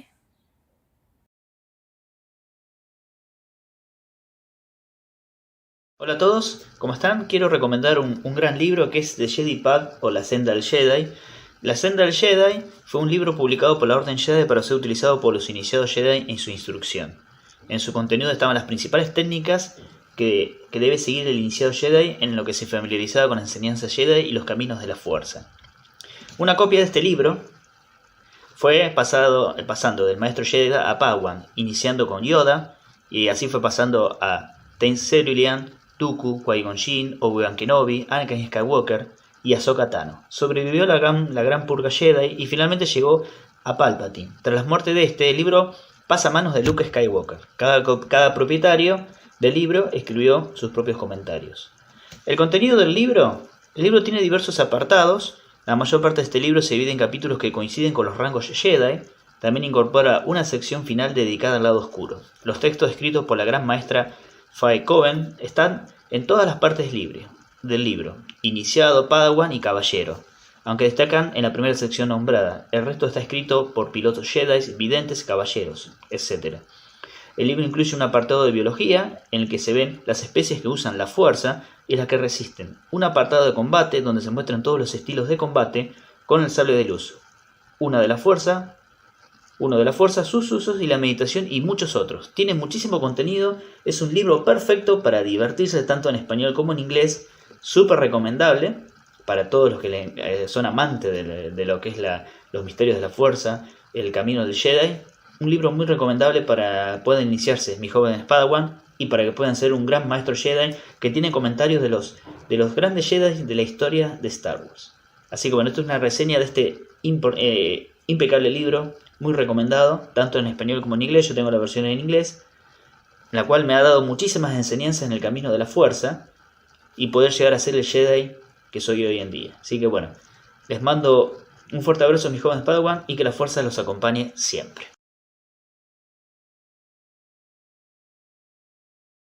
Hola a todos, seguimos aquí en Rebel Reads 2021. En esta ocasión tenemos como invitado a Omar Francia, artista e ilustrador de cómics. Cómics de Star Wars Legacy y la novela gráfica de Star Wars Force Unleashed 2, publicados por Dark Horse. Él es miembro honorario de Rebel Legion y miembro honorario de la base Cruz del Sur, de Argentina. Bienvenido, Omar, y muchas gracias por sumarte a esta entrevista. ¿Qué tal? Buenas. Bueno, espero que estén todos muy bien. Y bueno, vamos a hacer de esta conversación algo divertido. A ver si podemos contar algunas anécdotas. Dale, por supuesto, por supuesto. Así que bueno, en primer lugar, contanos brevemente cómo te has iniciado como ilustrador y artista de cómics. ¿Qué es lo que te trajo esta pasión de ilustrar cómics y todo eso? Dibujar, yo supongo que dibujé desde que era muy chico, o sea, es algo que siempre me gustó hacer. Pero como a todo el mundo hay cosas que te gustan hacer y no van a ningún lado. En mi caso, intenté llevarlo por un camino cuando era muy, muy chico y luego me interesó estudiar cinematografía. Así que estudié mucho tiempo cinematografía, pero viendo que en aquel momento, ¿no? Las posibilidades para filmar eran bastante acotadas, eran muy, depende de qué, amigos de quién seas y con quién te codees, podía llegar o no a tener la posibilidad de filmar algo. Y como cualquier, digamos, disciplina artística, si vos no lo empleás, digamos, lo que aprendés, no sos bueno en eso, no vas a ser bueno nunca, necesitas hacer mucho, y filmar es lo mismo, filmar mucho. Hoy por hoy las técnicas de filmación y los aparatos que existen son maravillosos al lado de lo que había en aquel momento, así que desistí y me incliné por el lado donde había empezado y dije, bueno, si quiero contar historias y puedo mostrarlas de alguna manera más rápida o producirlas más rápida de lo que se puede producir en cine, voy a ir por ese camino. Porque la idea mía era poder contar historias de alguna forma o de otra. Así que me incliné más que nada por el lado del dibujo y bueno, de ahí es un camino larguísimo, ¿no? Que sigue, Sí. aún sigue. Sí, sé que actualmente estás con mucho trabajo, con muchos proyectos, eso es bueno también, espectacular, así que genial, genial. Sí, con Espectacular, algunas, Omar. algunas, no tanto. Después del 2020 frenó, me armó mucho, pero algo hay. Ujú. Genial. Bueno, ¿cómo supiste que ibas a trabajar en un proyecto de Star Wars por primera vez? ¿Cómo te contactaste para poder empezar a trabajar con Star Wars? En realidad no estaba en mis planes. Cuando yo fui hasta a San Diego a buscar trabajo, fui a buscar trabajo como cualquier ilustrador de cómics, cualquier ilustrador de cómics. En aquel momento era un iniciado, era alguien que quería ser dibujante de cómics. Y para eso tenías que ir hasta San Diego, mostrar tu carpeta, porque había intentado cualquier cantidad de veces por email y no pasaba nada.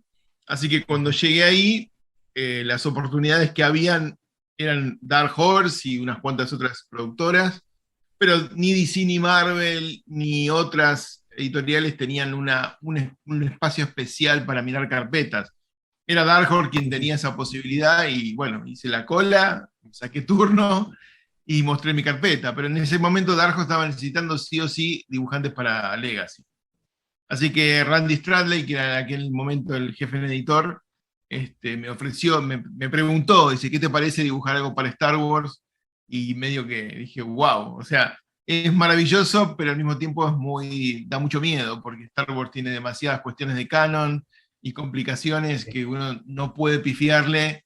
Imagínate, si ustedes no le pueden pifiar con un cosplay, imagínense lo que es pifiarle haciendo un trabajo que va a formar parte del universo. En aquel momento todo lo que hacíamos formaba parte del canon. Después eso desapareció.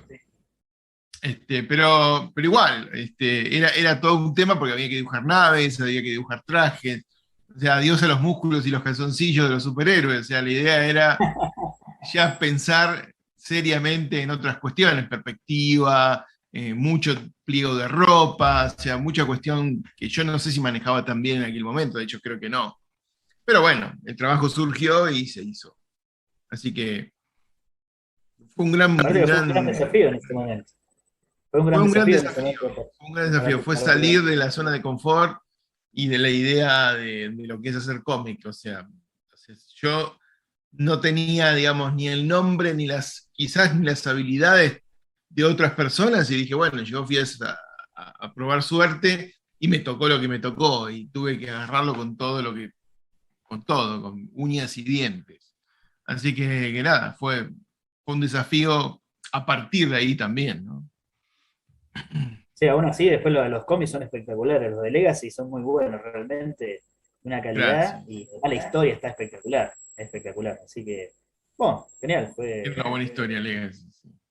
Bueno, ¿y cuál de tus obras o trabajos que has hecho con las tacos fue tu preferido? ¿Algún capítulo de algún cómics, algo puntual que sí, esto me encantó hacerlo, es lo que más me gustó en tu experiencia? Lo que más me gustó hacer, o sea, lo que más me divirtió hacer, fueron, creo que dos o tres cosas. Primero, o sea, como más importante fue hacer The Force Unleashed 2, porque fue un desafío de 83, 84 páginas, no me acuerdo cuánto era.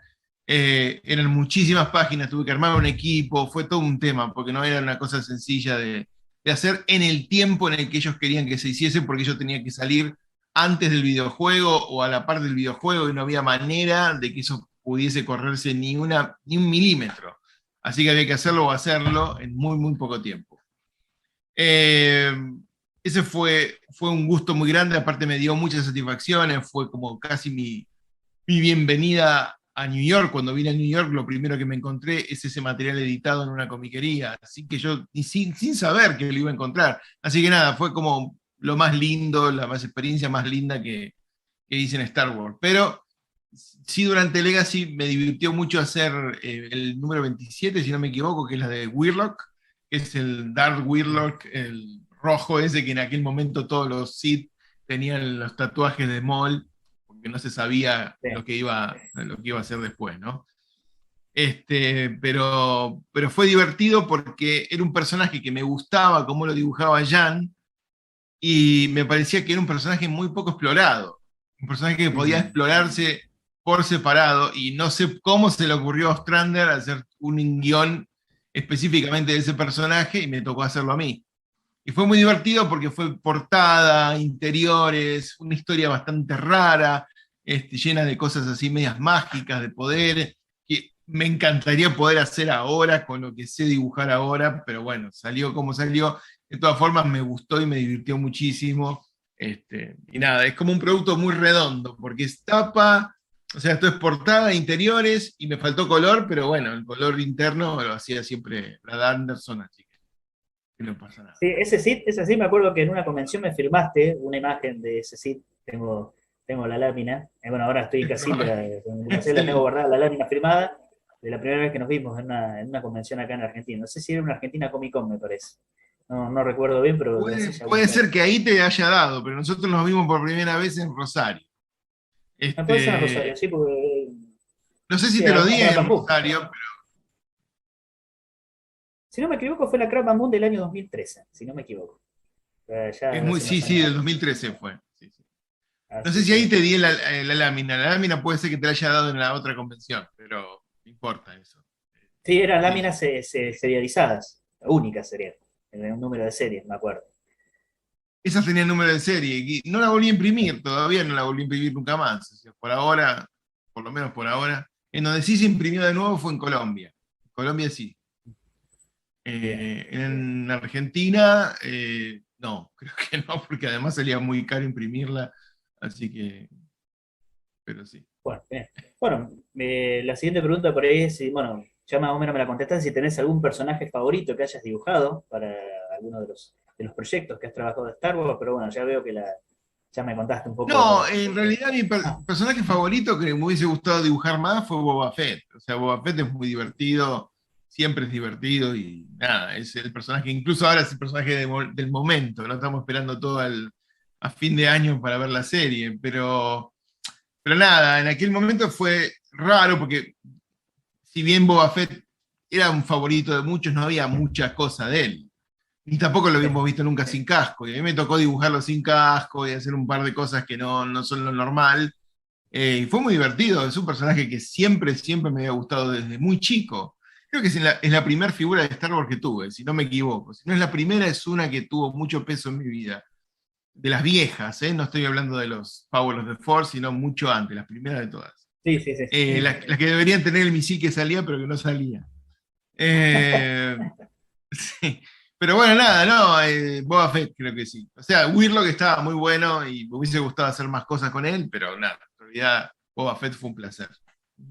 Sí, además ahora está el boom de Boba Fett con la serie que sale ahora a fin de año y siempre fue un favorito Boba Fett. Apareció poco en la trilogía original, pero siempre fue un personaje muy querido Boba Fett. Es como que Por el mostraba esa diseño, impronta. el diseño que tiene es muy llamativo. No por nada todo lo que tiene que ver con Mandalorian en general, ¿no? El mundo de Mandalore y toda la estética Mandalore pegó siempre muy bien, incluso antes de Clone Wars. Así que nada, ¿Te es muy gustaría, si interesante. tenés posibilidad de futuro, de hacer algo relacionado a los mandalorianos? ¿Algún cómics o algo Me que te llame la encantaría, pero atención? estoy un poco desconectado con Marvel. O sea, yo como con Marvel nunca trabajé, es un poco raro que a mí me toque de nuevo dibujar Star Wars, porque bueno, al estar en manos de Marvel, Marvel tiene sus equipos armados, es complejo, y después del 2020 las contestaciones por email son muy difíciles. He tenido buenas contestaciones, siempre le gustó mi trabajo, pero no hemos terminado nunca cerrando un negocio. Ah, Así que no sé, nunca se sabe, ojalá, me encantaría, pero ok. Y No entre todas sé. las anécdotas y un montón de convenciones que has visto a alguien que se haya disfrazado de alguno de los personajes que has dibujado? Ya sea en Force Eh, Unleashed o Legacy. no, creo que no. Eh, Creo que no. De Weirlock lo que vi fueron muñequitos hechos custom, pero figuras pequeñas custom hechas seguramente con alguno de la misma especie. Pero no, personajes disfrazados del personaje que yo dibujé. Quizás vi en fotos algún Cade Skywalker por ahí, pero tampoco fue el personaje que dibujé. Yo lo dibujé en una portada, pero no lo dibujé nunca interno. Y no, creo que no. Creo que no vi nunca un cosplay. Estaría bueno hacer un cosplay, especialmente de Weirlock. Sí, sí. Weirlock es un personaje muy piola. Es difícil por los cuernos, pero nada. Sí, sí, Pero siempre son bueno. difíciles ese tipo de personajes. Y de las diversas anécdotas que supongo que has tenido durante la convención, alguna que te hayas recordado, decir, bueno, esta anécdota no me la olvido nunca más en alguna convención que te pasó, qué sé yo, con algún fan, con alguien o con algo por el estilo, alguna anécdota Siempre, que recuerdes. siempre contaba la de Mark Hamill, pero ahora tengo una nueva que es más linda. Bueno, no es más linda, lo que pasa es que Mark Hamill estaba rodeado de gente y era muy difícil estar al lado de él. En realidad nos hablamos como de lejos, entonces, digamos, pude hablar con él, pero no estuve al lado de él. Pero hace poquito estuve con Big Fortuna, porque él es la voz también ¿cómo se llama?, del General Grievous. Hace poco, hace un par de fines de semana atrás. Porque bueno, el actor fue a Ocala, que es una ciudad que está cerca acá en la Florida, un evento Sí. llamado Ocala Comic Con, y me pidieron si podía hacer un General Grievous grande, como para un póster, así que me di el gusto, pues es un personaje que me gusta muchísimo, así que me di el gusto, lo pinté, y nada, el organizador quería que nos sacáramos una foto todos juntos, quería que el actor, que es Matthew Wood, viera el original, y bueno, ahí tengo un par de, no sé si lo subí, una filmación en donde estoy con él, Sí, él en está Instagram viendo vi que subiste de General hay Grievous, una sí, foto, hay espectacular. alguna foto, pero creo que no subí todavía ningún clip. Pero sí, él está mirando los originales y nada, se copó tanto el tipo que me dice, bueno, no sé qué querés que haga, ¿querés que te firme tu print? Y digo, no, en realidad yo venía a regalártelo el print. Y me dice, oh, qué bueno, y se puso contento porque se lo iba a regalar. Y nada, él agarró y dice, te quiero dar algo. Dice, no sé, ¿te sirve que te regale una foto? Mirá, es gracioso porque decir, te sirve que te regale una foto cuando en realidad se la estaba vendiendo a colas y colas de pibes que estaban antes que yo. Y el tipo me pregunta a mí si me sirve la foto. Y en realidad, sinceramente, yo no soy un coleccionista de fotos firmadas, pero si él me lo quiere regalar a mí, está perfecto. Y me gustó mucho el gesto que tuvo de firmármelo, me puso un texto ahí, una dedicatoria y me la regaló. Nos sacamos la foto, pero él tenía el print sin la firma mía. Entonces yo le dije al oído, le digo, el mío no está firmado. Me dice, oh, no. Y bueno, igual dice, bueno, saquémonos la foto igual que después me lo firmás. Entonces después me trajo un Sharpie plateado y se lo firmé. Así que en la foto no está la firma mía ¿cómo se llama? En el print, pero sí la tiene él en su casa. Y según él, dice que lo va a poner en su estudio, donde él tiene un montón de fotos y cosas. No lo sé, igual no me importa, la cosa es que se lo haya llevado contento. Así que fue muy divertido, un tipo muy agradable y muy humilde en el sentido de, ya que vos me regalás algo, yo te regalo algo también. Es buena onda, ¿no? Qué sé yo, podría haber sido Sí, sí. muy pedante y nada que ver. Bueno, genial, genial. La verdad que sí, porque sigo tus redes sociales y está espectacular el General Grievous que hiciste. Es muy bueno, realmente. Muy, muy bueno. Es un personaje muy Cuídate. llamativo, General Grievous, de mucho peso Sí. en la serie de Clone Wars. Y esa anécdota de Mark Hamill, no sé si la querés contar en forma resumida. Mark Hamill, básicamente, yo había terminado con Legacy, el último número de Legacy era el número 30, y cuando estaba ahí en San Diego, sí, en San Diego, me regalan un par de números 30, pues yo pasé por el stand de Dark Horse y me dice, toma, llévatelos. Y le digo, bueno, voy a aprovechar ya que los tengo, le voy a regalar uno a Mark Hamill, que estaba en la mesa. Había un montón de gente haciendo cola, como siempre, pero yo fui de careta, ¿no? A ver qué onda. Si me daba bola, le regalaba una revista y me iba, pues era todo lo que quería, ¿no? No era que quería hablar con él, ni mucho menos. Entonces me atendió un guardia que era gigantesco así, y me dice, no, me dice, Mark está ahora está cambiándose, no sé, había como una carpita, pero ahora yo se lo doy. Y dije, no se lo va a dar una mierda. Se lo firmé, se lo dediqué y se lo di. Dije, bueno, si lo tira a la basura, lo tiro a la basura. Entonces después Mark Hamill, de lejos, estaba toda la cola de la gente así, se da vuelta y me llama, me hace así, y me dice, ve, acá Buenísimo. lo tengo, me dice. Claro, lo Pero gracioso es que me buenísimo, un tipo buscó. claro, buenísimo que te avisó, eso estuvo bueno, además, ¿viste? Que te llame, ¿viste? Claro, Mark como Hamill. diciendo, y capaz que pensó que lo tiré a la mierda, entonces lo busco. Lo gracioso es que me había visto y me buscó visualmente para ver quién era, para mostrarme que tenía el libro. Igual me hizo un chiste, me dice algo así como, la culpa es de ustedes que usen siempre los likeness de nosotros en los cómics, no nos paguen nada. En realidad es mentira, porque yo nunca lo dibujé a él, pero quiero decir, hubo toda una puja con ese tema, Lucasfilm, en aquel momento cuando vos hacías cómic de Star Wars, te hacían firmar un papel aparte, que era como una especie de contrato con Lucasfilm, que te decía que si vos tenías que dibujar cualquiera de sus personajes viejo, no podías usar fotos o cosas que dijeran cómo está el actor ahora. Si vos decís, quiero hacer a Han Solo viejo, no lo puedo buscar a Harrison Ford viejo y copiarlo, sino que tengo que inventar un Han Solo viejo. Punto. Esa era la idea. Porque el problema que tenían con los likeness y que tenían que siempre gatillar guitas y usaban fotos de los tipos, obviamente hay que pagarle, porque no Sí, se sí. puede andar Sí, la copiando. imagen sí, es muy importante. Así que bueno, linda Y eso es anécdota. laburo. La de Mark Hamill, linda anécdota porque, bueno, el actor te buscó. Eso está espectacular. Sí, Eso es sí, espectacular. sí, sí, muy simpático. Un tipo muy agradable Bueno, también. bueno, vos que sos, ahora sos miembro de hace unos años de honorario de la Rebel Legion, ¿qué es lo que más te gusta ser como miembro honorario de la Rebel Legion y por supuesto de la base Cruz del Sur de Argentina?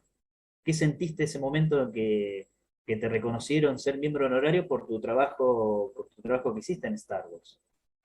La ¿Qué verdad es que sentimiento lo que más me tuviste? gustó de aquel momento, me acuerdo bien, aparte tengo fotos de aquel momento, lo que más me gustó es que afiancé una amistad con mucha gente que seguramente iba a seguir durante muchos años. Si bien yo iba y me juntaba, también nos habíamos encontrado en Chile, eh, pero haber podido vivir ese momento fue lindo porque fue como una forma de decir, bueno, nos vamos a seguir viendo mucho tiempo más y vamos a tener una relación de amistad probablemente con muchas de todas esas personas durante mucho tiempo más. Nada, me gustó, me pareció un gesto más que de reconocimiento de amistad. Lo mismo me pasó cuando parte de los chicos de la Rebel, que también son Mandalorian Merc, me buscaron en aquel primer evento donde yo di una charla, fue el primero que en mi vida que di una charla pública, y me dieron el reconocimiento de los Mandalorian. Entonces, digo, ese tipo de gesto nunca lo entendí como un gesto. Lo mismo me pasó con la 501, pero hace mucho más, menos tiempo, hace muy poquito, antes de la última vez que estuve en Argentina. Cuando recibí mi plaquita, yo siempre que siento que es un gesto de amistad, no siento que es un gesto de reconocimiento de una legión internacional, ni mucho menos. Me ha pasado hace poco en Orlando encontrarme con todos los legionarios de acá. Y a ellos la verdad que no les importa mucho si sos miembro honorario o no. Te dicen, oh, bueno, ¿qué tal? Bienvenido. Es todo muy amable, pero no les importa mucho. Mis amigos están en Argentina. Entonces, el punto es que por eso lo siento así. No siento que he sido parte de un movimiento internacional. Siento que soy parte de un grupo de argentinos que me quiso reconocer y que los cuales me hice muy amigo durante mucho tiempo. Y eso es todo, eso es lo más lindo que tengo de recuerdo. Pues el resto es pura chapa nada más, no es nada. Bueno, pero bueno, es lo importante es que te hayas sentido a gusto, decir, bueno, qué sé yo, hacer un grupo de amigos y qué sé yo, Es ves lo un más recibo. lindo. Es el valor Sí, sí, humano que ese que te vas a llevar. Todo lo otro, la verdad sí, que no. indudablemente. Sí, absolutamente, absolutamente. Así que, bueno, ¿y cómo te puede encontrar la gente en línea? ¿Sí? A través de Facebook, Instagram, otras redes sociales, para poder seguir tu trabajo actual y Bueno, conocerlo más a fondo. reactivé un poquitito mi Facebook. Si alguien quiere buscarme por ahí, es muy fácil porque es mi nombre. Pero también donde más me sirve y donde más comparto material de lo que estoy haciendo ahora, es en Instagram. En Instagram también es Omar Francia, es muy fácil. Hay varios Omar Francia, pero van a encontrar un Omar Francia que dice Comic Artist, así que ese soy yo. Es el mejor. Instagram es lo mejor porque ahí sí subo todo el tiempo las cosas nuevas que hay. También las comparto en Facebook porque hago la compartida doble, pero ese es el mejor lugar donde nos podemos encontrar, por ahí cambiar un par de palabras y hacerlo crecer un poco, porque ahí, digamos, está toda la red más gruesa. Son casi 3.000 ahora. Así que, bueno, para mí es el lugar de crecimiento. Después, si también quieren seguir mi laburo, aquellos que les guste más que nada lo artístico y ver los procesos, YouTube. En YouTube también pueden encontrar, es Omar Francia Art, y también es súper fácil. Omar Francia Art, lo que más que van a encontrar ahora, más que video, porque no he hecho muchos videos de yo hablando con gente y explicando cosas, sino más bien timelapses de trabajos digitales y ese tipo de cosas. Por ahora. Pero va a haber más cosas en el futuro, probablemente. Y así en futuras convenciones donde te puedan encontrar los miembros. No, Sé que estás no se organizando. sabe. Por ahora, todo tranqui. Así que, Todo tranqui, bueno, porque, mira, New York es ahora nomás en octubre y no voy a poder ir. Y no estoy lejos, estoy muy cerca de New York, pero no puedo ir, no hay forma. Por laburo y por cuestiones económicas, después del 2020 tenés que estar como muy ubicado por salir de deudas, en problemas y qué sé yo, que genera un montón de tiempo sin laburar, muy fue mal. jodido. Así que, sí. Estuvo jodido con el tema de la pandemia, ha perjudicado a muchísimas, Sí, fue muchísimas mundial, personas. así que nada, o sea, igual, por más que haya sido mundial, yo lamentablemente sí debo decir lo que me afectó a mí y como a muchos como Sí. yo, pero sí, igual, todo bien. No estoy como para hacer muchos viajecitos, hice los viajecitos que pude acá porque me podía ir en auto. Entonces agarraba, viajaba, manejaba aquellos 2 horas hasta un determinado lugar y ya está, me quedaba ahí. Así que fue interesante. La verdad me gustaría estar en New York, me gustaría estar en otras convenciones, pero no tengo idea de lo que vaya a pasar de acá en adelante. Por lo Vas menos paso por por paso, ahora. día por día, digamos. Día por Ujú, día. sí. Y con respecto, bueno, a tu trabajo que has trabajado en Star Wars, ¿cuándo te demandabas ilustrar un cómic, un capítulo, un cómic completo, un capítulo entero? ¿Te demandaba mucho tiempo? Por ahí, tal vez si tenías un límite de tiempo que qué sé yo, te pedían cada 3 semanas, o cómo se manejan los tiempos para uno Normalmente ilustrar. los tiempos son entre 3 semanas y un mes. En realidad siempre que te dicen 3 semanas es porque les saben que pueden tardar un mes en hacerse. Estamos hablando de lápiz y tinta o lápiz muy terminado, que es como tinta, ¿no? O sea, es pulido hasta el nivel tinta. A mí la verdad no me gustaba trabajar en lápiz pulido, así que un día empecé a entintar y dije, bueno, que me lo paguen igual al valor del lápiz, pero yo no lo hago más lápiz solo porque no me gusta cómo queda, no me gustaba. Así que empecé a entintar. Pero nada, sí, un mes, lo que se estima siempre son 30 días, más o menos, para poder terminar un cómic entero de 22 páginas, alrededor de 22 páginas, blanco y negro, ¿no? Sin color. Bueno, genial, así que bueno, sí, es un trabajo. Bueno, estamos llegando ya más o menos a la media hora, así que la verdad que las anécdotas que has contado, tu trabajo, tu experiencia en Star Wars ha sido espectacular, espectacular. Bueno, Marta, te agradezco por el tiempo y por contar tus anécdotas, tu trabajo a las personas que están siguiendo ahora el stream de Rebel Ritz 2021, así que como siempre, un honor poderte entrevistar, porque sin menos. Un gusto haber podido ayudar. Espero que funcione, que les sirva, nada, que estén bien por allá, que estén con salud, cuídense mucho. Así que en algún momento, si las cosas salen bien, no falta la oportunidad de darse una vuelta por allá y poder saludarlos a todos de nuevo y nada, de poder estar un poquito con amigos Por allá. supuesto.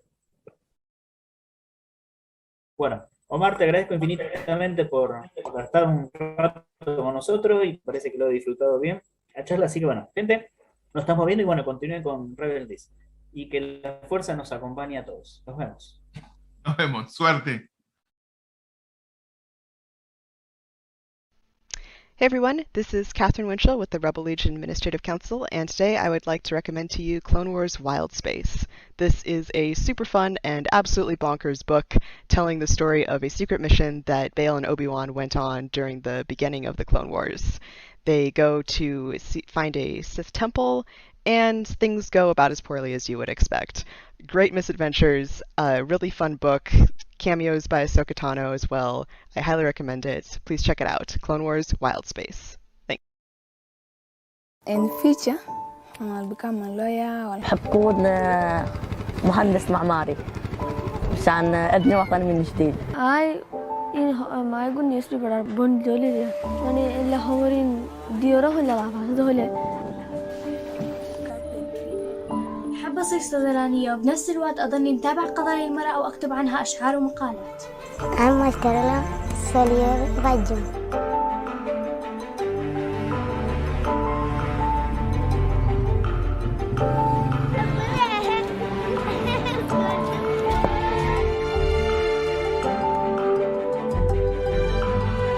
أطلع مهندسة كمبيوتر يا أما مهندسة معمار. بس أكبر بدي أطلع دكتورة أطفال. مستقبلي مسدود الدكتور.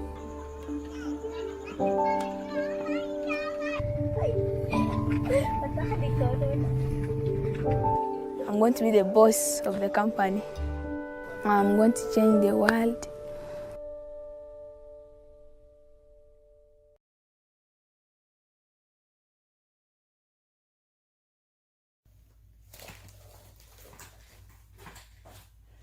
Hello! I'm going to tell you how to do Jyn Erso's kick from Tales of Hope and Courage. This tells the same story as the Forces of Destiny show. But there is a difference. If you've seen the show, Jyn does a really fancy kick combination. That combination would never be useful in a real fight. But the book gets it right. It shows a real technique for real fighting. In this, Jyn does a front snap kick to a stormtrooper, hitting him in the stomach and making him fall over. Now I'm going to show you how to do that kick today. In order to do this kick, I want to set up so I'm on the balls of my feet, never on the heels. Heels are where injuries happen. So I want to be forward, and I'm going to pull my knee up. Once I've gotten that, I'm going to extend my foot, pull the knee back in, and come down. So whenever I put it together nice and fast, I can kick a stormtrooper in the stomach like this. And that's how you do Jyn's kick. On the surface of Starkiller Base, an epic battle was raging. X-Wing pilots fired blast after blast from their ships. Stormtroopers ran this way and that. It was total chaos. The Resistance was fighting back against the First Order, and the Resistance was winning. The First Order was an evil group of people trying to rule the galaxy. They planned to take over using their Starkiller, a powerful weapon inside the planet. But the Resistance had figured out a way to blow up Starkiller Base's power reactor. Now the entire planet was cracking apart. Everyone had to evacuate before it was too late. Two members of the Resistance, Rey and Finn, were still on the planet's surface. Finn used to be a First Order stormtrooper, but he no longer wanted to fight for that evil group. Rey was an orphan who had recently discovered she could use the Force, a powerful energy field that could be controlled for good or for evil. Rey used the Force for good. The First Order captured Rey and taken her to Starkiller Base as a prisoner, but Finn had rescued her, and together they helped the Resistance blow up Starkiller Base main reactor. Now they need to escape. The ship is this way, Finn cried as they ran through the snowy forest back to the Millennium Falcon. Suddenly, a dark figure blocked their path. It was Kylo Ren.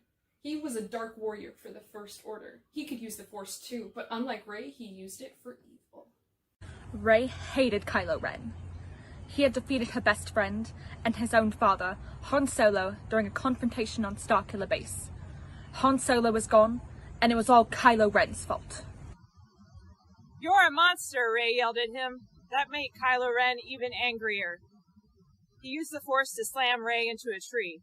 "Rey!" Finn cried. His friend had been knocked out. Finn would have to fight Kylo Ren on his own. Finn ignited Rey's blue lightsaber.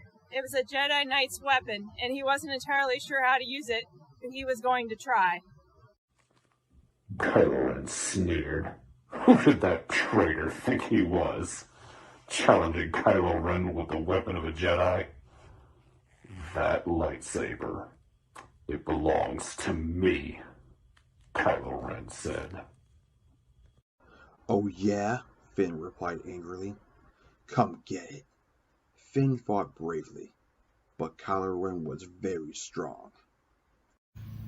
Crash! Their lightsabers clashed into each other. Sizzle! Finn's burning blue lightsaber grazed Kylo Ren's arm. Kylo Ren howled in rage. Kylo Ren slashed at Finn more powerfully than ever. Finn was caught off guard. He stumbled, and Kylo Ren landed a hit right at Finn's shoulder. Then, Kylo Ren swiped the lightsaber out of Finn's grasp and knocked him to the ground. Finn was badly hurt. Kylo Ren turned off his lightsaber. The battle was finished. All he needed to do was take the blue lightsaber and escape the planet, leaving Rey and Finn behind. Kylo Ren reached out with the Force. He commanded the blue lightsaber to come to him, but something was wrong. The lightsaber flew to Rey instead. Rey had woken up and used the Force to make the lightsaber come to her. Now she would battle Kylo Ren. Kylo Ren was shocked. How could a girl with no training in the ways of the Force overrule his command? How powerful was she? Kylo Ren intended to find out. He ignited his lightsaber again, ready to fight. Rey battled furiously, but her swings were wild and off balance. Kylo Ren backed her up to the edge of a cliff in the forest. "You need a teacher," Kylo Ren shouted angrily. He wanted Rey to join the dark side. "I can show you the ways of the Force." "The Force," Rey whispered. She closed her eyes and concentrated. She felt the Force flow through her. This time, when Rey used the lightsaber, her swings were strong and controlled. She pushed Kylo Ren back. She was going to win. Suddenly, the ground between them split, opening a huge chasm. The planet was breaking apart. There was no time to battle. If they didn't leave now, they would all be caught in the explosion. Rey had to get back to Finn so they could get off the planet. Rey sprinted to where her friend had collapsed. "Finn!" she cried. It was all right. Finn was just unconscious. Meanwhile, stormtroopers arrived to help Kylo Ren. They picked him up out of the snow and carried him to a ship to flee the planet.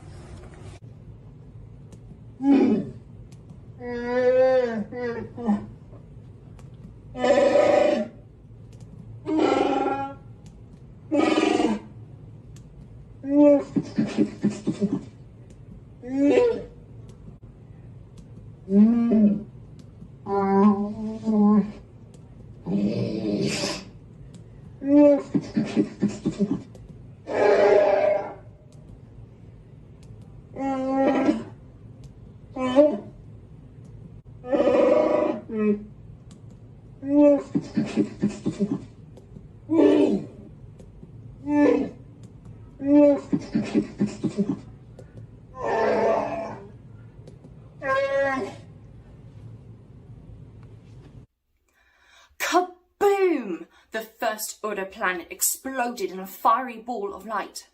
From the flames flew the Millennium Falcon. The heroes had escaped and the Resistance was victorious. The Starkiller was no more. Rey was proud that she and Finn had helped the Resistance succeed. Still, she knew that Kylo Ren would be back, and if she was going to defeat him for good, she would need to train in the ways of the Force. But first, she would have to find Jedi Knight Luke Skywalker.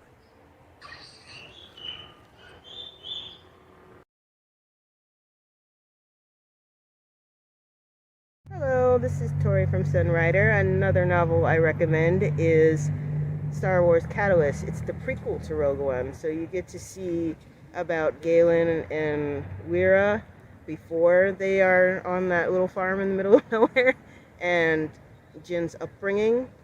You also get to see the rivalry between Krennic and Tarkin, which is very interesting to see their motivations and how they try to one-up each other to get in the echelons of the Empire's inner circle.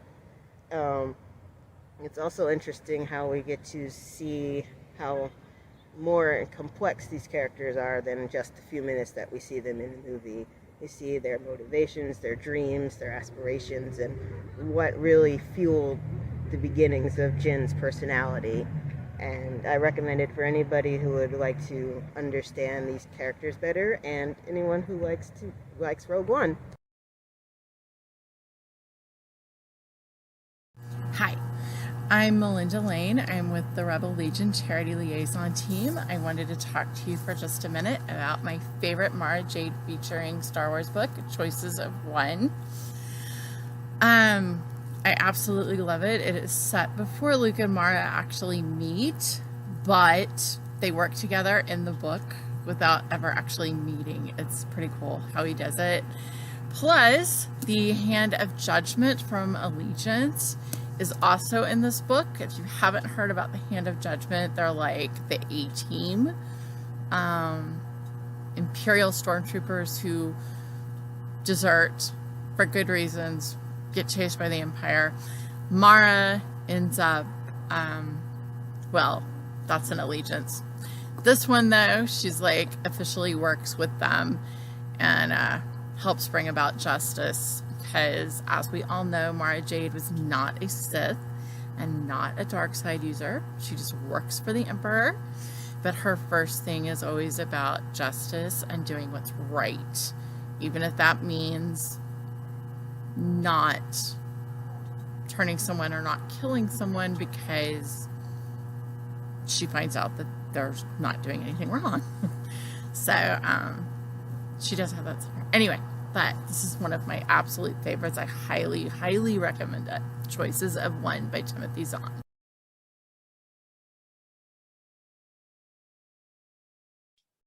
Well, greetings, everyone. Welcome to our Rebel Reads book trivia contest. We're going to have a great time today. We're going to be asking some very challenging trivia questions about some of the Star Wars books.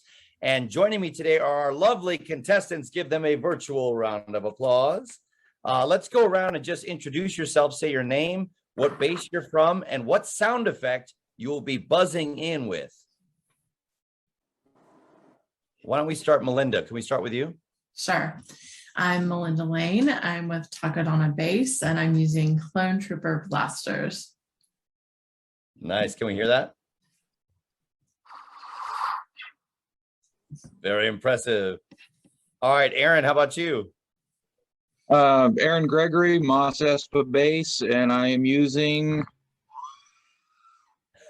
Very classic. Excellent R2. All right, Francesca. Hi, I'm Francesca from Italy, Rebel Legion Italian base, and I will use the perks. Excellent. All right, Arik. My name is Eric. I am from Echo Base, Mark's base also for that matter. And yes, represent. And I am using lightsaber ignition. Classic. Come on, Jedi. Yes, totally. All right, and last but not least, Bill. I'm Bill Holmes. I'm with Sunrider Base in San Diego, California, and my sound effect is... It's me. That's great.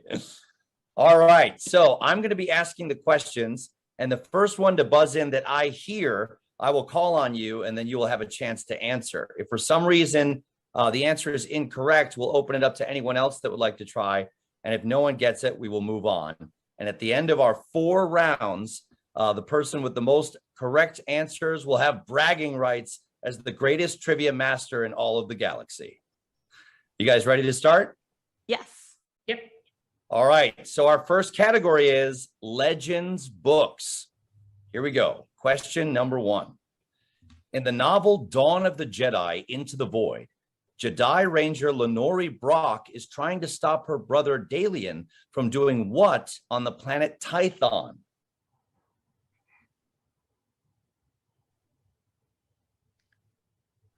Is it too late to phone a friend?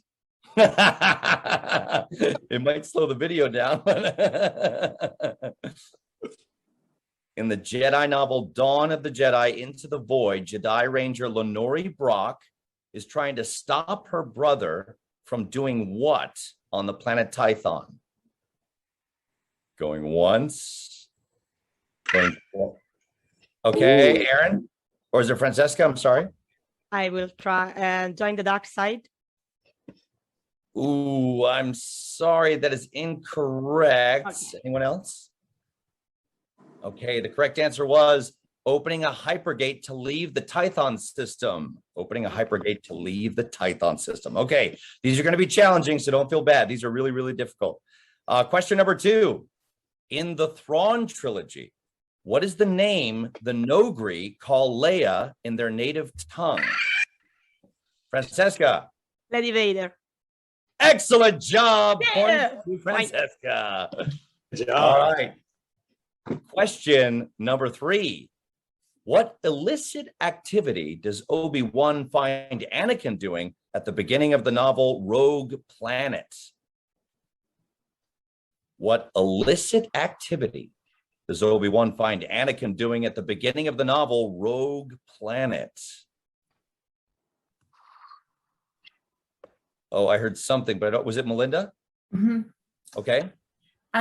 He was at races like deep down in Coruscant. I can't remember what kind of race, but We're going to give it to you, an illegal pit race. Excellent job. Points for Melinda. All right. Question number 4. When constructing her lightsaber in the Young Jedi Knight series, what part of her Hapan ancestry did Tenel Ka include in its design? When constructing her lightsaber, A rancor teeth. we'll give it to you. Excellent job. It was a rancor. Yes! Right. Oh, pulling ahead. All right. Question number 5. In Labyrinth of Evil, what happens to Obi-Wan on Cato Neimoidia that he insists doesn't count as one of the times that Anakin saved his life? Okay, Bill? He was kidnapped or held prisoner. Captured. Ooh, that's not what I have from our judges as the answer. Can you give any more details? Not a whole lot. I just remember briefly reading a Okay. synopsis. Anyone else like to try? Yeah. Aaron? Fell into a pit of Gundarks. I like the sound of that, but it's incorrect. Going once, going twice. Oh, right, we have. Oh, yeah, Phil. Go ahead. Lost his lightsaber. Oh, it's so close. Oh. He lost his rebreather and was intoxicated and in a drunk-like state by the Neimoidian atmosphere. So close. We're going to have to move on from that one. All right, question number 6. In the last of the Jedi chapter book series, former Jedi Ferris Olin assists Obi-Wan in fighting the Empire.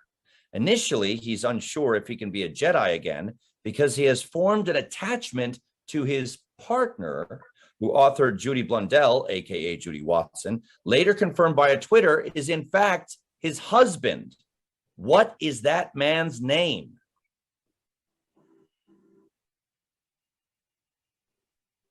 Again, in the Last Jedi chapter book series, former Jedi Ferris Olin assists Obi-Wan. He thinks he can't become a Jedi again because he's formed an attachment to his partner. What is that man's name?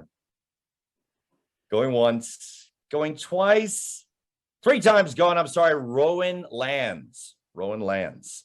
For the next contest. All right, and closing out our category, question number 7. What is the significance of the hyperdrive part that Shmi Skywalker receives from a Jedi courier in the novel Tatooine Ghost? What is the significance of the hyperdrive part that Shmi Skywalker receives from a Jedi courier in the novel Tatooine Ghost? Going once, going twice. Bill? I'm just going to go with a guess. I have no idea. I'm just going to make a story.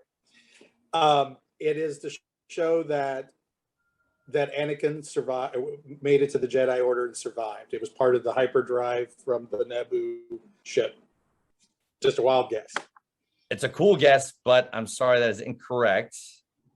Anyone else? Okay, Aaron? It's the part that they get from Watto to fix the cruiser in Phantom Menace. It's so close, but that's not right. You guys are on the right track. Like, that's like 50% there. Yes. Has Eric. to do originally with the pod race that they're doing. No, I'm sorry. It's the part that Watto needs, and it's worth enough to buy her freedom. It's what she uses to buy her freedom from Watto. Seth. You guys were so close. You were sniffing it out. All right. Excellent job. Judges, where do we stand right now with the score? I'm sensing it coming. Right now, Francesca 2. I believe Melinda has 1. And I think that's where we stand as of right now. So Francesca, and that's it. So right now, Francesca is in the lead, but Melinda is not far behind. We're going to move on to our next category, which is Legends Comics. We're going to Legends comic books. Any comic book fans? Yes. Oh, yeah. Okay, could be a competitive category. All right, here we go. First question in this category. The Knight Errant comics follow the adventures of Kara Holt, stranded in Sith space. What color is her lightsaber? Green. Francesca? Green. Green is correct. Uh-oh. We've got a ringer in the Force. Excellent job. Next question. In the Legacy comics, we learned that the Clone Wars era Jedi, Tara Saw, is still alive hundreds of years later. What caused her to go into a hibernation-like state for a large part of those years? What caused Tara Saw to go into a hibernation-like state for hundreds of years? Going once, going twice. She was frozen in stasis. Oh, judges, what do we think? Yes. Are we going to give it to her? Yeah. Oh, the judges are harsh. They're saying no. No. The answer they wanted was her close companion and fellow Jedi Thulm died sometime during the Empire, and being a Nettie, she took root over his grave to mourn over. Yeah. But that was pretty close. All right. Excellent job. Moving on. In the comic Union, which tells the tale of the wedding between Luke Skywalker and Mara Jade, what is the species of the designer who makes Mara's dress? She's a Twi'lek. Oh, Francesca, excellent job. Yes. Man, she knows her stuff. Of course, it's strong with this one. All right, next question. In the first act of the Dark Times comic, Order 66 survivor Dos Jenier is trying to help his newfound friend and former separatist Bomo Greenbark find his missing daughter. What was her fate? What was Bomo Greenbark's daughter's fate? Going once. Going. Okay, Francesca? I'm trying. She gonna be a slave. Oh, judges, what do we say? Like that. All right, the judges are giving you a half point for that. Okay. Do you have any more details after becoming a slave? She had to marry someone. I don't remember this. Okay. Well, you got the half point. The rest of the answer is she was captured and sold by the Empire to someone who ate her. Oh, That's okay. Very awful fate, very indigestion. Yeah. So, okay, but good job on the half point. We've never seen that in the game before. You have a half point. Good job. All right. Next question. In Jedi Council Acts of War, Who is the Jedi with a tragic end that Plo Koon is very close to, calling him his life friend? Who is the Jedi with a tragic end that Plo Koon is very close to, calling him his life friend? Alia Segura? I'm sorry, that's incorrect. No, okay. Anyone else? Going once, going twice. Okay, the answer was Mika Gayet. Oh, Mika Gayet. All right, but you're doing well. You're doing well. We got to beat Francesca. Come on, everybody. Use the Force. Use the Force. All right, in the Dark Empire comic series, what horror does Luke discover on the planet Biss? Hey, it's me. Bill, yes. The Clone Emperor. Judges, what do we say? It's pretty close. Yes, excellent job. Yes. Palpatine. Yes, Palpatine's stash of clones. So he's finding all the clones. Good job, Bill. Excellent. All right. Now it's a competition. We're catching up. Next question. In the Tales comic, Into the Great Unknown, Han and Chewie find themselves marooned on an unknown world after crashing the Millennium Falcon. What franchise does this comic cross over with? Indiana Jones. Indiana again? Jones. Indiana Jones. Yes. Oh my goodness. Do you have like a photographic memory? This is amazing. Good job. Whoa. All right, we're moving on to our next category. But before we do, judges, what are our scores? I believe we've got Francesca with 5.5, Melinda with 1, Bill with 1. All right, so it's starting to be a little more competitive. We got to get some more people on the board, though. This might be your chance. We're moving into newer books now. We're moving into the Disney books. The Disney books. So, first question under Disney books category. In the YA novel High Republic Into the Dark, what is the answer that Reith finds to the question of why no Jedi can cross the Kyber Arch alone? What is the reason that no Jedi can cross the Kyber Arch alone? If you know it at home, scream it into your computer. Going once, going twice. Was that Bill? Yes, I'm just going to take a guess. I was going to joke and say 42, but since we can't use that, your own Force is always with you. No, I'm sorry, that's incorrect, but I like the guess. All right, the correct answer is it's built from crystals of the Jedi past, and crossing it requires all of them to have lived for the arch to be built. It's an interesting philosophy. So check out High Republic Into the Dark if you want to know more about that. All right, next question. In the solo tie-in novel, Last Shot, there's a hacker and a tech genius named Peekpa, who is of a surprising species for that skill set. What species was she? In the novel Last Shot, yeah, Aaron? Ewok. All right, good job, Aaron. On the board with the Ewoks. Yub-nub points, you got it. All right, next question. In Queen's Peril, what happens to Padme that leads to Sabe having to fill in for her as the queen for the last day of the Chomel Sector Summit? Francesca? They went to a concert. Yes, and what happens? You remember? They dance and make a mess, but I don't remember which one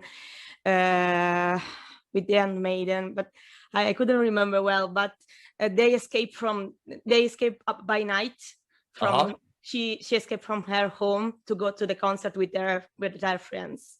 So maybe that's the reason. It's so close. This might be another half-point situation. Is there any other details of why then the next day Sabe had to fill in for her? Something?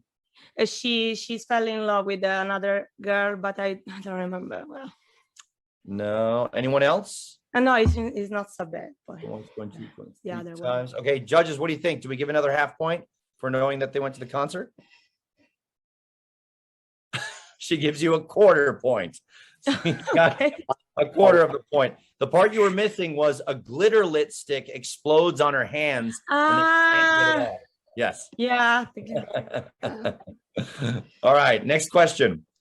In the High Republic, What is unique about Vernestra's lightsaber? What is unique about Vernestra's lightsaber?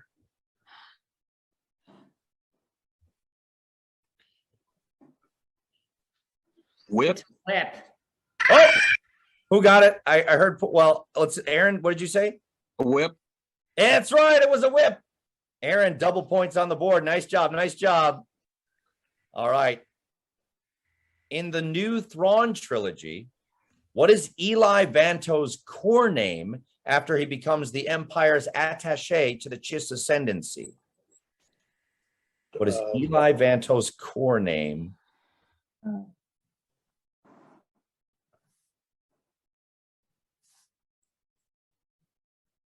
Might be able to figure it out if you know how core names work. Going once, anyone? Going Ivan. Yeah. Yes. Did you Google that, or did you just? Yeah. Francesca, that's It very takes a lot, impressive. but yes. Wow, very impressive. All right, nicely done. All right, next question. How do Kanan and Hera first meet in A New Dawn? In the novel A New Dawn, how do Kanan and Hera first meet?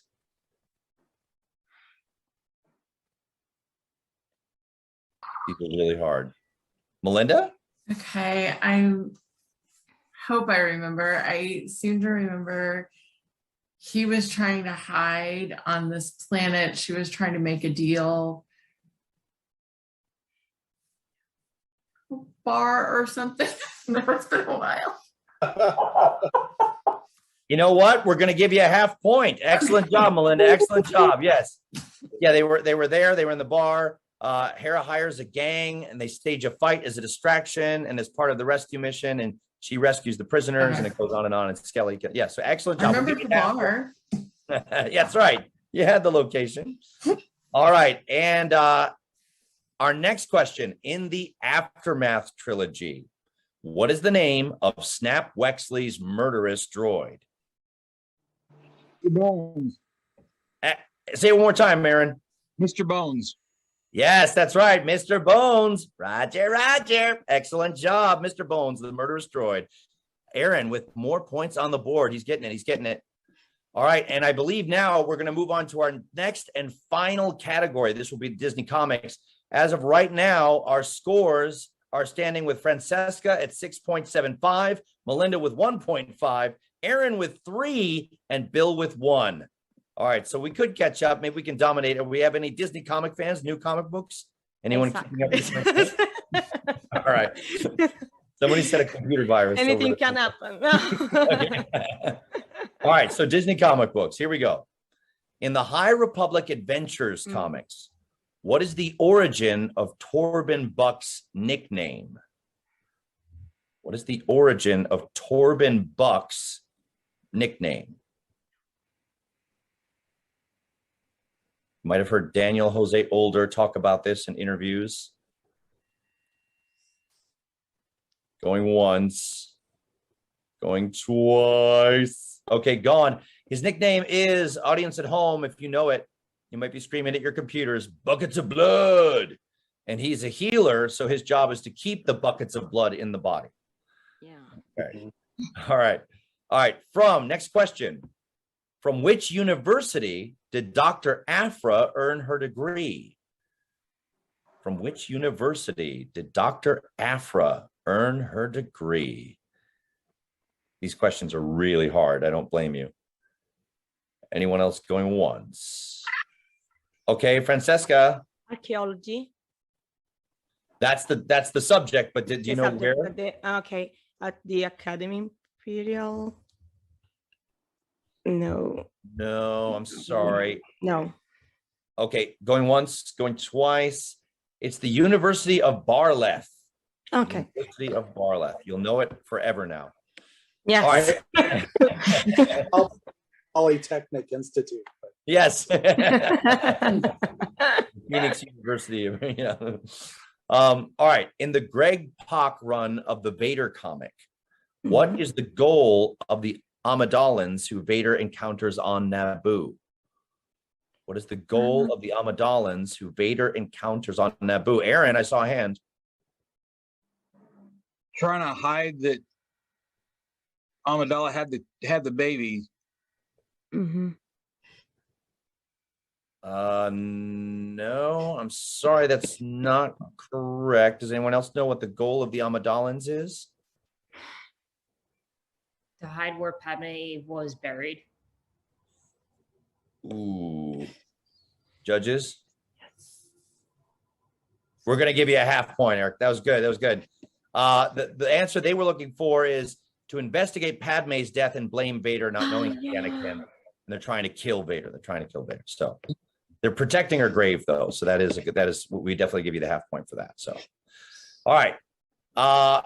In Marvel's High Republic comics, what bad habit does Jedi Keeve Trennis have?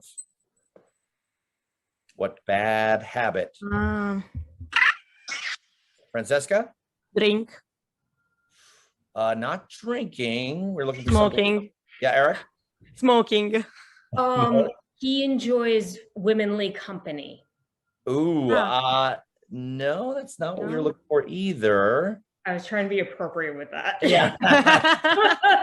It's something that might have to do if there's younglings around, they might not want to hear certain things.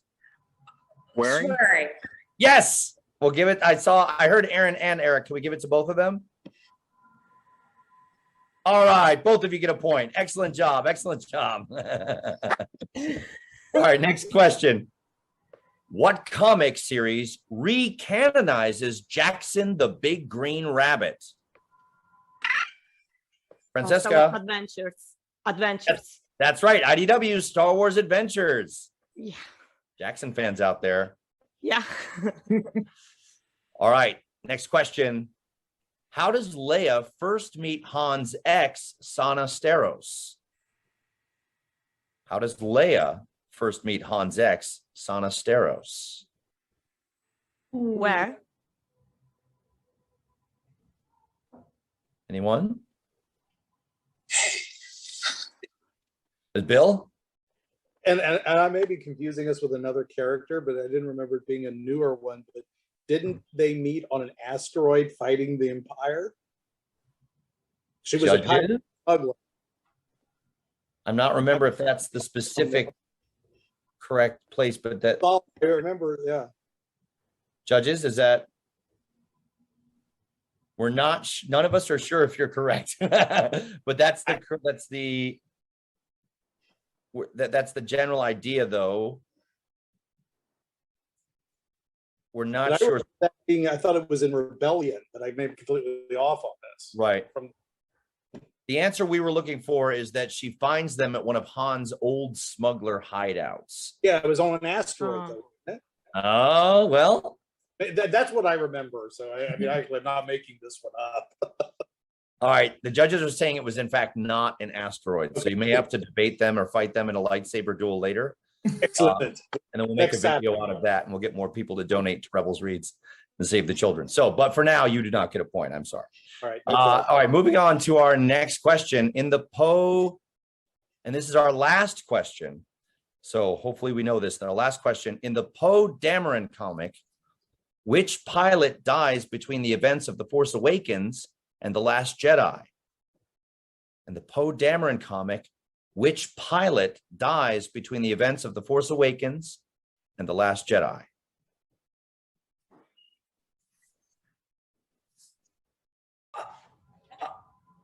Oh. It's right on the tip of people's tongues. I can sense it.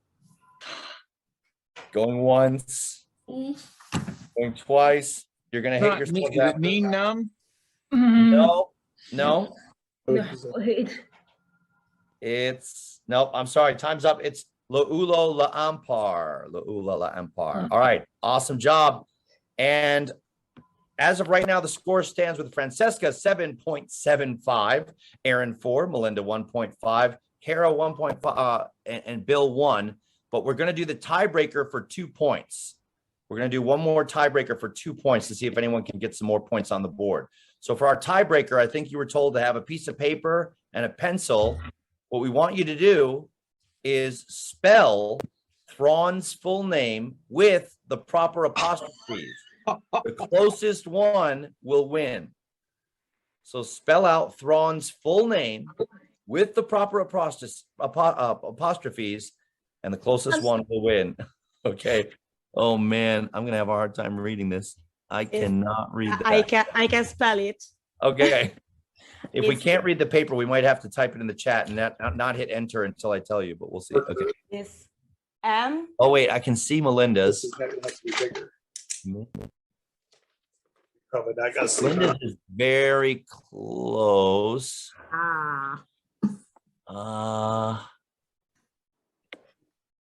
Smith. Okay, Aaron's. These are all pretty good. Bonus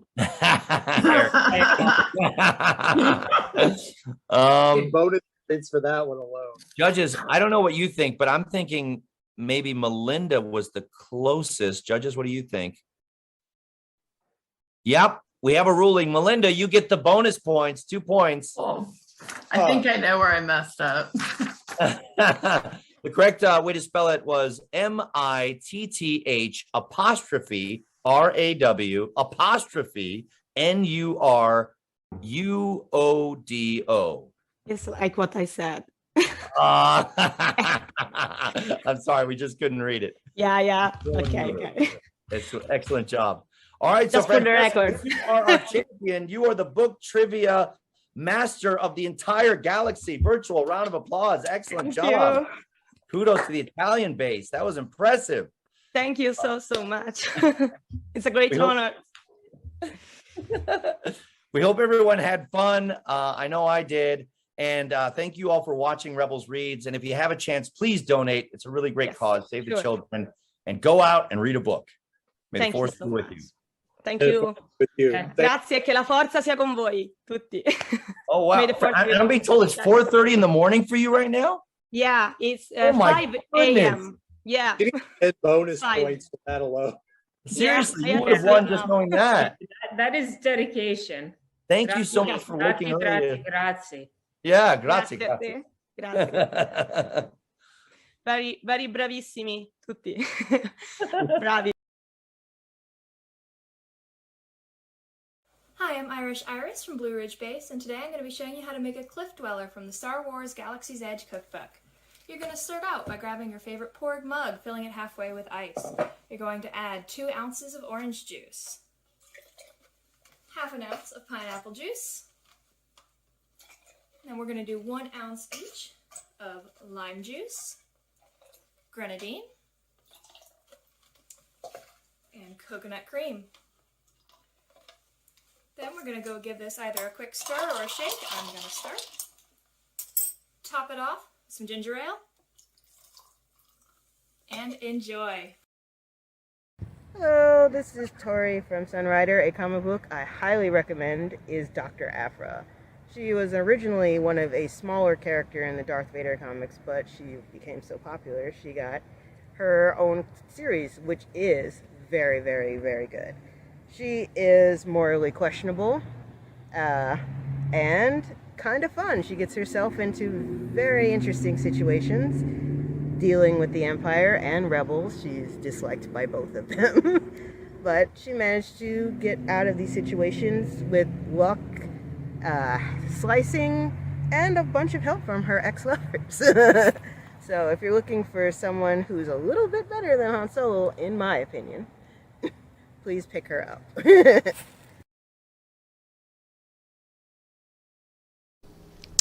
Hello, Rebels. This is Catherine Winchell, the Executive Director of Rebel Reads and member of the Rebel Legion Administrative Council.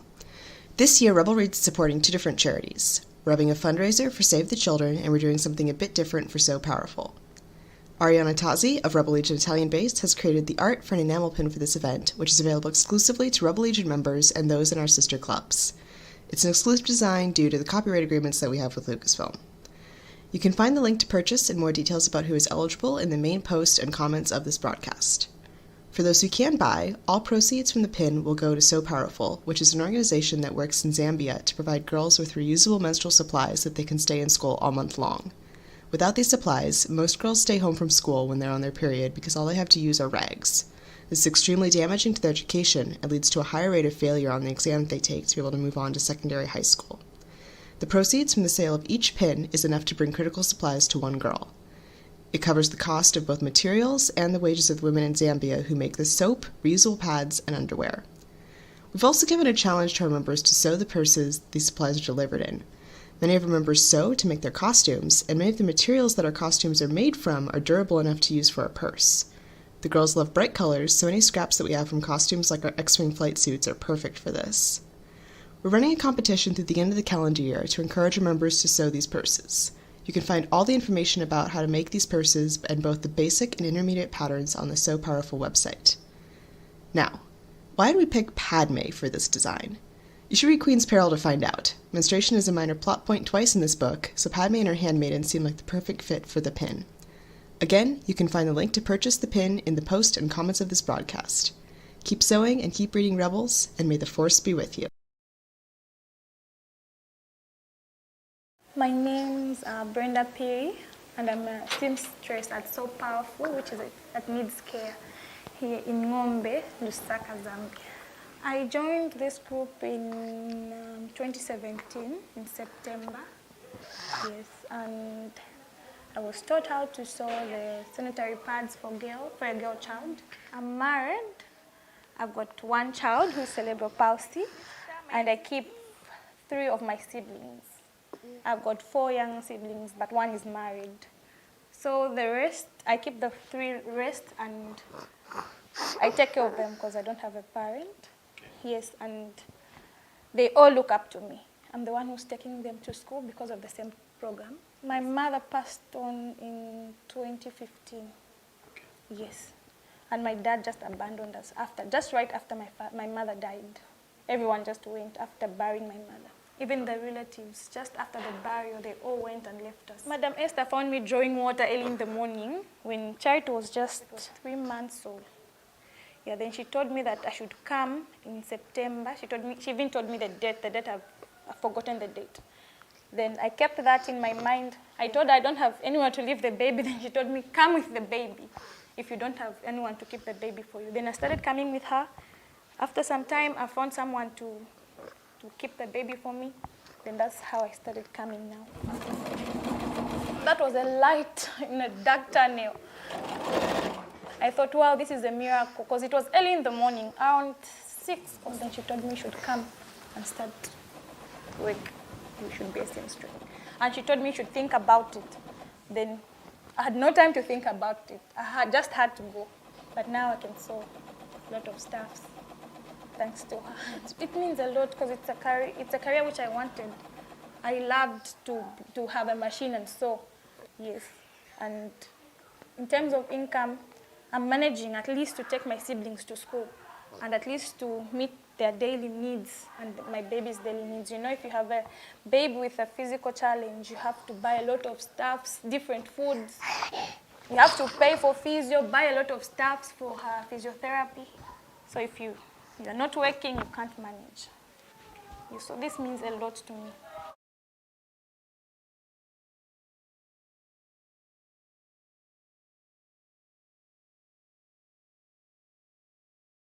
Hello, I'm Bill Holmes from Sunrider Base in San Diego, California. And I'm here to present a compilation of stories about Quinlan Vos. Quinlan Vos, Jedi in Darkness. It's a great story, article from the original Dark Horse comics in the early 2000s, telling adventures of Quinlan Vos, a Jedi general, who goes undercover to try to capture and bring to justice Count Dooku. The story actually is more focused on him and his journey to the dark side and back again. It's a great story to tell with a lot of great interesting characters like Willie the Deveronian and other characters that help really bring alive the Star Wars universe. Thank you for watching Rebel Reads, and as always, may the Force be with you always. Sometimes a lot can be done with very little. The best investment we can make is in children. To work with human beings from the very beginning of their life. We work in far corner of the world. We provide training and chance for children to grow up healthy.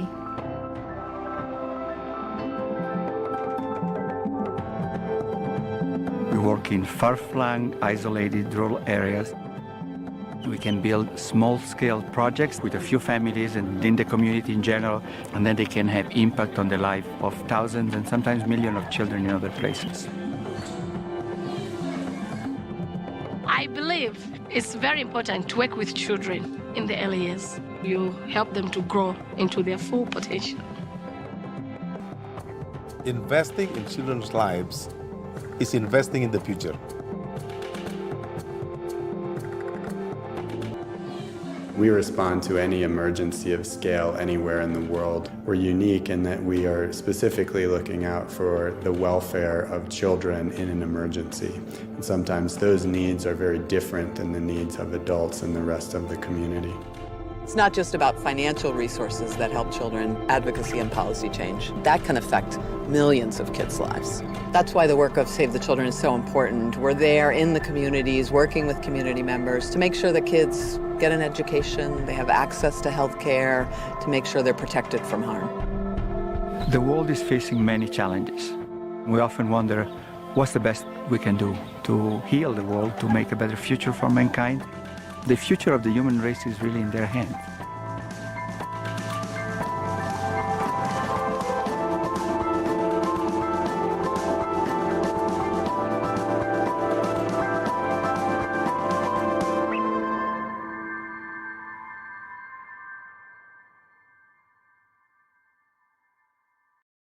Being raised a princess, I was grateful for the education that I received. But not everyone around the world is so lucky. Save the Children's Every Last Child campaign ensures that girls are able to have access to an education.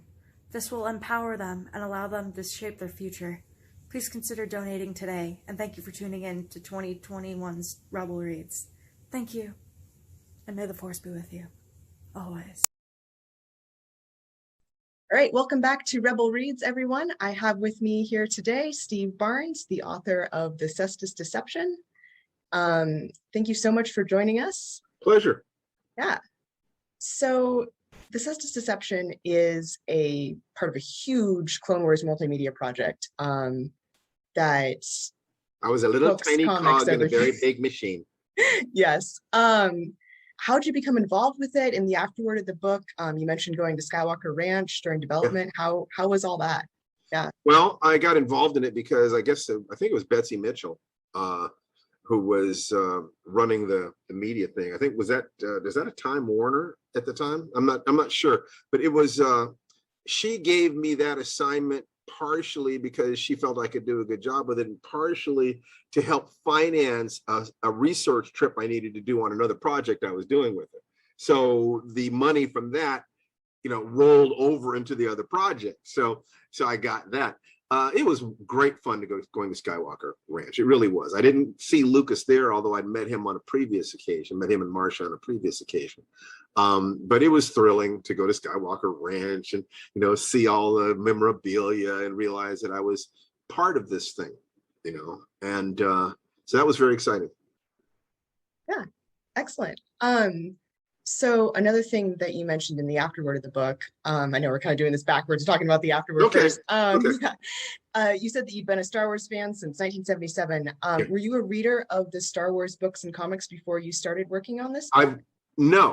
I'd read some of the comics, not many. I actually took it as a point of honor to see if I could write the book without having read one. Okay. I did read a couple, at least one collection of Star Wars short stories, Tales from the Star Wars Cantina or something like that was out. Yeah. So, I did want to have a sense of the flow of language, regarding this. What was it? How to represent these images and people and so forth in a way that the fans would be happy with. So I needed that. But other than that, what I tried to do was to create a story that would be as self-contained as possible, so I wouldn't fall into the morass of having to do endless research in ways that diehard fans would tear me apart if I got something wrong. So I isolated it as much as I possibly could so I could just focus on telling a story, because there was fairly brisk time frame to get it finished in. So I didn't have time to I didn't have time to just have fun with it and sink into it in the way that I would ordinarily. I had to find a different way of accessing the creativity and getting it done within that time frame for a specific purpose, for a specific audience, just being a little cog in the machine. So the fun was can I do this? How can I do this and still have a good time doing it? How can I find a way to get the little kid inside me excited about what I'm doing? Because it's the little kid inside me that has all the creativity. The adult part of me has the discipline and some aspects of the skill, but the enthusiasm that gets you through the first draft that's the kid part of me. So since the kid part of me genuinely loves Star Wars, it wasn't that hard. I just had to find ways to negotiate all those. It's threading all those different needles. It's like there's the art part of it, and then there's the business part of it. It's like, how do I navigate the business part of this in a way that still enables me to have a good time? Because hopefully if I'm having a good time, so will the audience, so will the readers. Yes. Well, how long did you have to write it? Because you said it was a short time frame. Do you remember? I'm trying to remember right now. I'm going to guess 2 months. Oh, wow. Yeah. Yikes. It was yikes. It was somewhere right around in there, and I did it. And then I had, and then they gave me, there was a short story that was published in the back of it. I think I had a week to write that. They say, can you write it in a week? So I said, I told my wife at the time, I said, can you handle all of the chores? I mean, everything, for the next week, or maybe it was 2 weeks while I do this novella, I do this little thing, because, it's enough money that we could, then I promise we'll just spend that money and have fun with it. So I didn't have any parenting or household duties for that period of time. And I just got up in the morning, went straight to work, worked all day, exercised, ate, went back, worked some more until I was exhausted and fell into bed. I can, you can do that for short periods of time. I wouldn't want to do that too often. No, definitely not. Well, so it's no surprise really that Obi-Wan was a central character to this. He's one of the main characters in the movies. Kit Fisto was something that was a welcome surprise to see. He's a character that I'd always love to see more of. And I can tell you I had a lot of fun writing him as well as his undercover persona. What drew you to including Kit? At this moment, I could not tell you honestly. I think that we were brainstorming ideas at Skywalker Ranch, and I was taking a look at different threads, different things they wanted to do, the different characters they wanted to include, and something drew me to him. Now, did somebody else mention, how would you like to work with Kit Fisto? Or did I see him and say, could I work with him? I could not honestly tell you which it was, but it was some combination of the two. And there was something about Kit Fisto that I kind of said, it would be fun. It would be fun to explore this, and so there was some combination of me being drawn to it and them suggesting, and I honestly couldn't tell you which it was. Well, I mean, it makes a lot of sense. I've always found him, I mean, the little bit of him that we see in Attack of the Clones, he is a really interesting looking character. Yeah, isn't he though? He is. Yeah. He is. Yeah. Somehow manages to not be like too uncanny valley, but is definitely one of the more different aliens that. It's quite a universe. Yes. That's what makes it a lot of fun. Yeah, I understand that. I've been a science fiction fan all my life, and I got into fandom per se. I don't think I got into fandom until my late 20s.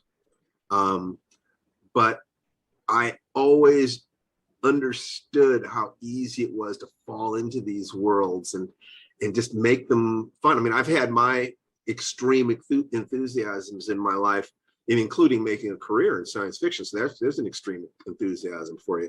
So I always understood Star Wars fans, even if I didn't go into costume and stuff like this, it was always totally understandable. Well, one of the things that you kind of dove into in this book, there are a lot of bugs in this book. Is entomology one of like your hobbies or interests, or did that come about some other way? I think it came about some other way. There were some hidden things in the book that related to, my personal interests. For instance, Doob Snoil, that's lion's blood backwards. That's one of my what I think is my favorite of my books. Okay. That whole sequence where the robots are crawling through the underground caverns and come up. That was from a story I wrote when I was in 5th grade. Literally, it's like, so I was just having fun. I was taking stuff that I did when I was a kid and pulling it up here, and I was just cackling and having a great time while I was doing it. Yeah. Well, it made an amazing book. So I'm so glad. glad. Yeah. I mean, honestly, I'm so glad because I value fandom greatly, and I did not want to be the one to. I would never write anything where I felt like I was writing down to the audience. If I couldn't love it, if I can't fall in love with it, I'm not going to write it. It's as simple as that. Were the droids, like the crawliness of the droids, was that also part of what you wrote as a 5th grader, or was Absolutely. Absolutely. Ripped it off directly from myself. It was part of a spy novel I wrote. It was like The Man from U.N.C.L.E. and James Bond were big when I was a kid. So I had Bill Conway, Agent of Octopus. Each of the 8 arms of Octopus was, and Nick Fury, Agent of S.H.I.E.L.D. was a Marvel. At the time. So Agent of Octopus, each of the 8 arms of Octopus was a different division of the organization. And they had this, this spy organization. I forget the name of the spy organization that was against them. And, there was this big assault on their main headquarters. Just writing typical fruity, 5th grader, just superlatives and explosions and this and that, and having so much fun. And I'd never forgotten doing that. I think that creativity is staying in touch with the kid part of yourself and then adding adult skills to it. So that's one of the reasons why I have never mocked people for their enthusiasms or their fandom. It is keeping in touch with the thing that makes life worthwhile. Yeah, well, I mean, that's a huge part of what our organization does. Exactly. Yeah. We take our love of Star Wars and we turn it into something where we can, help communities and stuff like that. Yes, I've seen that, and I'm sure that you have doctors and lawyers and police officers and teachers and all sorts of people among you who are doing all sorts of very positive, intelligent, educated things with the community. As well as mothers and fathers, but they also have this enthusiasm. They all, when that ship went across the screen at the beginning of A New Hope, they all freaked out. Yeah. And if you freaked out, then you can look at this person here and this person there and say, you freaked out too? They become your buddies. Yeah. Because we can now experience this together. We can touch something inside ourselves that still has that sense of wonder and that sense of marvel and that sense of just sheer joy. And think about the fact that over the last year and a half, the world has been under huge stress. The people who've been able to escape into fantasy, escape into a book or movie or television show, and feel some sense of wonder and hope and optimism, it's a survival skill. A survival skill to be able to put on a song or a movie or pick up a book that you love that always produces a given effect. You're feeling depressed, you're feeling this, you're feeling this. You put that on and hear John Williams music and you smile. And for 2 hours, you're not in a world in which some friend of yours is sick in the hospital. You're in a world of magic and wonder and lightsabers and swooping spaceships disobeying the laws of physics and all sorts of planets disobeying the laws of geology. And it's cool. It's fun. And it actually helps keep you alive. Yeah.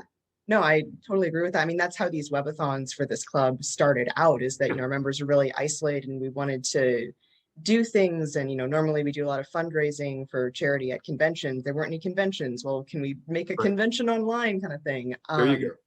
But yeah, and also, I mean, what you said about like all walks of life. I mean, my day job is I work on the Perseverance and Curiosity Mars rovers. I do camera operations on them, and it absolutely, like, my interest in that absolutely came from science fiction. If it wasn't for science fiction, I probably would have been doing some sort of STEM, like, sciencey thing. But what drew me to space was absolutely Star Wars and things like that. Proud of you, Catherine. That's a wonderful thing. How old are you, dear? I'm 27. Great, fantastic. I hope you have a wonderful, wonderful life, working in a career that makes you happy, doing something that's important for humanity. And I hope that the Star Wars movies you see going forward make you happy. Yeah. I'm sure not all of them have. No, they haven't. We'll leave it at that. Yeah. But we don't need to go any deeper than that. Nope. There have been plenty that you did enjoy, though, right? Yes. Okay. Yes, How did you like absolutely. The Mandalorian? Oh, loved it. Yeah. I mean, one of the most exciting things, honestly, with it. So the company that I work for also does the Juno camera around Jupiter. And they go over a gas giant at one point in The Mandalorian, and it looks just like the imagery that we're getting back.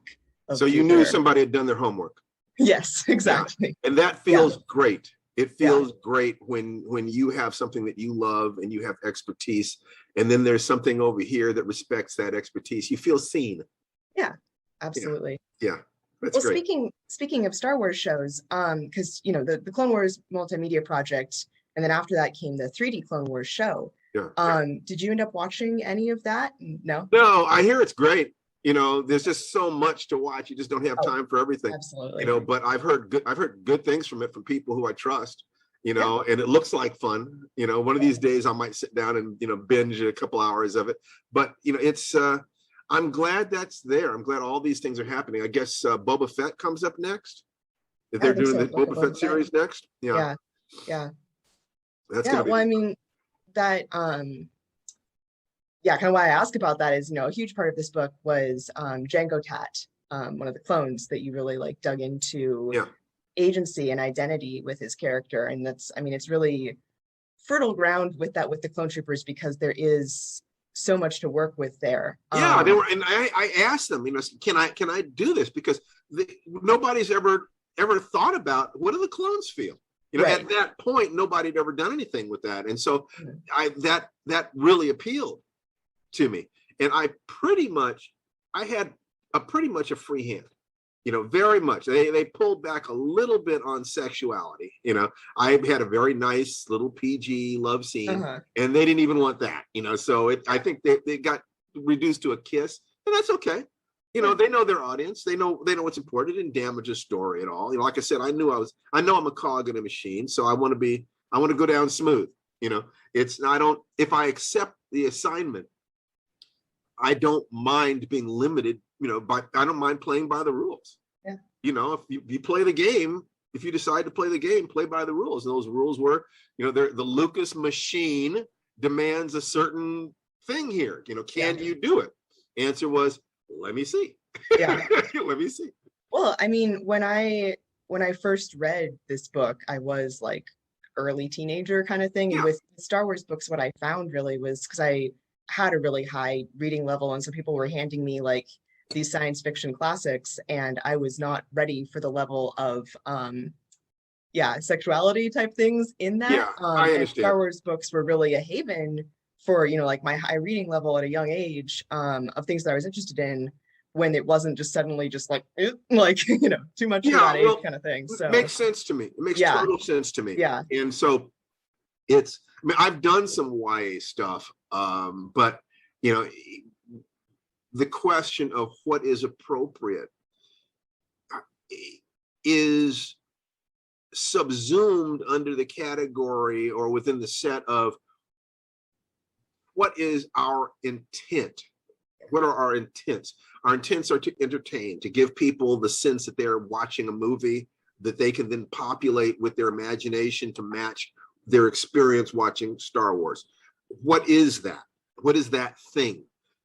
And to the degree that I was able to channel my own sense of wonder, my own sense of what I enjoy about Star Wars, the fun that I had doing that, that was going to inform the choices that I made in terms of imagery and language and plot points and things of that nature. And it's a complex process, but I find it very rewarding. I find the game of, can I do this? Can I pull this off? I find it, anytime I am lit up by doing something I've never done before. Find the thing that is different this time. You know, even if you're just sitting and meditating every day, which I do, it's never the same twice.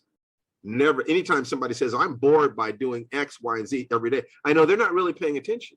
There's always something different. So the truth is that, you know, given the right situation, would I write another one? I probably would. And if it was the right situation and a character and a story where I wasn't going to have to do a year of research and I could just write a story, I probably would. But I also probably will never do it again. You know, I would say, because I'm not going to pursue it, and I've got other things that I'm doing right now. But your happiness, your ability to read it and smile and feel like you're replicating the experience of sitting in a theater surrounded by friends, eating popcorn and watching something that means something to you. If I put a smile on that little girl's face, then I'm a happy camper. Yeah. Well, you mentioned, you know, pulling it off. And one of the things that I found really interesting that you pulled off, the extinct species. Do you say it like that, extinct? Or is there... How is it spelled? X-T-I-N-G. Yeah, sting. You know, just like treat the X a little bit like a click. You know. Okay, that makes sense with bugs. Yeah. Yeah. So with them, it's a really like interesting examination of gender as they transition between male and female, both like physically and socially on this 3-year cycle. Yeah, I'd love to hear more about like. I forget. I write so much. I forget what I do. Did I do that? They rotate me on 3 years. Okay, that sounds like me. Okay, go ahead. Yeah.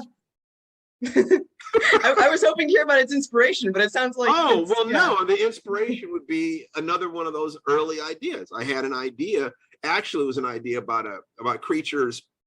I wanted to write a story about creatures that cycle on a 24-hour cycle. And I don't think I ever wrote that story. I was much younger then. But I adapted it there because I consider males and females to be, you know, parts of the same creature, that we exaggerate the gender differences in order to create particular social results that are conducive to producing the maximum number of grandchildren and aren't necessarily good for either the males or females involved. I think that is changing right now. Yeah. I think that women are driving that change. Aggressive women are saying, well, why shouldn't I be in these alpha positions? Okay. Whereas beta males, by definition, are not the kind who get together and organize and say, no, really, we feel that society is unfair because you expect us to be powerful, and we're not, you know. So society as it's set up is not fair to alpha females or beta males, you know. And so it's changing. And it's where a lot of the conflicts we're seeing in society right now, the whole thing with incels and so forth, are guys who don't know where they are in that process. They don't understand the mating game. They don't have power. They don't know how to communicate their needs honestly and directly. And the relationships with women are changing, that women are demanding more authority, more agency, more overt power. Yeah. You know, just no, we're going to do this. And it's changing 100,000 years of human social evolution within our lifetimes. It's, you know, I think that's driven by birth control technology, and especially firearms. You know, the birth control, for the first time in human history, you know, women have reliable control of the reproductive cycles. Up until now, according to a friend of mine, Jack Cohen, one of the world's top reproductive biologists, fertile females were either pregnant or lactating all the time. You know, so that if you want to know why women are underrepresented in the arts and sciences and exploration, you know, right there, that bifurcation created it. We are now looking at the question, what would we be had we never had to take this bifurcation?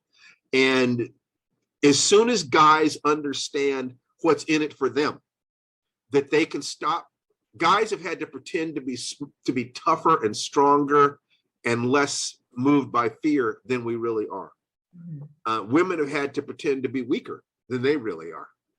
As soon as guys realize that the value for them in women's equality is that they don't have to pretend to be something that they're not. Right. As soon as that happens, you will see a lot of male resistance disappear because they feel the weight of that they're carrying, you know. And so is when men and women can sit down and talk to each other as human beings, and say, this is who I am and this is what I want. And I think that the trans movement, and I think you have an increase in people expressing being able to be safe, being gay and trans and bi and asexual and all those other things. This all speaks to the question of what are we really? We're not what society forced us to be in order for our tribe to survive. I mean, was it 30,000 years ago? Was it 40,000 years ago? The human race almost died out. We were down to a couple thousand breeding pairs on the whole planet. So the rules of all cultures to reproduce at all costs, make as many babies as possible, so forth. We turned ourselves into assembly lines for making babies, and the cost was human freedom.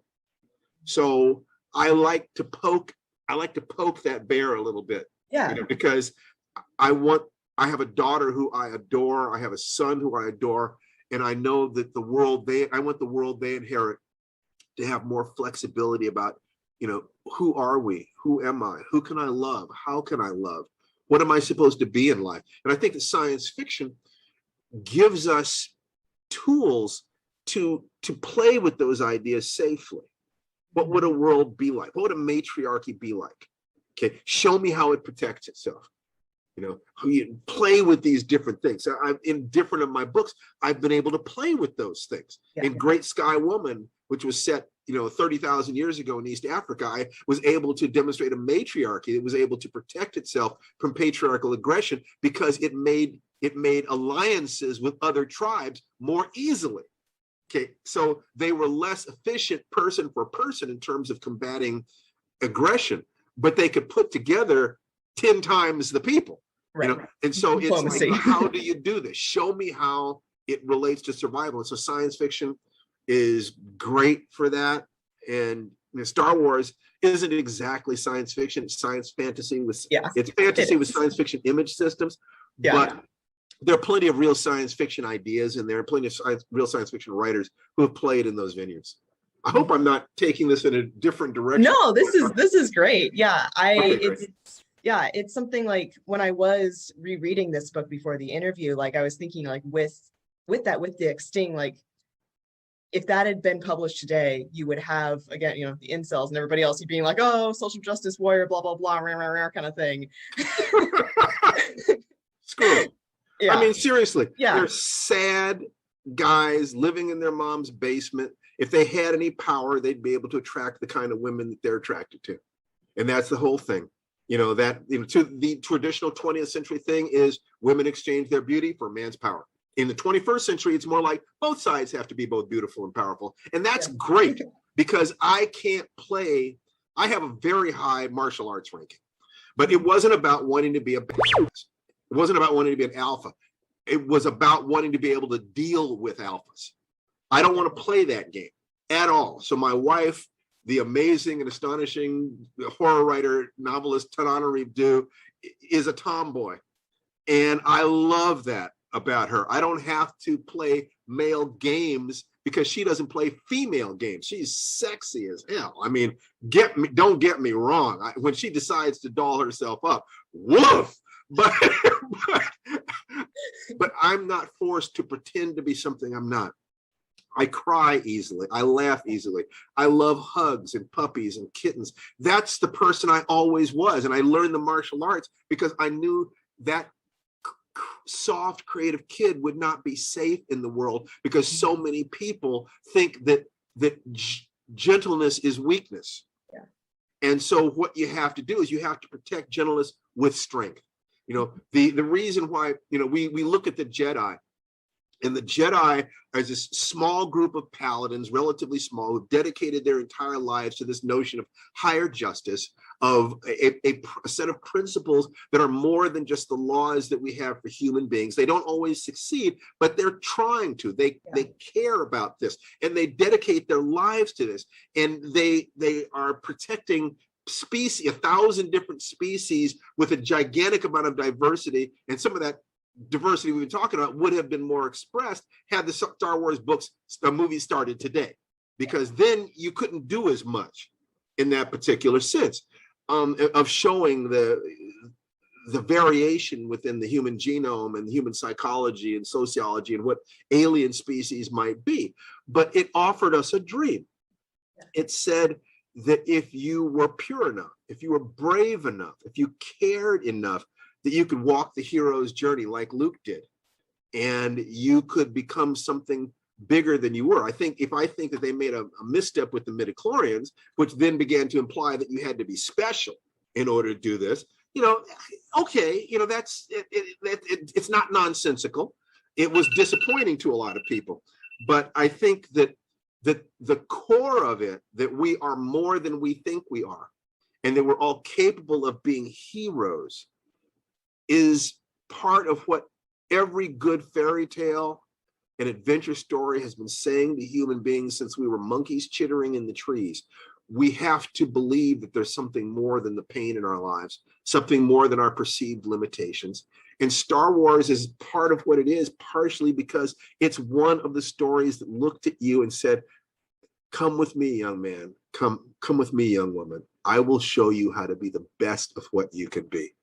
Yeah. And those stories, Catherine, I love those stories. Yeah. They saved my life as a child. It wasn't Star Wars for me. It was Star Trek. It was The Terror from Beyond Space, and Forbidden Planet, and Captain Video, and all these other things that I read trying to understand what I was in a world that often told me that I was nothing. These stories are important.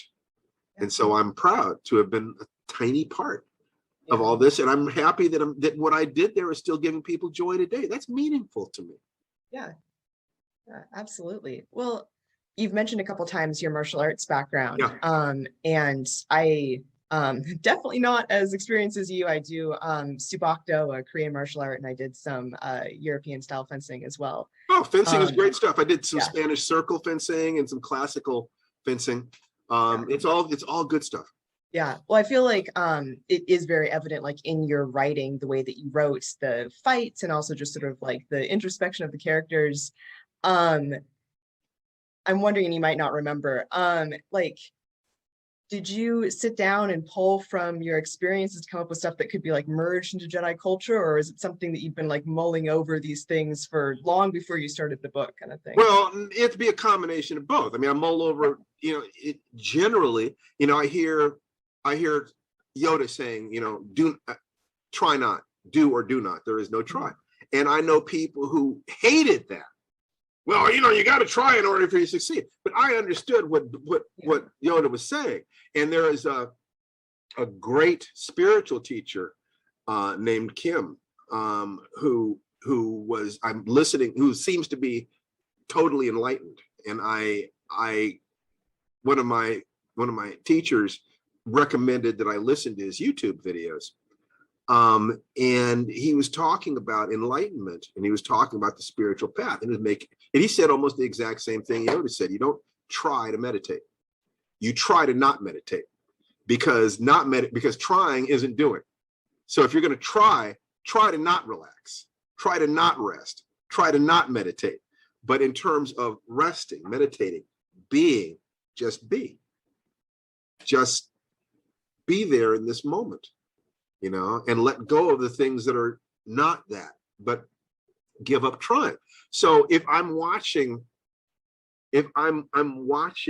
Return of the Jedi or Empire Strikes Back, actually, and Yoda says that, then yeah, it's part of a corny, thing, and there's a Muppet saying that. But there's also part of me that's saying, yeah, I get that. You don't try to break a brick. You try to break a brick and you break your hand.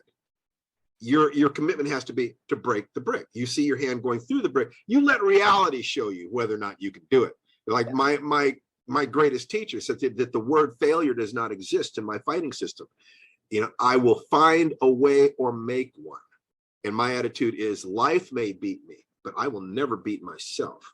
So the question of what different screenwriters had Jedi say, it's not that they necessarily had any profound understanding, but they were saying things that worked in context. And I was able to draw from them and say, oh, well, that's how this could relate to what this teacher really said, or that teacher really said. So when it came my time to do it, I felt like I was able to take things that I believed to be true and phrase them in a Star Wars way.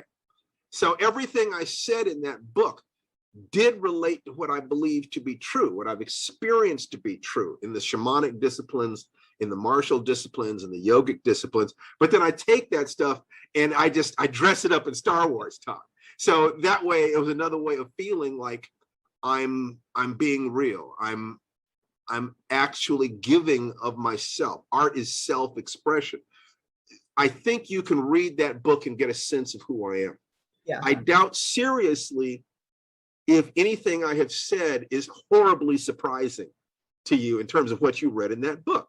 I was trying to be real. I was trying to tell the truth the best I could, given the resources I had and the time frame I had, and being just a little cog in a big machine. But I still was trying to be Steve.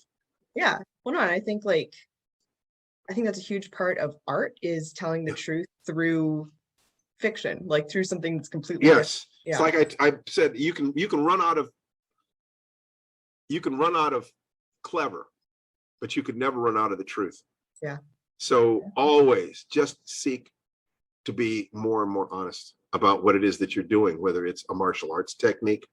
You know, in the question in art is the same as the question in philosophy. Who am I and what is true? Mm-hmm. So in your martial practice, whether it's fencing or the Korean arts, who are you at that moment? What is true about your capacities, about the disciplines, the strategies and tactics? What is true about your opponent? You know, the degree to which you can understand the truth of the situation and the degree to which you see yourself, your strengths and weaknesses clearly, that's the degree to which you increase your chance of winning. Yeah. Well, one of the things that you included, Jedi flow, in the afterword of the book, you said was based off of body flow, which somebody. Scott Sonnen. Yeah, there's a gentleman named Scott Sonnen, who is the smartest guy I have ever met, who puts that intelligence into physical things. You know, he's half meathead, you know, get in the ring and beat people up and get hit in the face and love it, and half Einstein. And he was the first American to train in the former Soviet Union, train martial arts in the former Soviet Union. And they liked him because he's the kind of guy who would let his arm be broken rather than have his team lose a point. Yeah. You know, and that's their psychology. That's Spetsnaz psychology right there. So they showed him and taught him things they don't ordinarily teach outsiders. And I was one of the people who was among, not the very first, but to have a chance to train with him and learn from him. And if you look up Scott Sonnen on YouTube, he's still out there. He's still doing interesting things. And so, yeah, Jedi flow was an adaptation of something real. Yeah, love it. Well, couple last questions, since you do come from this martial arts background. What color would your lightsaber be, and what form of combat do you think you would prefer if you were a Jedi? Oh, well, I'd prefer my lightsaber. Probably red. Red. I like red. Yeah, absolutely. And probably more striking than grappling.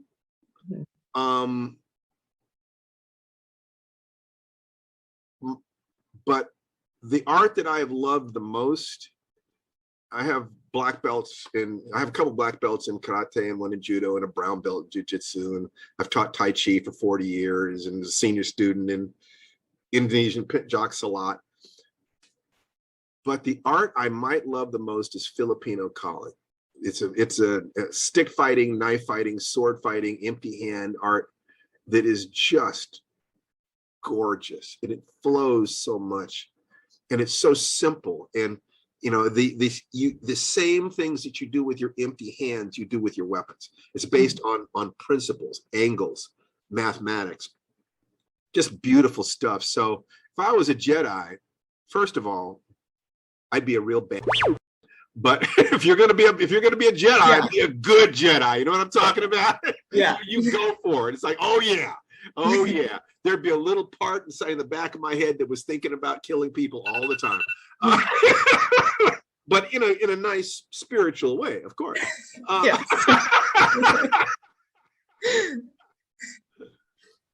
Anyway, we're almost out of time, sweetheart.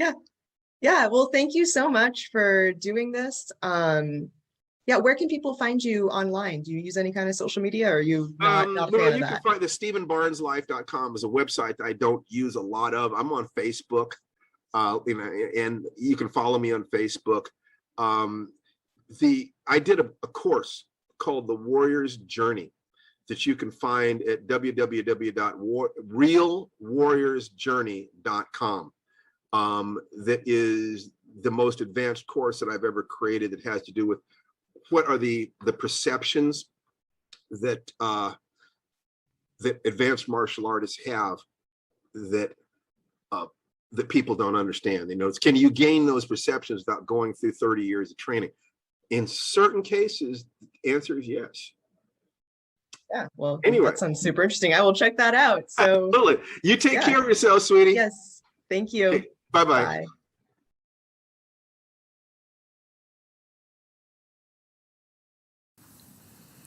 Hi, I'm Melinda Lane.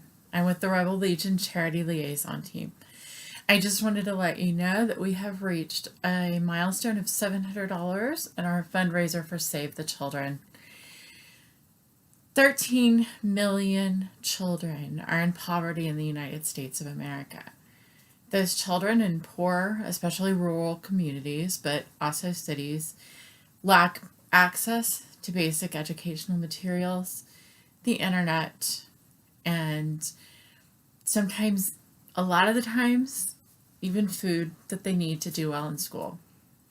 As the daughter and granddaughter of a sharecropper, it's very, very important to me that these children get an education, because I know my grandfather and even my dad both had to cut their education short due to poverty.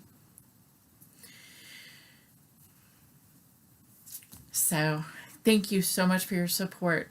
Save the Children does help globally, but it also helps those here in the United States. And for me, that's very special and very personal. Help getting these children in isolated areas the education that they need. Thank you, and may the force be with you. This is Tori from Sunrider Base again, and one of my favorite Star Wars books is Women of the Galaxy. It's a compilation of essays and art about the good, the bad, and all the gray women in Star Wars, accompanied by the gorgeous art and compelling essays by brilliantly worded. I just can't stop talking about how much I love this book. It has little bits of, even characters you barely notice in the back of the scenes, and also has interesting bits about the authors and the artists, and you can go support them if you wish. But I recommend this book for anyone, any girl who loves Star Wars, and when they say girls can't be in Star Wars, you can show them this book and prove them wrong.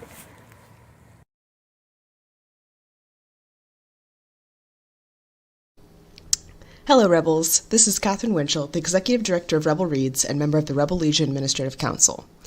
This year, Rebel Reads is supporting two different charities. We're having a fundraiser for Save the Children, and we're doing something a bit different for So Powerful. Ariana Tazzi of Rebel Legion Italian Base has created the art for an enamel pin for this event, which is available exclusively to Rebel Legion members and those in our sister clubs.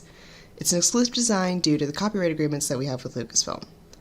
You can find the link to purchase and more details about who is eligible in the main post and comments of this broadcast.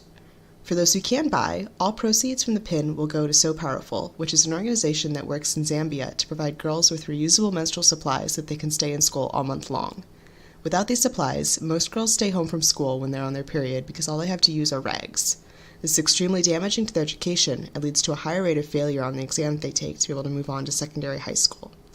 The proceeds from the sale of each pin is enough to bring critical supplies to one girl.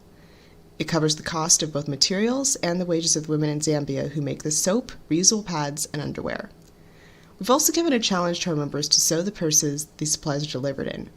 Many of our members sew to make their costumes, and many of the materials that our costumes are made from are durable enough to use for a purse. The girls love bright colors, so any scraps that we have from costumes like our X-Wing flight suits are perfect for this. We're running a competition through the end of the calendar year to encourage our members to sew these purses. You can find all the information about how to make these purses and both the basic and intermediate patterns on the So Powerful website. Now, why did we pick Padme for this design? You should read Queen's Peril to find out. Menstruation is a minor plot point twice in this book, so Padme and her handmaiden seem like the perfect fit for the pin. Again, you can find the link to purchase the pin in the post and comments of this broadcast. Keep sewing and keep reading Rebels, and may the Force be with you.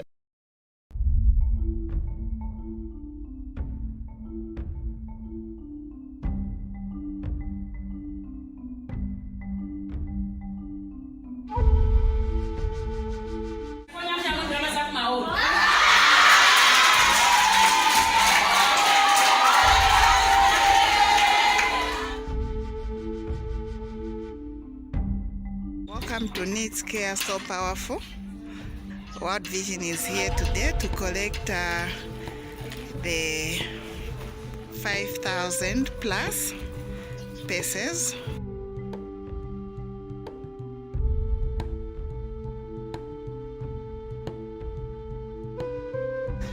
As you can see, we are packing in their truck to help with their distribution.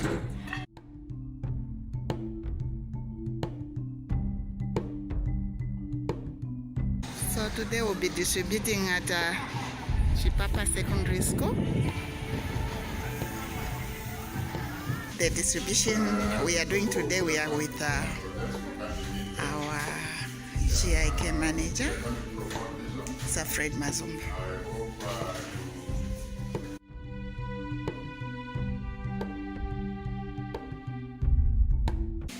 It won't look like this. It will look nice. Yes. You will be able, you are going to be coming to school, you want this class. You are able to walk nicely, you are able to jump, to play.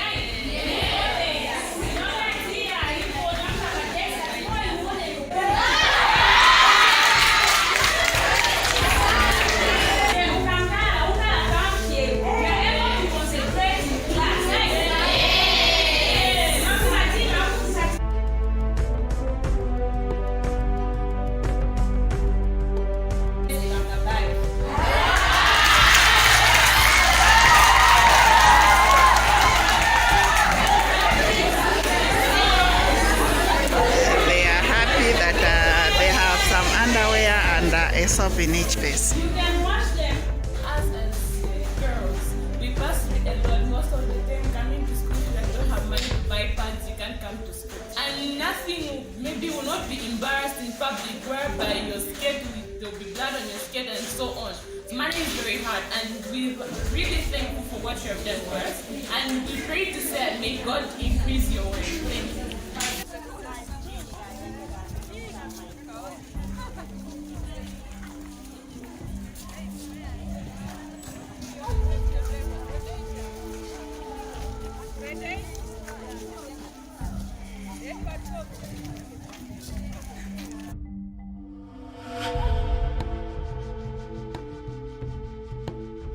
I was looking on the internet back in 2017, just thinking to myself, it would be nice if I could make a ball gown for my daughter's school ball, which is like your prom. I was kidding myself really, because I knew that there was no way she was going to go in a dress that I'd made, but I just liked the idea.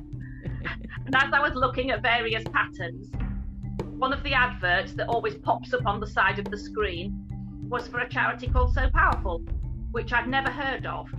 But I looked at it and I thought, oh, that looks quite interesting, you know. Looked a bit further and it just really, really spoke to me. I think I said in my story, I don't know if it's because I'm a woman, I don't know if it's because I've got 3 daughters myself, but I just thought, what a terrible, terrible situation for these girls to be in. And it just really, really moved me. So I downloaded a pattern and I made a bag. And I thought, actually, that's really nice. I really liked that and I enjoyed making it, and that's something that I can do. Very important to me that the vision for this was from a local woman, Esther. She said, well, you know, what we'd like to do is hire some women and help them. And then it's all about us as Americans, or all over the world, coming alongside a local person's dream, who knows the culture, knows what the needs are, and we're just helping them. We're not coming in with our own ideas and saying this is what you need. So that was very, very important to me that it came from the locals' vision. So it's just a small thing that I can do. I know how to sew. I have fabric. It takes me an hour and a half to make a purse, but look at what a difference it makes. And when I'm down in the dumps and I'm feeling sorry for myself for whatever reason, I just grab my little kit of purses that I have and I just start sewing a purse. What are your plans, or how do you feel that you have them now? I feel great. Very excited because I really wanted these usable pants. Okay. Yes. Okay, thank you so much. I'm wishing you the best as you are in school. Thank you. How do you feel to have received that best? I'm very happy because of everything. So there's no reason for me to be absent from school. Thank you so much. Yeah. I really thank you for World Vision and so powerful for bringing these great gifts that we have been given today, the sanitary pads, the reusable sanitary pads. Like right now, I'm so grateful I'll be able to enter class every time I'm on my periods, and every time I will not stay out of class. In the past days, we would stay out of class and would miss out on so many lessons. I really appreciate World Vision and so powerful. We thank you very much, and may God bless you, and may your work go far, and may you help any other girl child like me who's in need of these pads. Thank you so much. We are wishing you all the best that you keep in school. Thank you very much.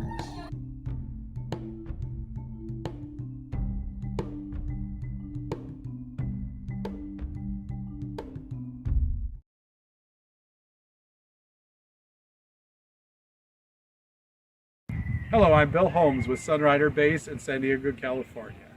I'm here with one of my favorite books, Revenge of the Sith, the adaptation of the Star Wars movie by Matthew Stover.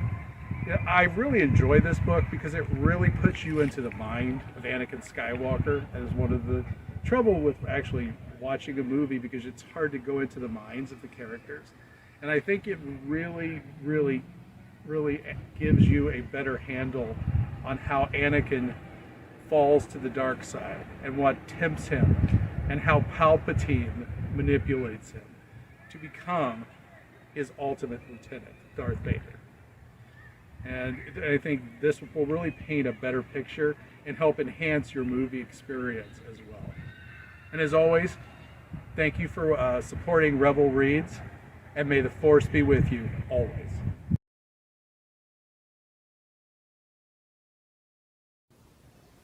We're here to give you a review of one of our favorite books about one of our favorite people, Chewbacca. It's called Chewie and the Porgs. It's about how Chewie lands in Ahch-To, meets the Porgs, and learns that Porgs are friends and not food. It's a really fun story. Thank you for supporting Rebel Reads.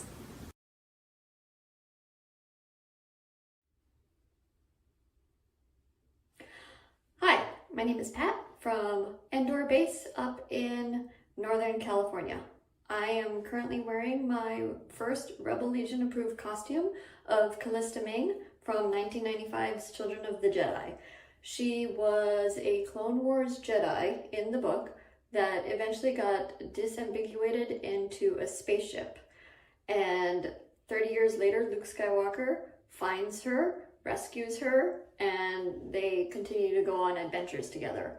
It was the first time ever when I read this book that I saw someone in a Star Wars entity that reminded me of myself. She had brown hair, gray eyes. By the end of the book, she was not very good at using the Force, neither was I. She was immensely in love with Luke Skywalker, so was I. So I just wanted to show my love for this very obscure EU character by having a costume with the Rebel Legion.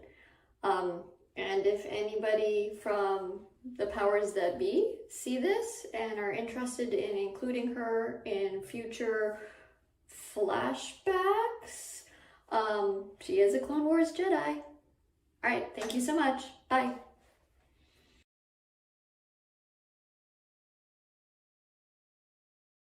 بدي أدخل الجامعة ونفسي أصير لما أكبر دكتورة جلدية. بحب أكون مهندس معماري عشان أبني وطني من جديد. ఎవరైతే ఎవరైనా భార్య భర్తను విడిపోతే వాళ్ళని కలపాలని కోరుకుంటున్నాను. أما كرلا سولير فايدين.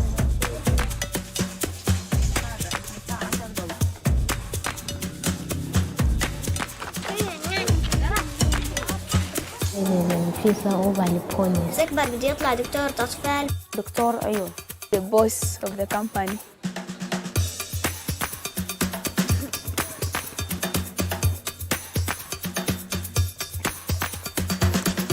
أنا بوصف حالي إني أنا مجتهد، أنا بثق بحالي وأنا متعلم.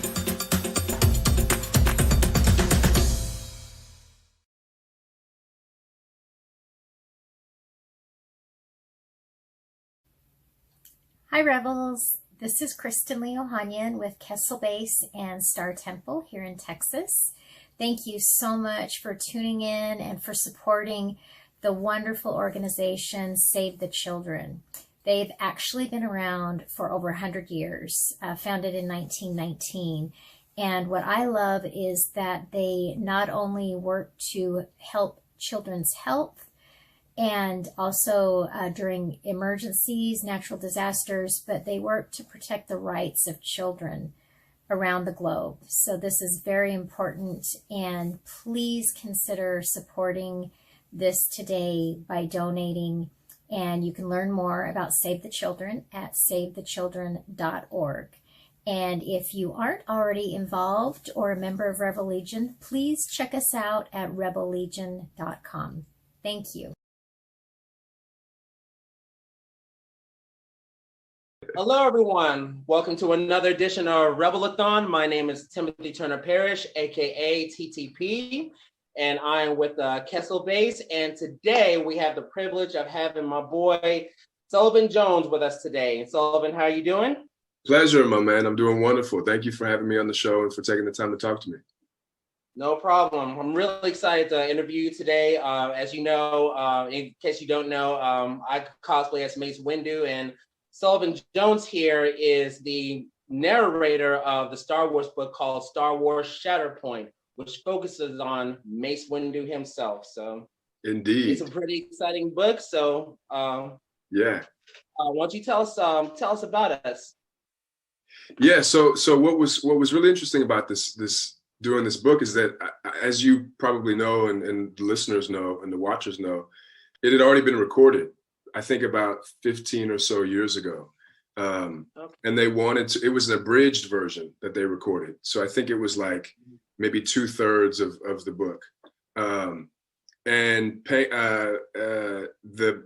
The publisher and the Star Wars, family and world wanted to get the full-on version. So Kevin Thompson, who directed it, reached out to me. I had worked with him on a few things and said, hey, we're going to do the full version. Would you mind auditioning for it? And I auditioned, like I'm sure a bunch of other people did. And about 2 months later, they called me and said, you are the guy. And then I got nervous.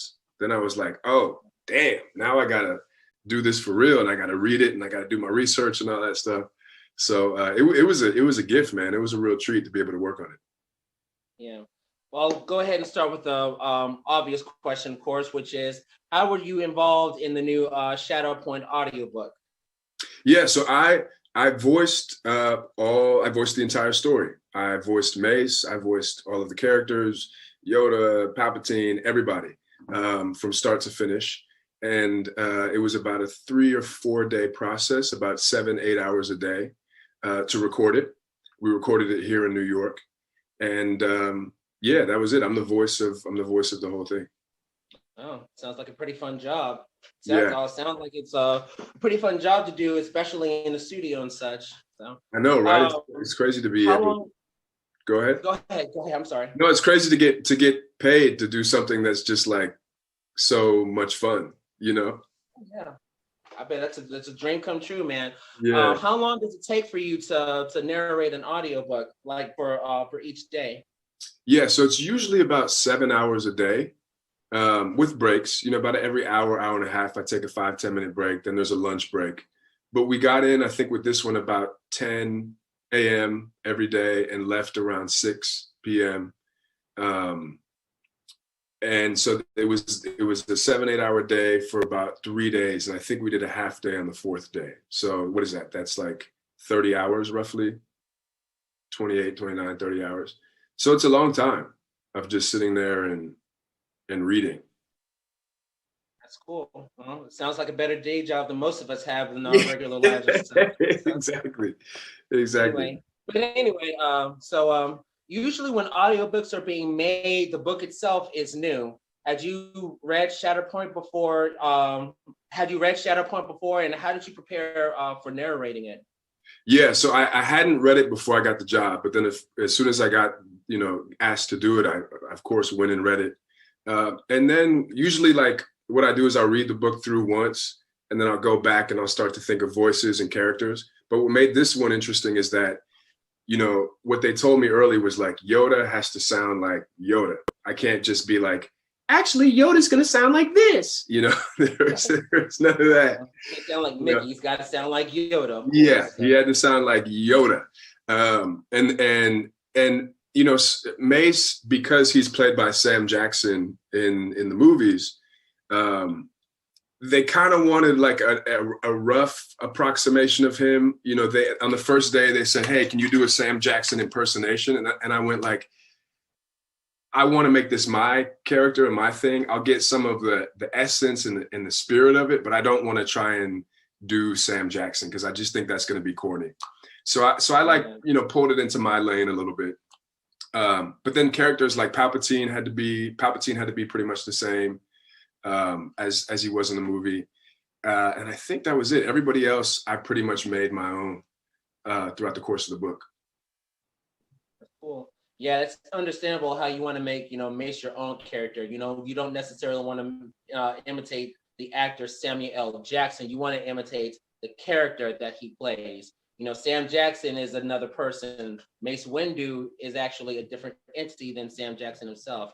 Sam Jackson, he talks, very loud and talks like a brother. Whereas Mace, he's very stoic and very dignified. Yeah. So right. That's understandable, especially for someone who cosplays as Mace Windu. You put your own little taste into it as well. So. Exactly. Yeah, but he belongs to all of us. Whatever your imagination brings to it is what it can be.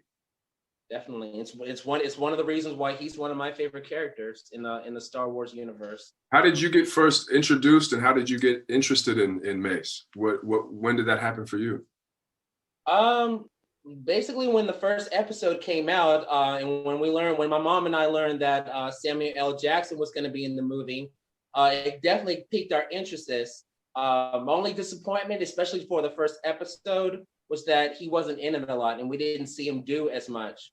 Right. And definitely when the second episode came, it came up and picked up and we actually got to see him in action. Right. And we got to see the purple lightsaber for the first time, which was amazing. It was mind-blowing to see that. Right. Crazy. And of course, there's the scene with Yoda, of course, when we finally got to see Yoda fight for the first time. Yeah. We could not stop laughing at that. But yeah, just, since then, there's a reason why, Mace is a favorite character, of ours is because, especially for, African Americans like us, there's not a lot of, African American, characters in the, Star Wars universe and the Star Wars lore. I mean, we had Lando Calrissian, who was cool, and then we got Samuel L. Jackson, and now we have what's his name, Finn from the sequel trilogy. Right. Yeah.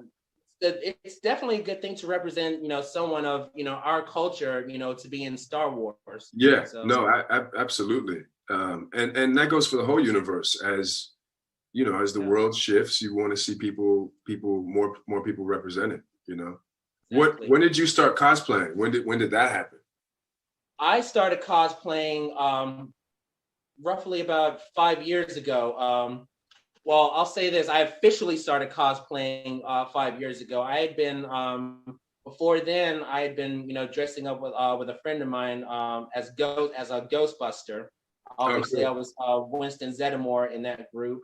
Right. And like ever since I started cosplaying, as the Ghostbuster, I met up with other cosplayers as well. It was at a birthday party, and I met some other cosplayers who were there as well. And some of them were putting together a Marvel group at the time, and I asked to join. I was initially going to join as Sam Jackson's character of Nick Fury. I was going to pull off that, but someone else came up with a bright idea, since no one's done the character before, not Nick Fury, but that's a typical character for me to do. Right. But someone else suggested a character that no one's done before, which was the character of Falcon. I was like, right. I was like, yeah, that definitely puts turned on a light bulb there. So it was a challenge for me to actually do that, because I'll say it was my first time officially becoming a cosplayer, and I had to research on how to put together a Falcon uniform, because I didn't know how to put together a uniform or a really cool looking cosplay at the time. So I basically had to do my research. I had to look up how people make their their armor as such. I had to look up where to find it, which basically is like they sell them everywhere, like at Home Depot and other hardware stores where you get EVA foam and other supplies to put things together, and just order stuff on the internet, put your own style into it, and next thing you know, like when I debuted Falcon, he was a hit. He was a big hit, and after that, I ended up branching up doing other characters. My other character was Gambit. A lot of people were skeptical about how I was gonna make Gambit, especially since I'm African American. Right. Once I finally pulled it off, and it wasn't easy trying to put him together. But once I finally put him off, rest assured, it became another big hit of mine. And now Gambit is another trademark character that I cosplay. That's fun, man. Yeah, having to do this for about 5 years, I'm still learning. Still learning as I go. So that's what I'm sure what makes it fun. It's like, if there were, part of the process is you trying to like up the game every time, trying to do something different and something interesting every time you go out, right? Yeah, and that's the whole beauty of cosplay. It's just, it's all about, trying new things and having it evolve, Right. You can start off, one character like this, and you want to evolve the character, add something better to make him more new and different, or more comic accurate, or put a new taste to it, and it gets better and better. That's, like I said, it's the whole beauty of cosplay. Yeah. You don't have to have, you don't have to be, the exact ethnicity or style as the character. You put your own flavor into it, and you just make it your own, and it becomes a hit. It becomes a trademark. So yeah, it's the same thing with doing audiobooks. It's if I'm acting in a movie and the character is black, the actor's going to be black. But in an audiobook, with an audiobook, if as long as you can convincingly sound like something, you can play it, which is fun. It's so much freedom to that. I would say that there would be like a little not necessarily a disagreement, but a little comparison, because because I know at one point some people may agree that James Lamar, Uncle Phil from Fresh Prince, was the voice of Shredder instead of getting an Asian guy, but that's a cartoon. So I mean, he didn't necessarily have to be Asian to play the Shredder. I mean, once you're voice acting, it really doesn't necessarily matter if you can pull off the character. It works. Heck, the guy, the guy who was the voice of Splinter in the first two Ninja Turtles movies, Kevin Clash, he's a black guy. Right. No one probably wouldn't have guessed that. The guy the same guy who voiced Master Splinter is the same guy who voiced Elmo in Sesame Street, and Baby Dinosaur from Dinosaur. So that's right. That guy's a legend. Yeah. I mean, I think it should go. It has to go in many directions. So like, as long as an Asian actor is also getting to play other races or ethnicities, great. But if Asian actors aren't getting hired and they're only hiring white people or black people, then that's a problem, definitely. It all So shows. as long as, and I mean, I don't think it is a level playing field. It's just, you know, it's the nature of the beast. But it's got to be everybody having access to every role. Agreed. Otherwise, It it all doesn't. shows. Agreed. It all depends on, you know, on your range. All depends on Yeah. your range. Yeah. So anyway, Right. so this book spends a lot of time in Mace's head, and your narration conveys his emotions very well. I listened to the book recently, and you pulled it off very well. I love your narration. Appreciate it. What was it like getting into the thought process and getting to know Mace Windu more as a character or as a person? Yeah, it was difficult because he, like you said earlier, he is real stoic and kind of measured. You know, he's not really excitable. So you want to make sure you're conveying that without being boring, you know, without people checking out and going, okay, you know, and it's hard because he has all these diary entries. And it's like 5 pages in the book, you know, 5 pages of a diary entry. And he's sort of talking to himself, you know, and it's hard. So it's like, okay, how do we keep this interesting and alive when it's just him kind of monologuing into his audio, into his, he like had a journal, like a recording journal that he used. So a lot of that was just trying to keep the story interesting by really leaning into the imagery, really leaning into his memory. How does it make him feel? So he's not just telling you a memory, but he's reliving it in a way as I'm reading it. And then a lot of it too is movie magic. You know, in post-production, they add sounds, they add sound effects, they add, you know, all this different ambiance that creates, you know, the sonic world, rather than just, it's not just me, you know, you're not just listening to me, you're listening to a whole environment. Definitely. And it's like, man, I gotta tell you, like those diary moments, it's just, it definitely helps, you know, helps you get to know him more, because it's, you know, it helps you kind of understand him and see him more, you know, as a person, you know, compared to how we see him in all the other films or in other media, animated TV shows and such. You actually get to see and know, you know, what he's been through in life. And this, you know, what he goes through in this story is it's a big challenge. It's a really big challenge. And he goes through things and has to go through emotions that we as an audience wouldn't think he would go through. Right. You know, especially as a Jedi Master, and knowing how high he ranks, you know, as a Jedi Master, you wouldn't think that he would have, you know, this much of a challenge, you know, in this story. So it's pretty compelling. Cool. So Shatterpoint is a very dark and very interesting, but still awesome and amazing book. So what were your thoughts on it? It's funny because my mom who listens to all my stuff, you know, shout out to my mom. She was like, I had to stop listening, you know, about 4 or 5 hours in, because it was so dark and heavy and it gets intense, you know. And I was like, just stick with it. You know, there's light at the end of the tunnel, just stick with it. But it is it's a really dark, it's almost like an Apocalypse Now kind of vibe. That's the world, you know, Heart of Darkness, Joseph Conrad, like going into the heart of the jungle and trying to find a way out. And the jungle is sort of like this nightmare that everyone is a part of.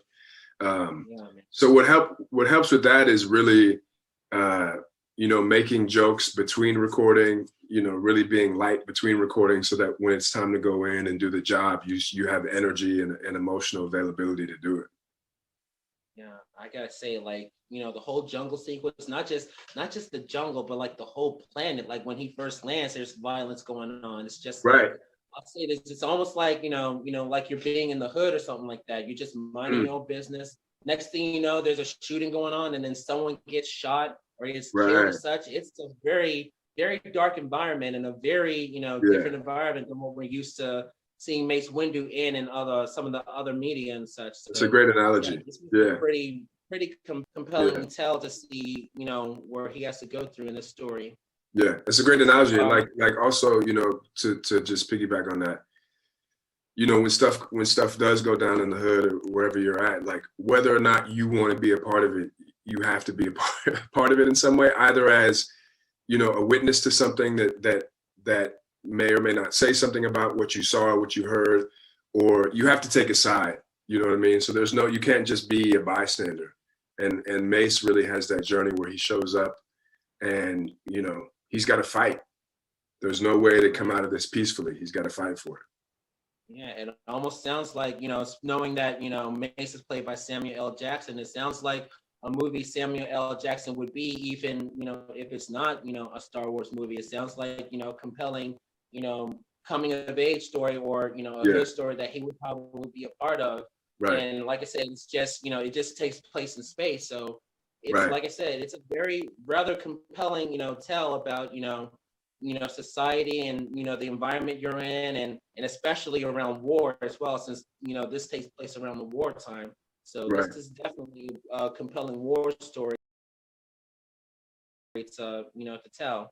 Yeah. So does anything in the book, change the way you see Mace Windu in the movies or TV shows and any other media? I mean, it just gave him, like you said, way more dimension as a person. A lot of times in the movies, particularly a big universe like this where there's so many characters, I guarantee you they filmed a bunch of scenes with Sam Jackson that didn't make it into the movie because of just time or whatever. I don't guarantee you, but I imagine it. Maybe it didn't, but I imagine it happened. But what's nice here is we get to see, his humanity. We get to see a little bit of his tenderness toward the Padawan. We get to see some of the sense of compassion and the righteousness that he has about what it is that he's doing. We get to see some humor. He gets to be funny and a little sarcastic at times. So it just broadens, the spectrum of what he's able to offer as a full character. Yeah, especially with the character Rick, he's the guy who brings a lot of the humor to the story. So yeah, that was a character I really enjoyed. Yeah, that was like the most fun playing. That was going back and forth. It was sort of like it's like a Kevin Hart and The Rock kind of movie. The Rock is a straight man, and then Kevin Hart's always over here making jokes. It was that sort of, that was like, kind of the energy.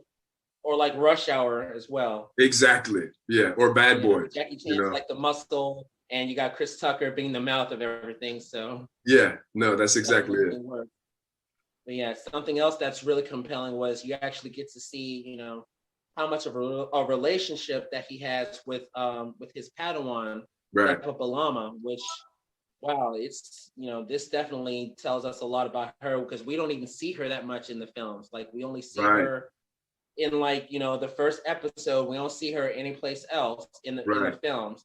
I know she's in some of the animated series and all. She's featured in that more prominently. You actually, it seems like this one definitely, brings out, the relationship on, how he trained her, how he sees her more like not just a Padawan, but like almost like a daughter. Exactly. In a way. So yeah. It's a very, very emotional journey. Yeah, and it's tough. I don't know if you've experienced, my personal relationship is like when there's someone that you love and really care about, and you feel like they're not on the right path, or even worse, they're going down the wrong path. How do you lovingly bring them back and reel them in, while at the same time letting it, knowing that it's their journey, it's their personal journey, and you can't really totally save them if they're not willing to be saved.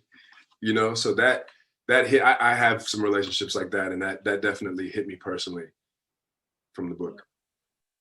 So going back to another question on how you make all the voices as such, the voice that you make for the main villain, you sound a lot like Tony Todd. Was that one of your inspirations for putting the voice together for the main villain of the story? Interesting. Who is Tony Todd? You don't know who Tony Todd is? I'm gonna look him up right now. Candyman. Oh, okay. Let me see. Tony Todd. He's known as Candyman in the horror movie. Oh, this brother, yes. He's also the voice of he's done a lot of voice acting as well. I think he's the new voice of Venom in the new video game, the Spider-Man video game that's coming out. Wow. He was in the second Transformers movie. His voice. He plays he's the voice of the Fallen in that. He's done like several films and TV shows. Yeah. He's been in both Hercules and Xena. He's done like everything, but he's known prominently as Candyman. So now I gotta go watch Candyman. You definitely have to watch that. Yeah, It's I a definitely classic. recognize. Especially around this time, it's October. That's a perfect movie. It's a must see. Perfect movie to watch. So yeah. No, so when we were doing that. 1992. Go ahead. What'd you say? I said you definitely want to watch the original Candyman, 1992. Watch that one before you watch the reboot that came out recently. Cool. So. I like that. Yeah. So when I was doing the voice, it's basically that. It's that thing that happens to your voice.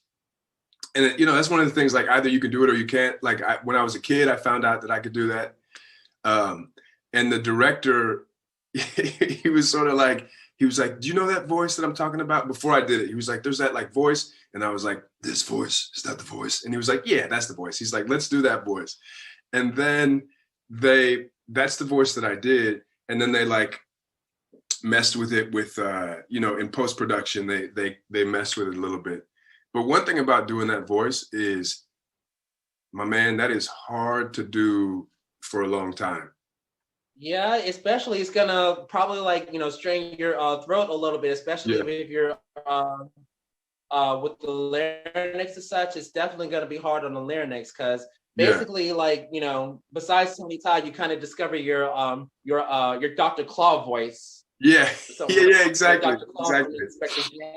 Inspector Gadget. I discovered doing that when I was in the 5th grade, and it is a very Let me hear it. Let me hear yours. Let me hear yours. On your throat.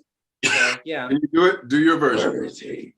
Yeah. Where is he? Yeah. You weak, pathetic fools! I've come for your souls. Yeah. I don't think so. But anyway, that's a completely different media right there. So. Yeah, no, it is Dr. Claw. Yeah, there you go. It's funny that you say that because now I'm remembering that's when I first knew I could do it was Dr. Claw with Inspector Gadget. And then I started trying to do it. And that's when I realized, that I could do it. That's definitely. So as you well know, we're primarily a costuming group. Would you be interested in putting on a Mace Windu cosplay? Yes, let's do it. When and where?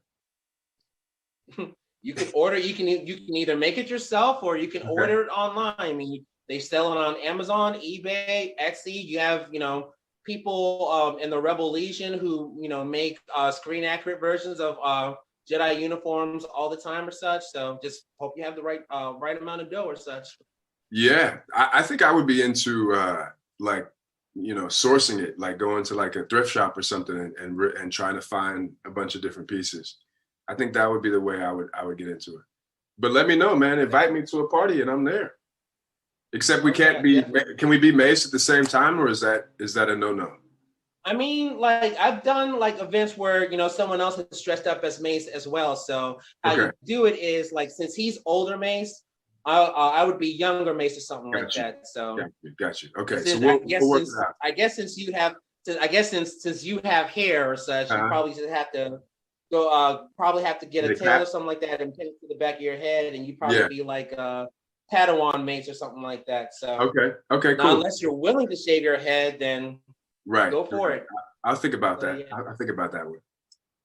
So you've recently done a High Republic audio drama as well. Yes. Tempest Runner. Do you want to continue doing more Star Wars projects in the future? Oh yeah. I mean, it's fun. Most of the audiobooks you do, I've done maybe between 10 and 15, to be honest. I can't remember, which is not a lot. There's audiobook people who have done hundreds, literally hundreds. But most of the ones you do, no one cares. You do them and they come out and maybe your mom calls you and says, "Hey, great job, honey."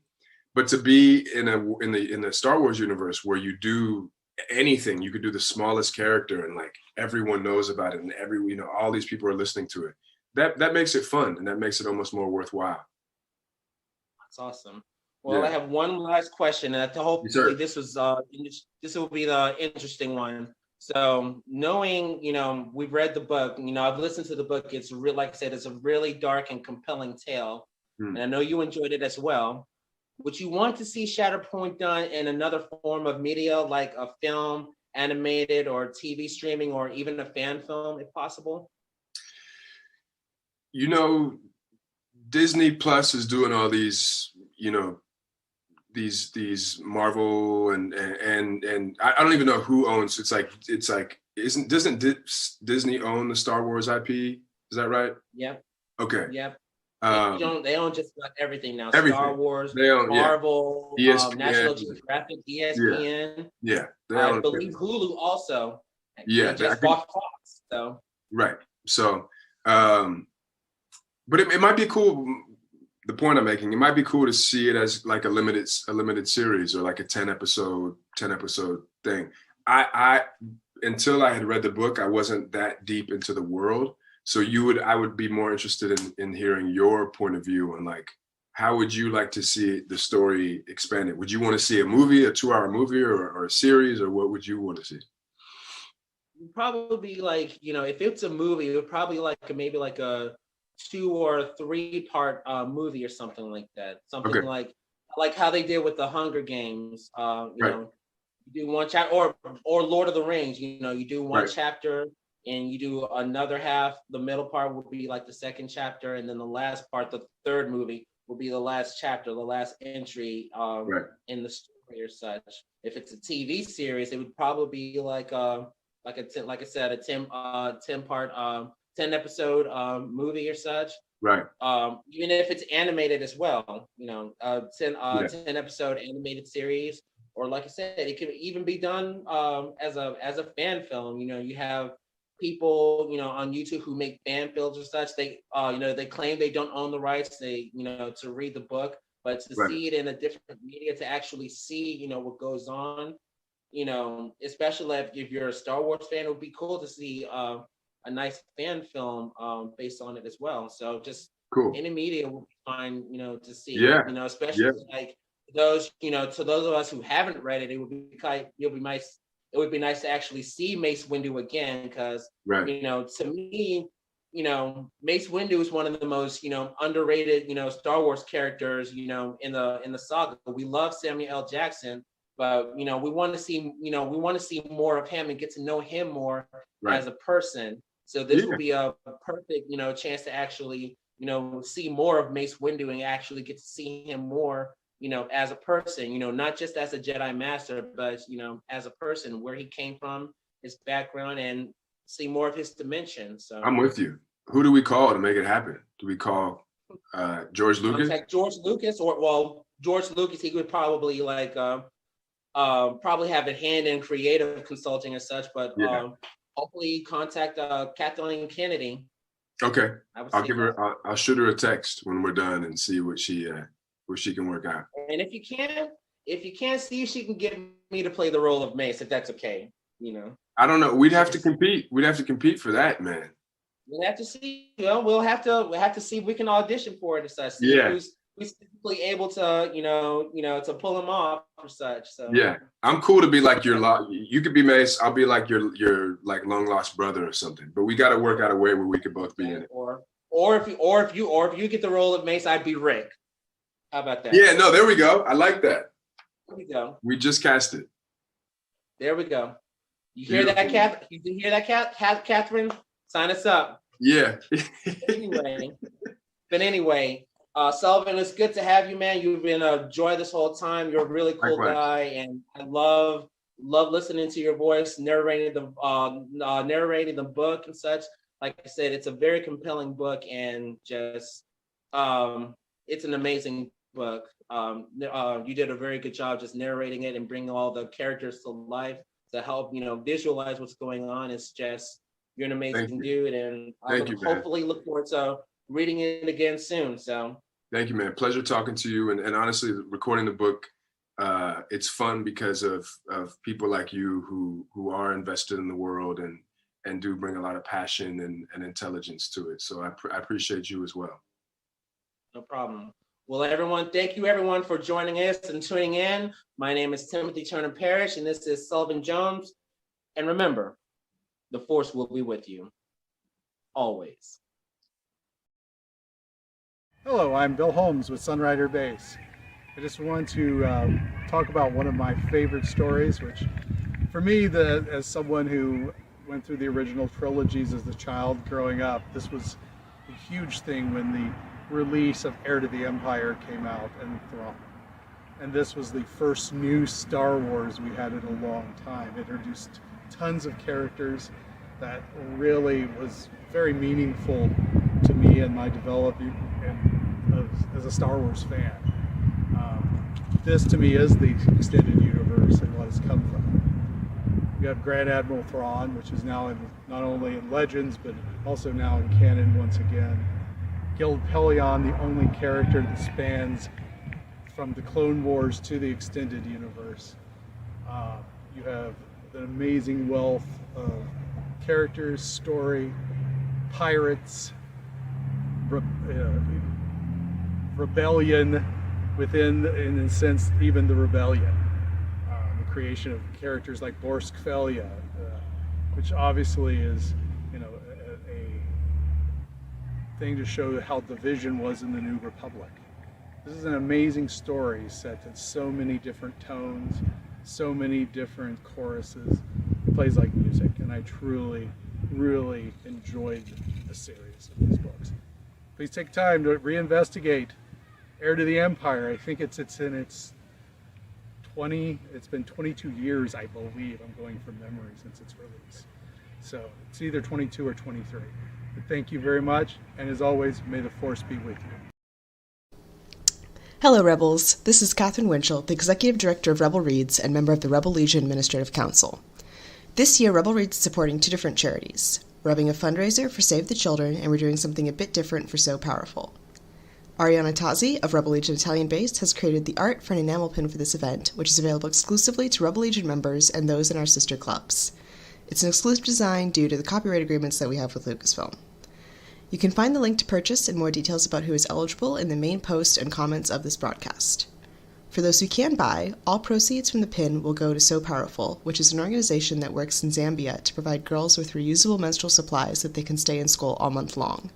Without these supplies, most girls stay home from school when they're on their period because all they have to use are rags. This is extremely damaging to their education and leads to a higher rate of failure on the exam they take to be able to move on to secondary high school. The proceeds from the sale of each pin is enough to bring critical supplies to one girl. It covers the cost of both materials and the wages of the women in Zambia who make the soap, reusable pads, and underwear. We've also given a challenge to our members to sew the purses these supplies are delivered in. Many of our members sew to make their costumes, and many of the materials that our costumes are made from are durable enough to use for a purse. The girls love bright colors, so any scraps that we have from costumes like our X-Wing flight suits are perfect for this. We're running a competition through the end of the calendar year to encourage our members to sew these purses. You can find all the information about how to make these purses and both the basic and intermediate patterns on the So Powerful website. Now, why did we pick Padme for this design? You should read Queen's Peril to find out. Menstruation is a minor plot point twice in this book, so Padme and her handmaiden seem like the perfect fit for the pin. Again, you can find the link to purchase the pin in the post and comments of this broadcast. Keep sewing and keep reading, Rebels, and may the Force be with you.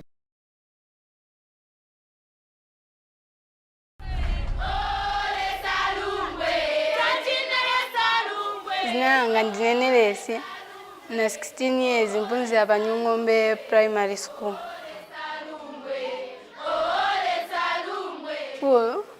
Imatitandiza tukapunzira peza ntchito ya mushi. Maths na English.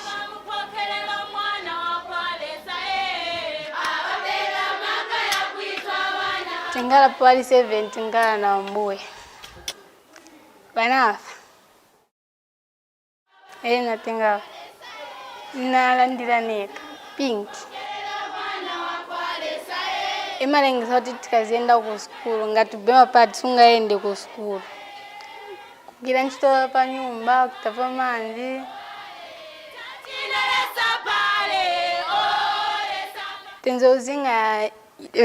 Tenzozinga manyula. Ungavitenge so avingamba na ngotonu. Tezolova enangu madezi.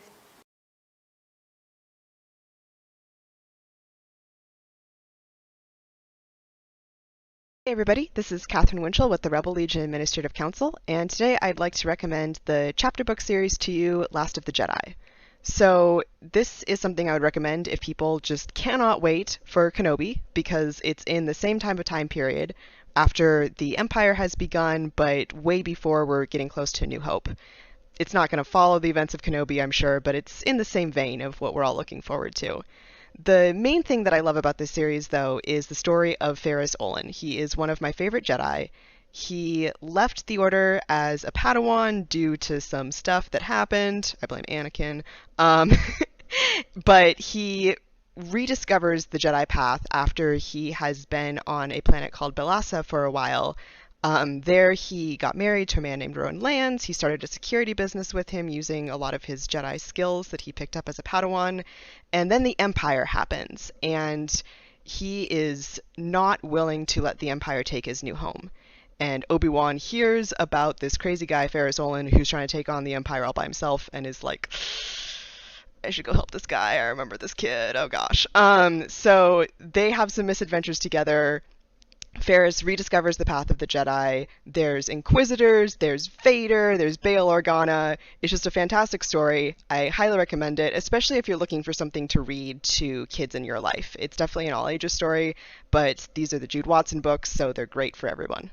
Thanks, and please keep watching Rebel Reads.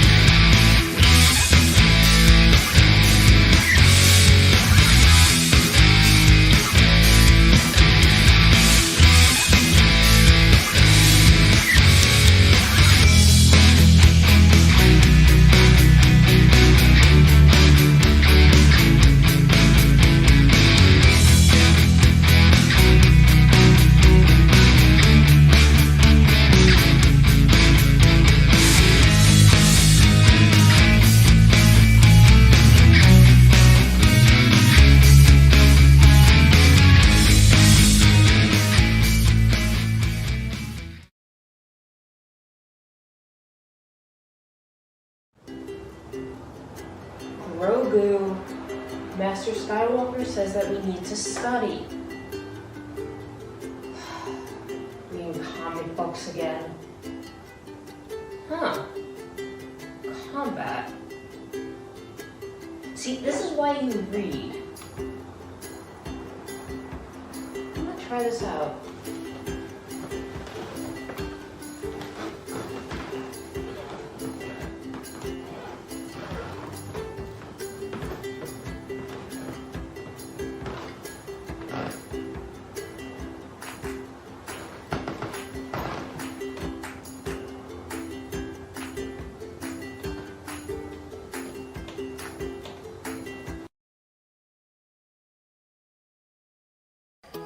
వారినిలో ఎలాంటి పుస్తకాలా చాలా చదువుతుంది. చాలా అంటే చెప్పలేను sir.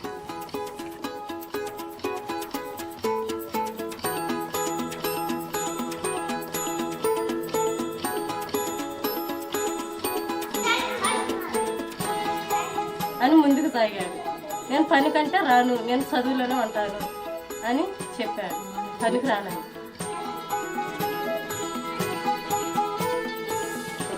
ఆలస్యంతో నిద్ర teacher చెప్పిన పాఠాల గురించి నాకు మధ్య మధ్యలో అవి గుర్తించుకోవడానికి మేల్కొనే ఉంటాను. చదువుకొని మంచి డాక్టర్ రావాలి. నా గురించి నేను గొప్పలు చెప్పుకోను సార్. నేను చాలా మౌనంగా ఉంటాను. ఏదైనా చెప్పమన్నప్పుడు బాగా దిట్టగా ఉంటాను సార్. మా టీచర్ దగ్గర గ్రేట్ అని అనిపించుకోవాలనుకుంటున్నా.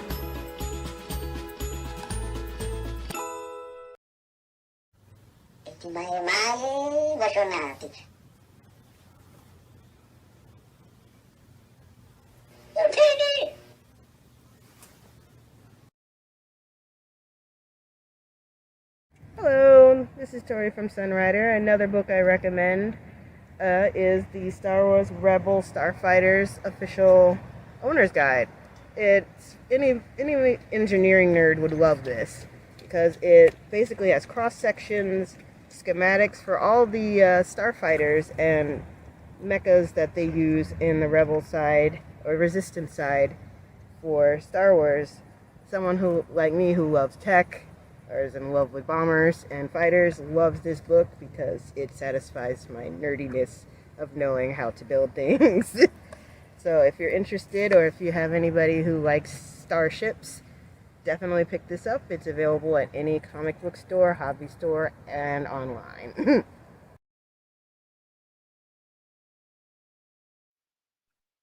Great, welcome back everyone to Rebel Reads. I have with me here today some members of the Rebel Legion, as well as our sister clubs who work for various parts of the US space program. So thanks for joining us, everybody. We have Enrique, who works at JPL. We have Sherry, who works at Johnson Space Center. And we have Scott, who works at Glenn Research Center. And I work on the cameras for Perseverance and the Curiosity rovers. So all of us are huge Star Wars fans. We asked our members who are also interested in space as well as just Star Wars to bring us some questions about the reality of Star Wars and the unreality of Star Wars when it comes to space sciences. So let's start off with you, Scott. Tori Stenmark asks about how we see the Mandalorians and we see the clone troopers out in space surviving. How could the Mando armor and the clone armor be space worthy? How much tech would be involved that we're not seeing on the surface for that? Well, yeah, so I've worked with spacesuits for my entire career, which is about 35 years at NASA, and it's been a lot of fun. It's always kind of, for me, been kind of something that ties sci-fi. We see, people exploring space in spacesuits, and then we have real astronauts that do that when we send them into space with NASA. So a spacesuit needs to provide protection to an astronaut as well as life support, and so it's kind of like a miniature spacecraft because you have to carry oxygen with you. Has to have power, radio to communicate with others. So, and we see elements of that with stormtroopers in their armor and Mandalorians in their armor. You can hear them talking. They have speakers, and it's obviously an armor that protects them. So, for it to do that, I guess in real life, it would need to be airtight and maintain an atmosphere inside the spacesuit. And we already see that it provides mobility. So you have different sections of the armor, arms, legs, shoulders, all of those parts you need to be able to move. And so, you see those in the movie as well. But kind of a technology that NASA hasn't really used. It's been studied quite a bit, but we haven't used it. But it's used a lot in sci-fi, are what some call skin suits or mechanical counterpressure suits. And what it is that instead of providing a pressurized volume around the entire body, you only provide that locally in the helmet, and the rest of the body is compressed with a very stretchy material, maybe like spandex, and it basically squeezes the parts of the body there. My dog just came in here to visit me. To maintain a counter pressure so that gases in your within your body don't try to escape, and that's what happens when the human body is exposed to vacuum. Is that gases will want to vent out of your body, and so by having that mechanical counter pressure, it just provides a structure to the body to prevent and hold all your gases inside your body. So that's one thing that you see quite a bit in sci-fi that NASA doesn't use. But so it's kind of a mixture there of stuff that we can see on screen and stuff that you would have to like take the next step, I guess, for it to be a real spacesuit. Yeah, no, the counter pressure thing, that makes a lot of sense with what we see the clones wearing that, or, you know, and then our own members wearing when they're doing those costumes, right, of like tight fitting black stuff that, yeah, absolutely. So we had a lot of questions about planet habitability. I'm the resident planetary geologist here among this panel, so I'll hit some of those. So Theo asked about if a moon or other satellite could really be forested like Endor, which short answer is yes, but it's complicated. Probably not like a forest that we've seen before, but we could, you know, in a loose sense of like some kind of thick foliage, sure, if the conditions were right. The most complex moons in our own solar system are around the gas giants. And in our own solar system, those gas giants are way too far out in the solar system to have enough light to have photosynthetic light, things like our plants here on Earth. But they could possibly have chemosynthetic life. So that's the kind of life that's at the bottom of Earth's oceans that replaces chemicals with light for its own process to convert energy, that kind of thing. We have detected gas giants in other solar systems, though, that are within the more traditionally habitable zones. So if you did have one that was somewhere in that zone where there could be photosynthetic life, then sure, you could have trees. The main thing in my mind would be that you need to keep an atmosphere because you'd want some kind of liquid to have some sort of thick forestation or other plant life or plant life, because we compare these things to what we know, but in reality, it's probably going to be completely different of whatever is out there. So you do want a larger body so that you have a liquid molten core that is going to be churning because you need that dynamo to sustain a magnetic field and a magnetosphere to protect that body from solar wind, which is what the sun or whatever other star spews out all this dangerous stuff all the time.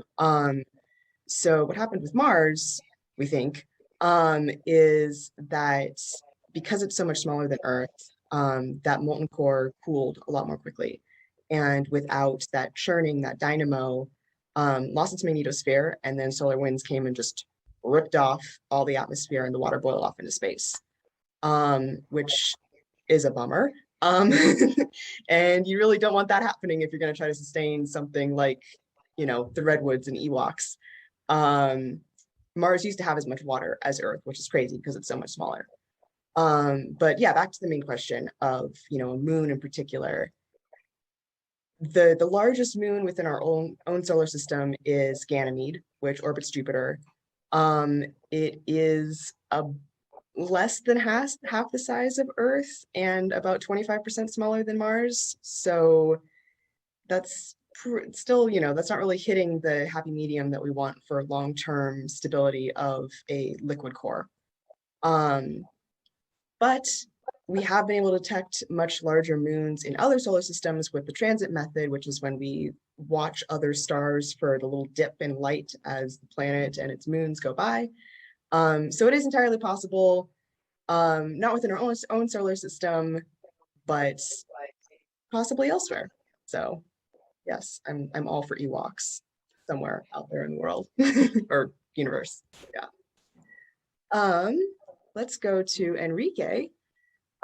We had a question about what it will take for us to get from something like Perseverance, which is roving around Mars right now, to L3, as we saw in Solo. So from a robot that we control to L3, who definitely has a mind of her own and will yell at you.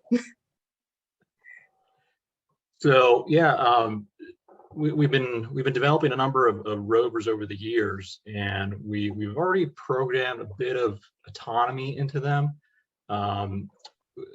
There's definitely a lag of sending radio signals to Mars. You know, they can take anywhere from 8 to 16 minutes. So we can't really joystick a rover on Mars.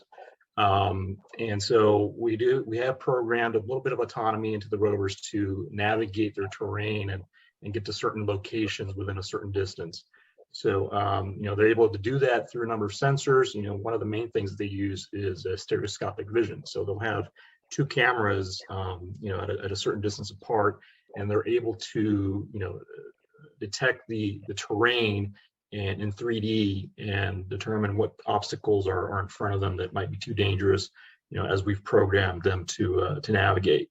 So there's some sense of intelligence in the rovers, but of course we want to get to L3, right? So that's going to depend a lot on the artificial intelligence and how that develops over the years, and how we can implement that into you know, either rovers or actual robots that, you know, at one point in the future, maybe you know, human astronauts set foot on Mars, and maybe that will have, you know, some type of robotic aids or helpers.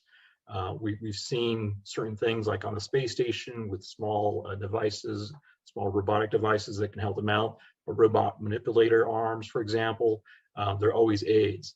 And so a lot of it depends on how well the technology develops. You know, right now we see a lot of other companies here on Earth developing, you know, human-like humanoid robots and doing some pretty amazing feats of gymnastics and dancing. So, you know, how well can we adapt that technology to our robots in the future?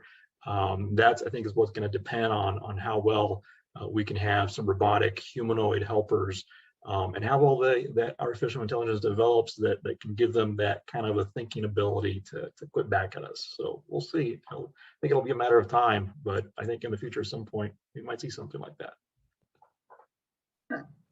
Absolutely. And in the meantime, we certainly anthropomorphize, I'm not saying that right, but yeah, we put a lot of human traits, we ascribe them to our rovers. We definitely. Yeah. All right. Next question I have is for Sherry. Mark Thompson, who is one of our members, also a prolific Star Wars audiobook narrator, he asks about how long he thinks it will take for humans to get to Mars. Sure. I'll try to tackle this. It's going to be a little bit of a non-answer because a lot of that is still to be determined. I work at JSC in human system integration. So most of my career, I've been at JSC since 2006, has been in some way focused on how do we get humans to Mars. It's always kind of the end goal in everything that we're doing, even from the current day space station operations. So in terms of getting a human presence there, one of the things that we're doing most actively to work towards it directly is the Artemis program, which consists actually of multiple different programs. We have the FLS launch system, the Orion, HLS, and Gateway, which are all in various stages of development, but all planned to be in operation within the next 4 to 5 years. So that'll give us a test bed for the technology developments that we need to get to Mars, in addition to an opportunity to look more at the humans. So I work with the humans. Humans are squishy. It's hard to write requirements to keep us safe, and we can't tell how we're going to react both physically and psychologically to things. So there's a lot of work to go. Just by its nature, it's going to be a long mission. It's going to be far from home. It's going to be not possible to do quick turnarounds and rescues. So basically, to do it safely, we have a lot to learn, in short. We have a lot of research going with the Human Research Program to look at, down from how your body reacts physiologically to what do we need to do to handle the fact that there's long turnaround times for communications and all those challenges that make human space flight particularly hard when you get out of low Earth orbit. There's a lot of conceptual work that's going on every day. People on their daily jobs are working on concepts for Mars habitats and Mars transportation and food menus and all those kinds of things. So I guess, in long answer short, we're working towards it as quickly as we can, and it's what we all want to see. I don't think we have an official date on our NASA timelines right now because the focus is the preparation for it. My hope is that we get to see it before I retire, and certainly I'm very confident I'll see humans walk on the moon again, and hopefully see humans walk on Mars while I'm still working at JSC. There's also, importantly, the commercial space aspect. NASA's partnering really closely with commercial partners that are helping us take different approaches than we've necessarily taken in the past, pushing the limits on how do we even think about propulsion, and how do we think about putting together a habitat and those types of things. So, sorry for not a clear answer there, but but it's in work, and hopefully we see it sooner rather than later. Yeah. And Scott, I know you work on similar things. Do you have anything to add to that? Yeah, well, I'm also working on the Artemis program right now. And so we are developing new spacesuits that will be used to explore the lunar surface. And something I'm really excited about, and I've worked on this now for over a decade, is providing some of the high-tech electronics that we see all the time in science fiction, like Iron Man, having a heads-up display inside the helmet, displaying information, data about the spacesuit, providing navigation, directions, also referred to as augmented reality, things like that. And so the moon is going to be where we want to test out all those new systems. We want to learn how to live off the planet.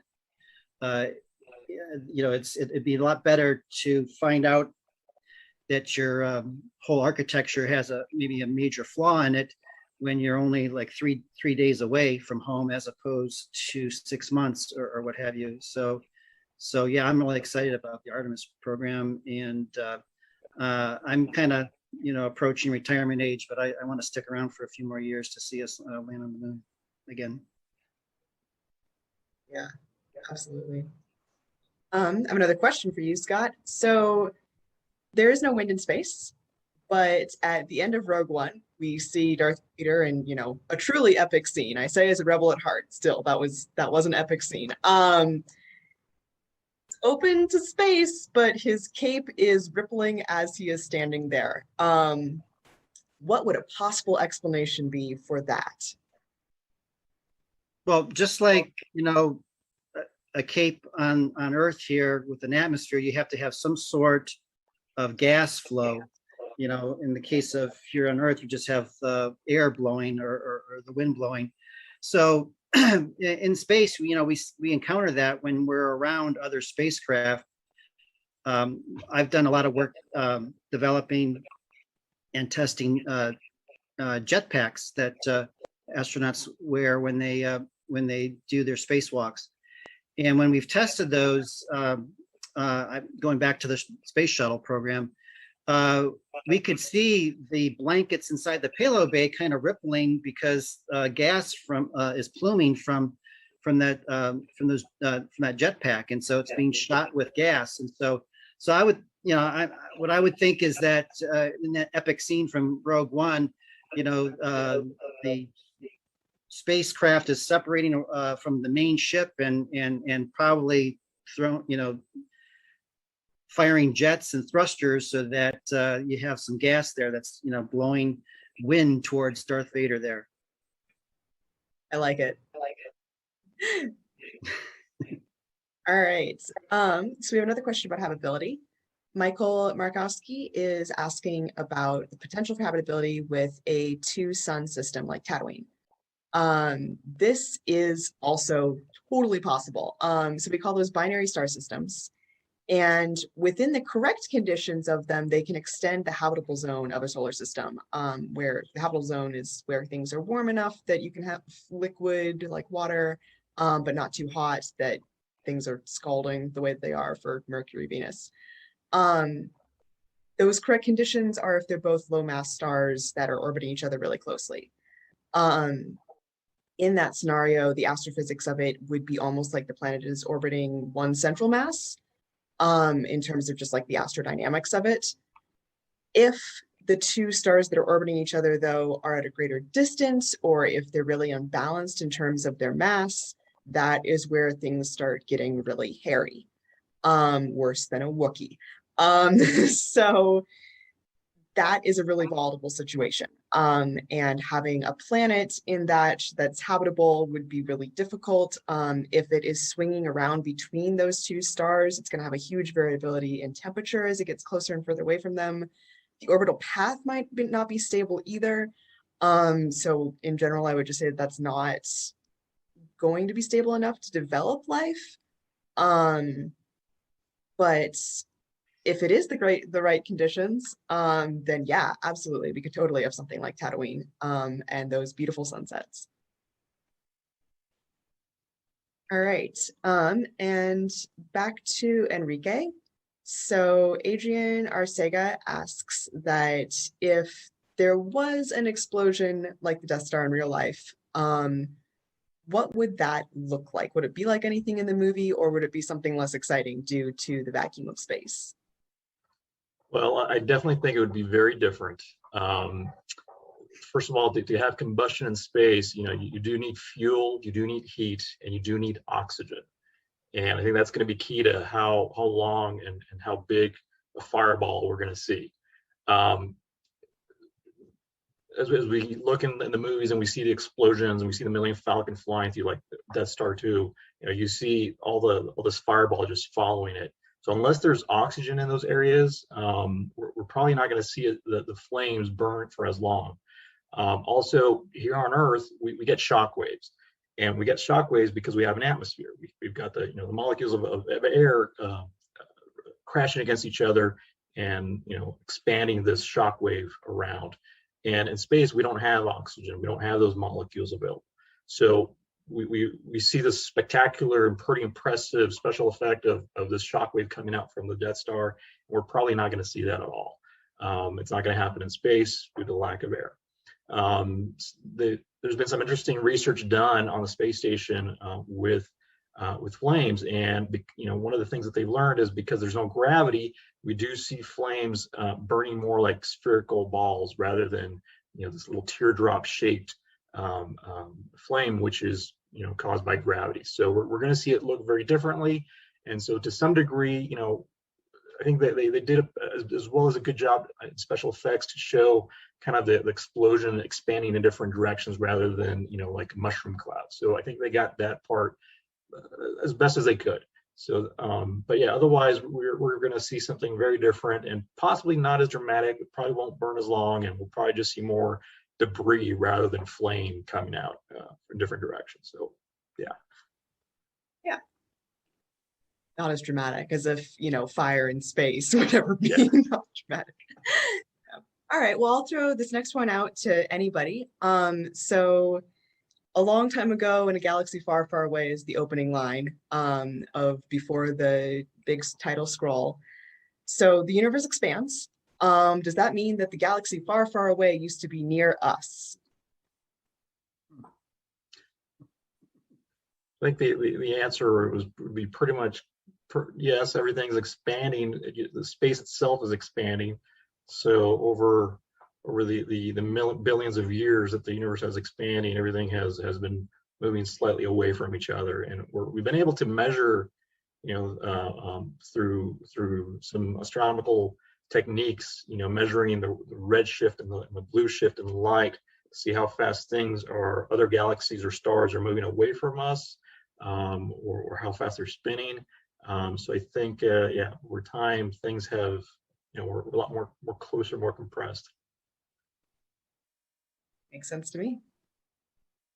All right, Arianandito asks, for all the alien species that we see in Star Wars, what are the most likely for us to find in space? Most of like the classic alien interpretations that we see look like the Bith, but what is the most like realistic? I'm going to give probably a disappointing answer here. and not go with any of the sentient species because we just straight up don't know. But in terms of like what we are looking for in life within our solar system and beyond, the easiest in our minds of conditions to get life is in water. And we see at the bottom of Earth's ocean, there is all kinds of strange things going on down there with chemosynthesis near the hydrothermal vents. So I would say that the most likely that we would see in space would be all of that weird stuff that we see at the bottom of Naboo's ocean in The Phantom Menace. Because, yeah, man, stuff gets weird down there. But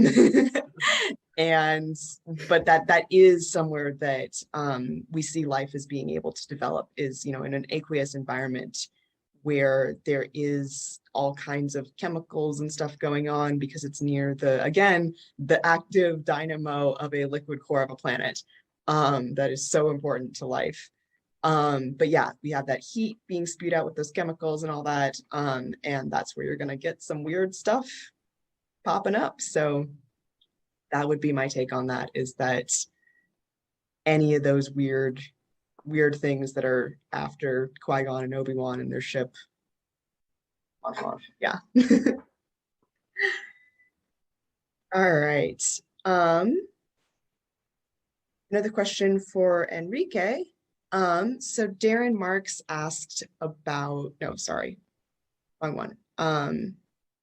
Yes, Mark Thompson again asked, what do Star Wars space vehicles get right or get wrong scientifically? Well, there's a lot of different things that they get right and some things that they get wrong. I think if you look at space itself, a lot of the robotic spacecraft that we generate, we create and send to other planets, because we don't necessarily have to deal with atmosphere unless they're going to enter and land on the surface. We've seen all kinds of odd shapes and sizes, nothing that is necessarily aerodynamic. So as far as traveling through space, because you don't have that resistance from air, from the atmosphere, between planets, you can have any shape or size that you could probably create. And so, you know, we see some odd shapes like, you know, the Millennium Falcon, TIE fighters, X-Wings look a little bit more like airplanes. But yeah, once you start thinking about atmospheric flight, then we need to start thinking. Hallo, ich bin Colin Elzner und ich lese Star Wars Romane schon seitdem ich ein Junge bin. Solar system and beyond. The easiest in our minds of conditions to get life is in water. And we see at the bottom of Earth flowing over the wings. For Star Wars spacecraft, you know, that are flying in the atmosphere, well, we're gonna have to use our imagination and you know, think it's using some other technology to lift itself and defy gravity. Maybe it's repulsor lift generators. So, you know, those odd shapes won't necessarily work in an atmospheric environment, like on a planet. So I think those might be some things that we're gonna have to use our imagination to overcome, you know, the aerodynamics of.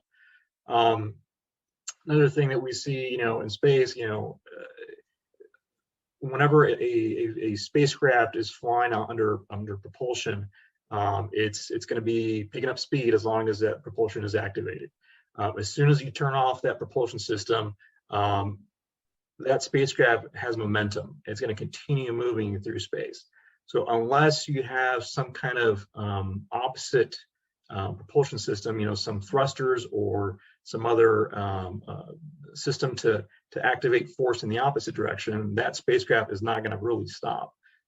It's going to continue moving through space. So some of those things, I think we've seen things slow down because they run out of fuel or out of a propulsion system, they shut it down. We're not going to see that happen unless they turn something on, another opposite direction engine or thruster. So those are some of the things I think they've got a little bit off, but you know, makes for great storytelling, right? Yes, absolutely. And I mean, like, just the whole, like, the fact that there is nothing to slow you down in space. I mean, that's that's important to us because that's how we've had Voyager been able to continue out, you know, there's many different ways that we define the end of our solar system, but Voyager has now crossed a couple of those. So we can say, you know, like it's out of our solar system and, you know, we're not refueling that. There's no way we can refuel that. It's just going. It's just going to go until it hits something, I guess. In fact, we definitely make use of that fact for a lot of our missions to the different planets. You know, we take advantage of gravity pull from other, as we do flybys of other planets, and that slingshot us off and pick up velocity. And we're not necessarily using engines at that point in time. We let momentum propel that spacecraft off to, you know, Saturn, Pluto, and beyond. So yeah, we definitely make advantage of even shutting the engines off. Technically, you know, we don't have active engines. We're making plenty of use of that momentum to continue exploring our solar system and beyond it. Yeah. Sorry, Last Jedi. Your plot point is a bit of a miss scientifically. Does anybody else have any like favorite hits or misses in terms of spacecraft? Sherry or Scott? I was just thinking one thing piece of technology aside from light speed travel that would love to take from Star Wars is artificial gravity in the spacecraft. So much of the challenge that we have to keep humans happy and healthy and safe stems from the fact that our bodies evolved to be in Earth gravity. And so that's part of the challenge of going to Mars is how do we keep people from suffering from the effects of the lack of gravity. And I mean, even down to things like design of the space that people use, you design interfaces completely differently if you can put something down on a shelf versus you need Velcro on every surface, that kind of thing. So I know on any sci-fi that I'm watching, I'm always like, oh man, our jobs would be so much easier if we just had the gravity button that we could push inside the spacecraft. I think one thing that I really find pretty cool about Star Wars and reality are ion engines. You know, TIE fighters. We got twin ion engines, and now we've flown spacecraft using ion engines. It's very different from you know, the maneuvering and the reactions that you see from TIE fighters versus real life. Reality or ion engines, you know, provide a very slight force. It's almost comparable to a piece of paper on your hand. So the benefit from ion engines that we fly on spacecraft is that the propellant, which is we've often used xenon, gets expelled out through the engine, and you actually leave that engine running for a long period of time. You know, unlike chemical engines that you have this, you know, massive or large combustion explosion type of system to propel you. Ion engines are not so dramatic. They're very they do have that nice little blue glow on them. But like I said, it's a very light force that they're applying on that spacecraft, but you can leave that on and, you know, for a long period of time. And over that period of time, the force starts accelerating the spacecraft until you reach these, you know, pretty great velocities for reaching other stars or other planets, rather, and exploring things like comets and asteroids and so forth. So I think that's pretty cool that at least the technology, you know, has become somewhat a reality. It's not exactly the same, but, you know, we are flying around with ion engines.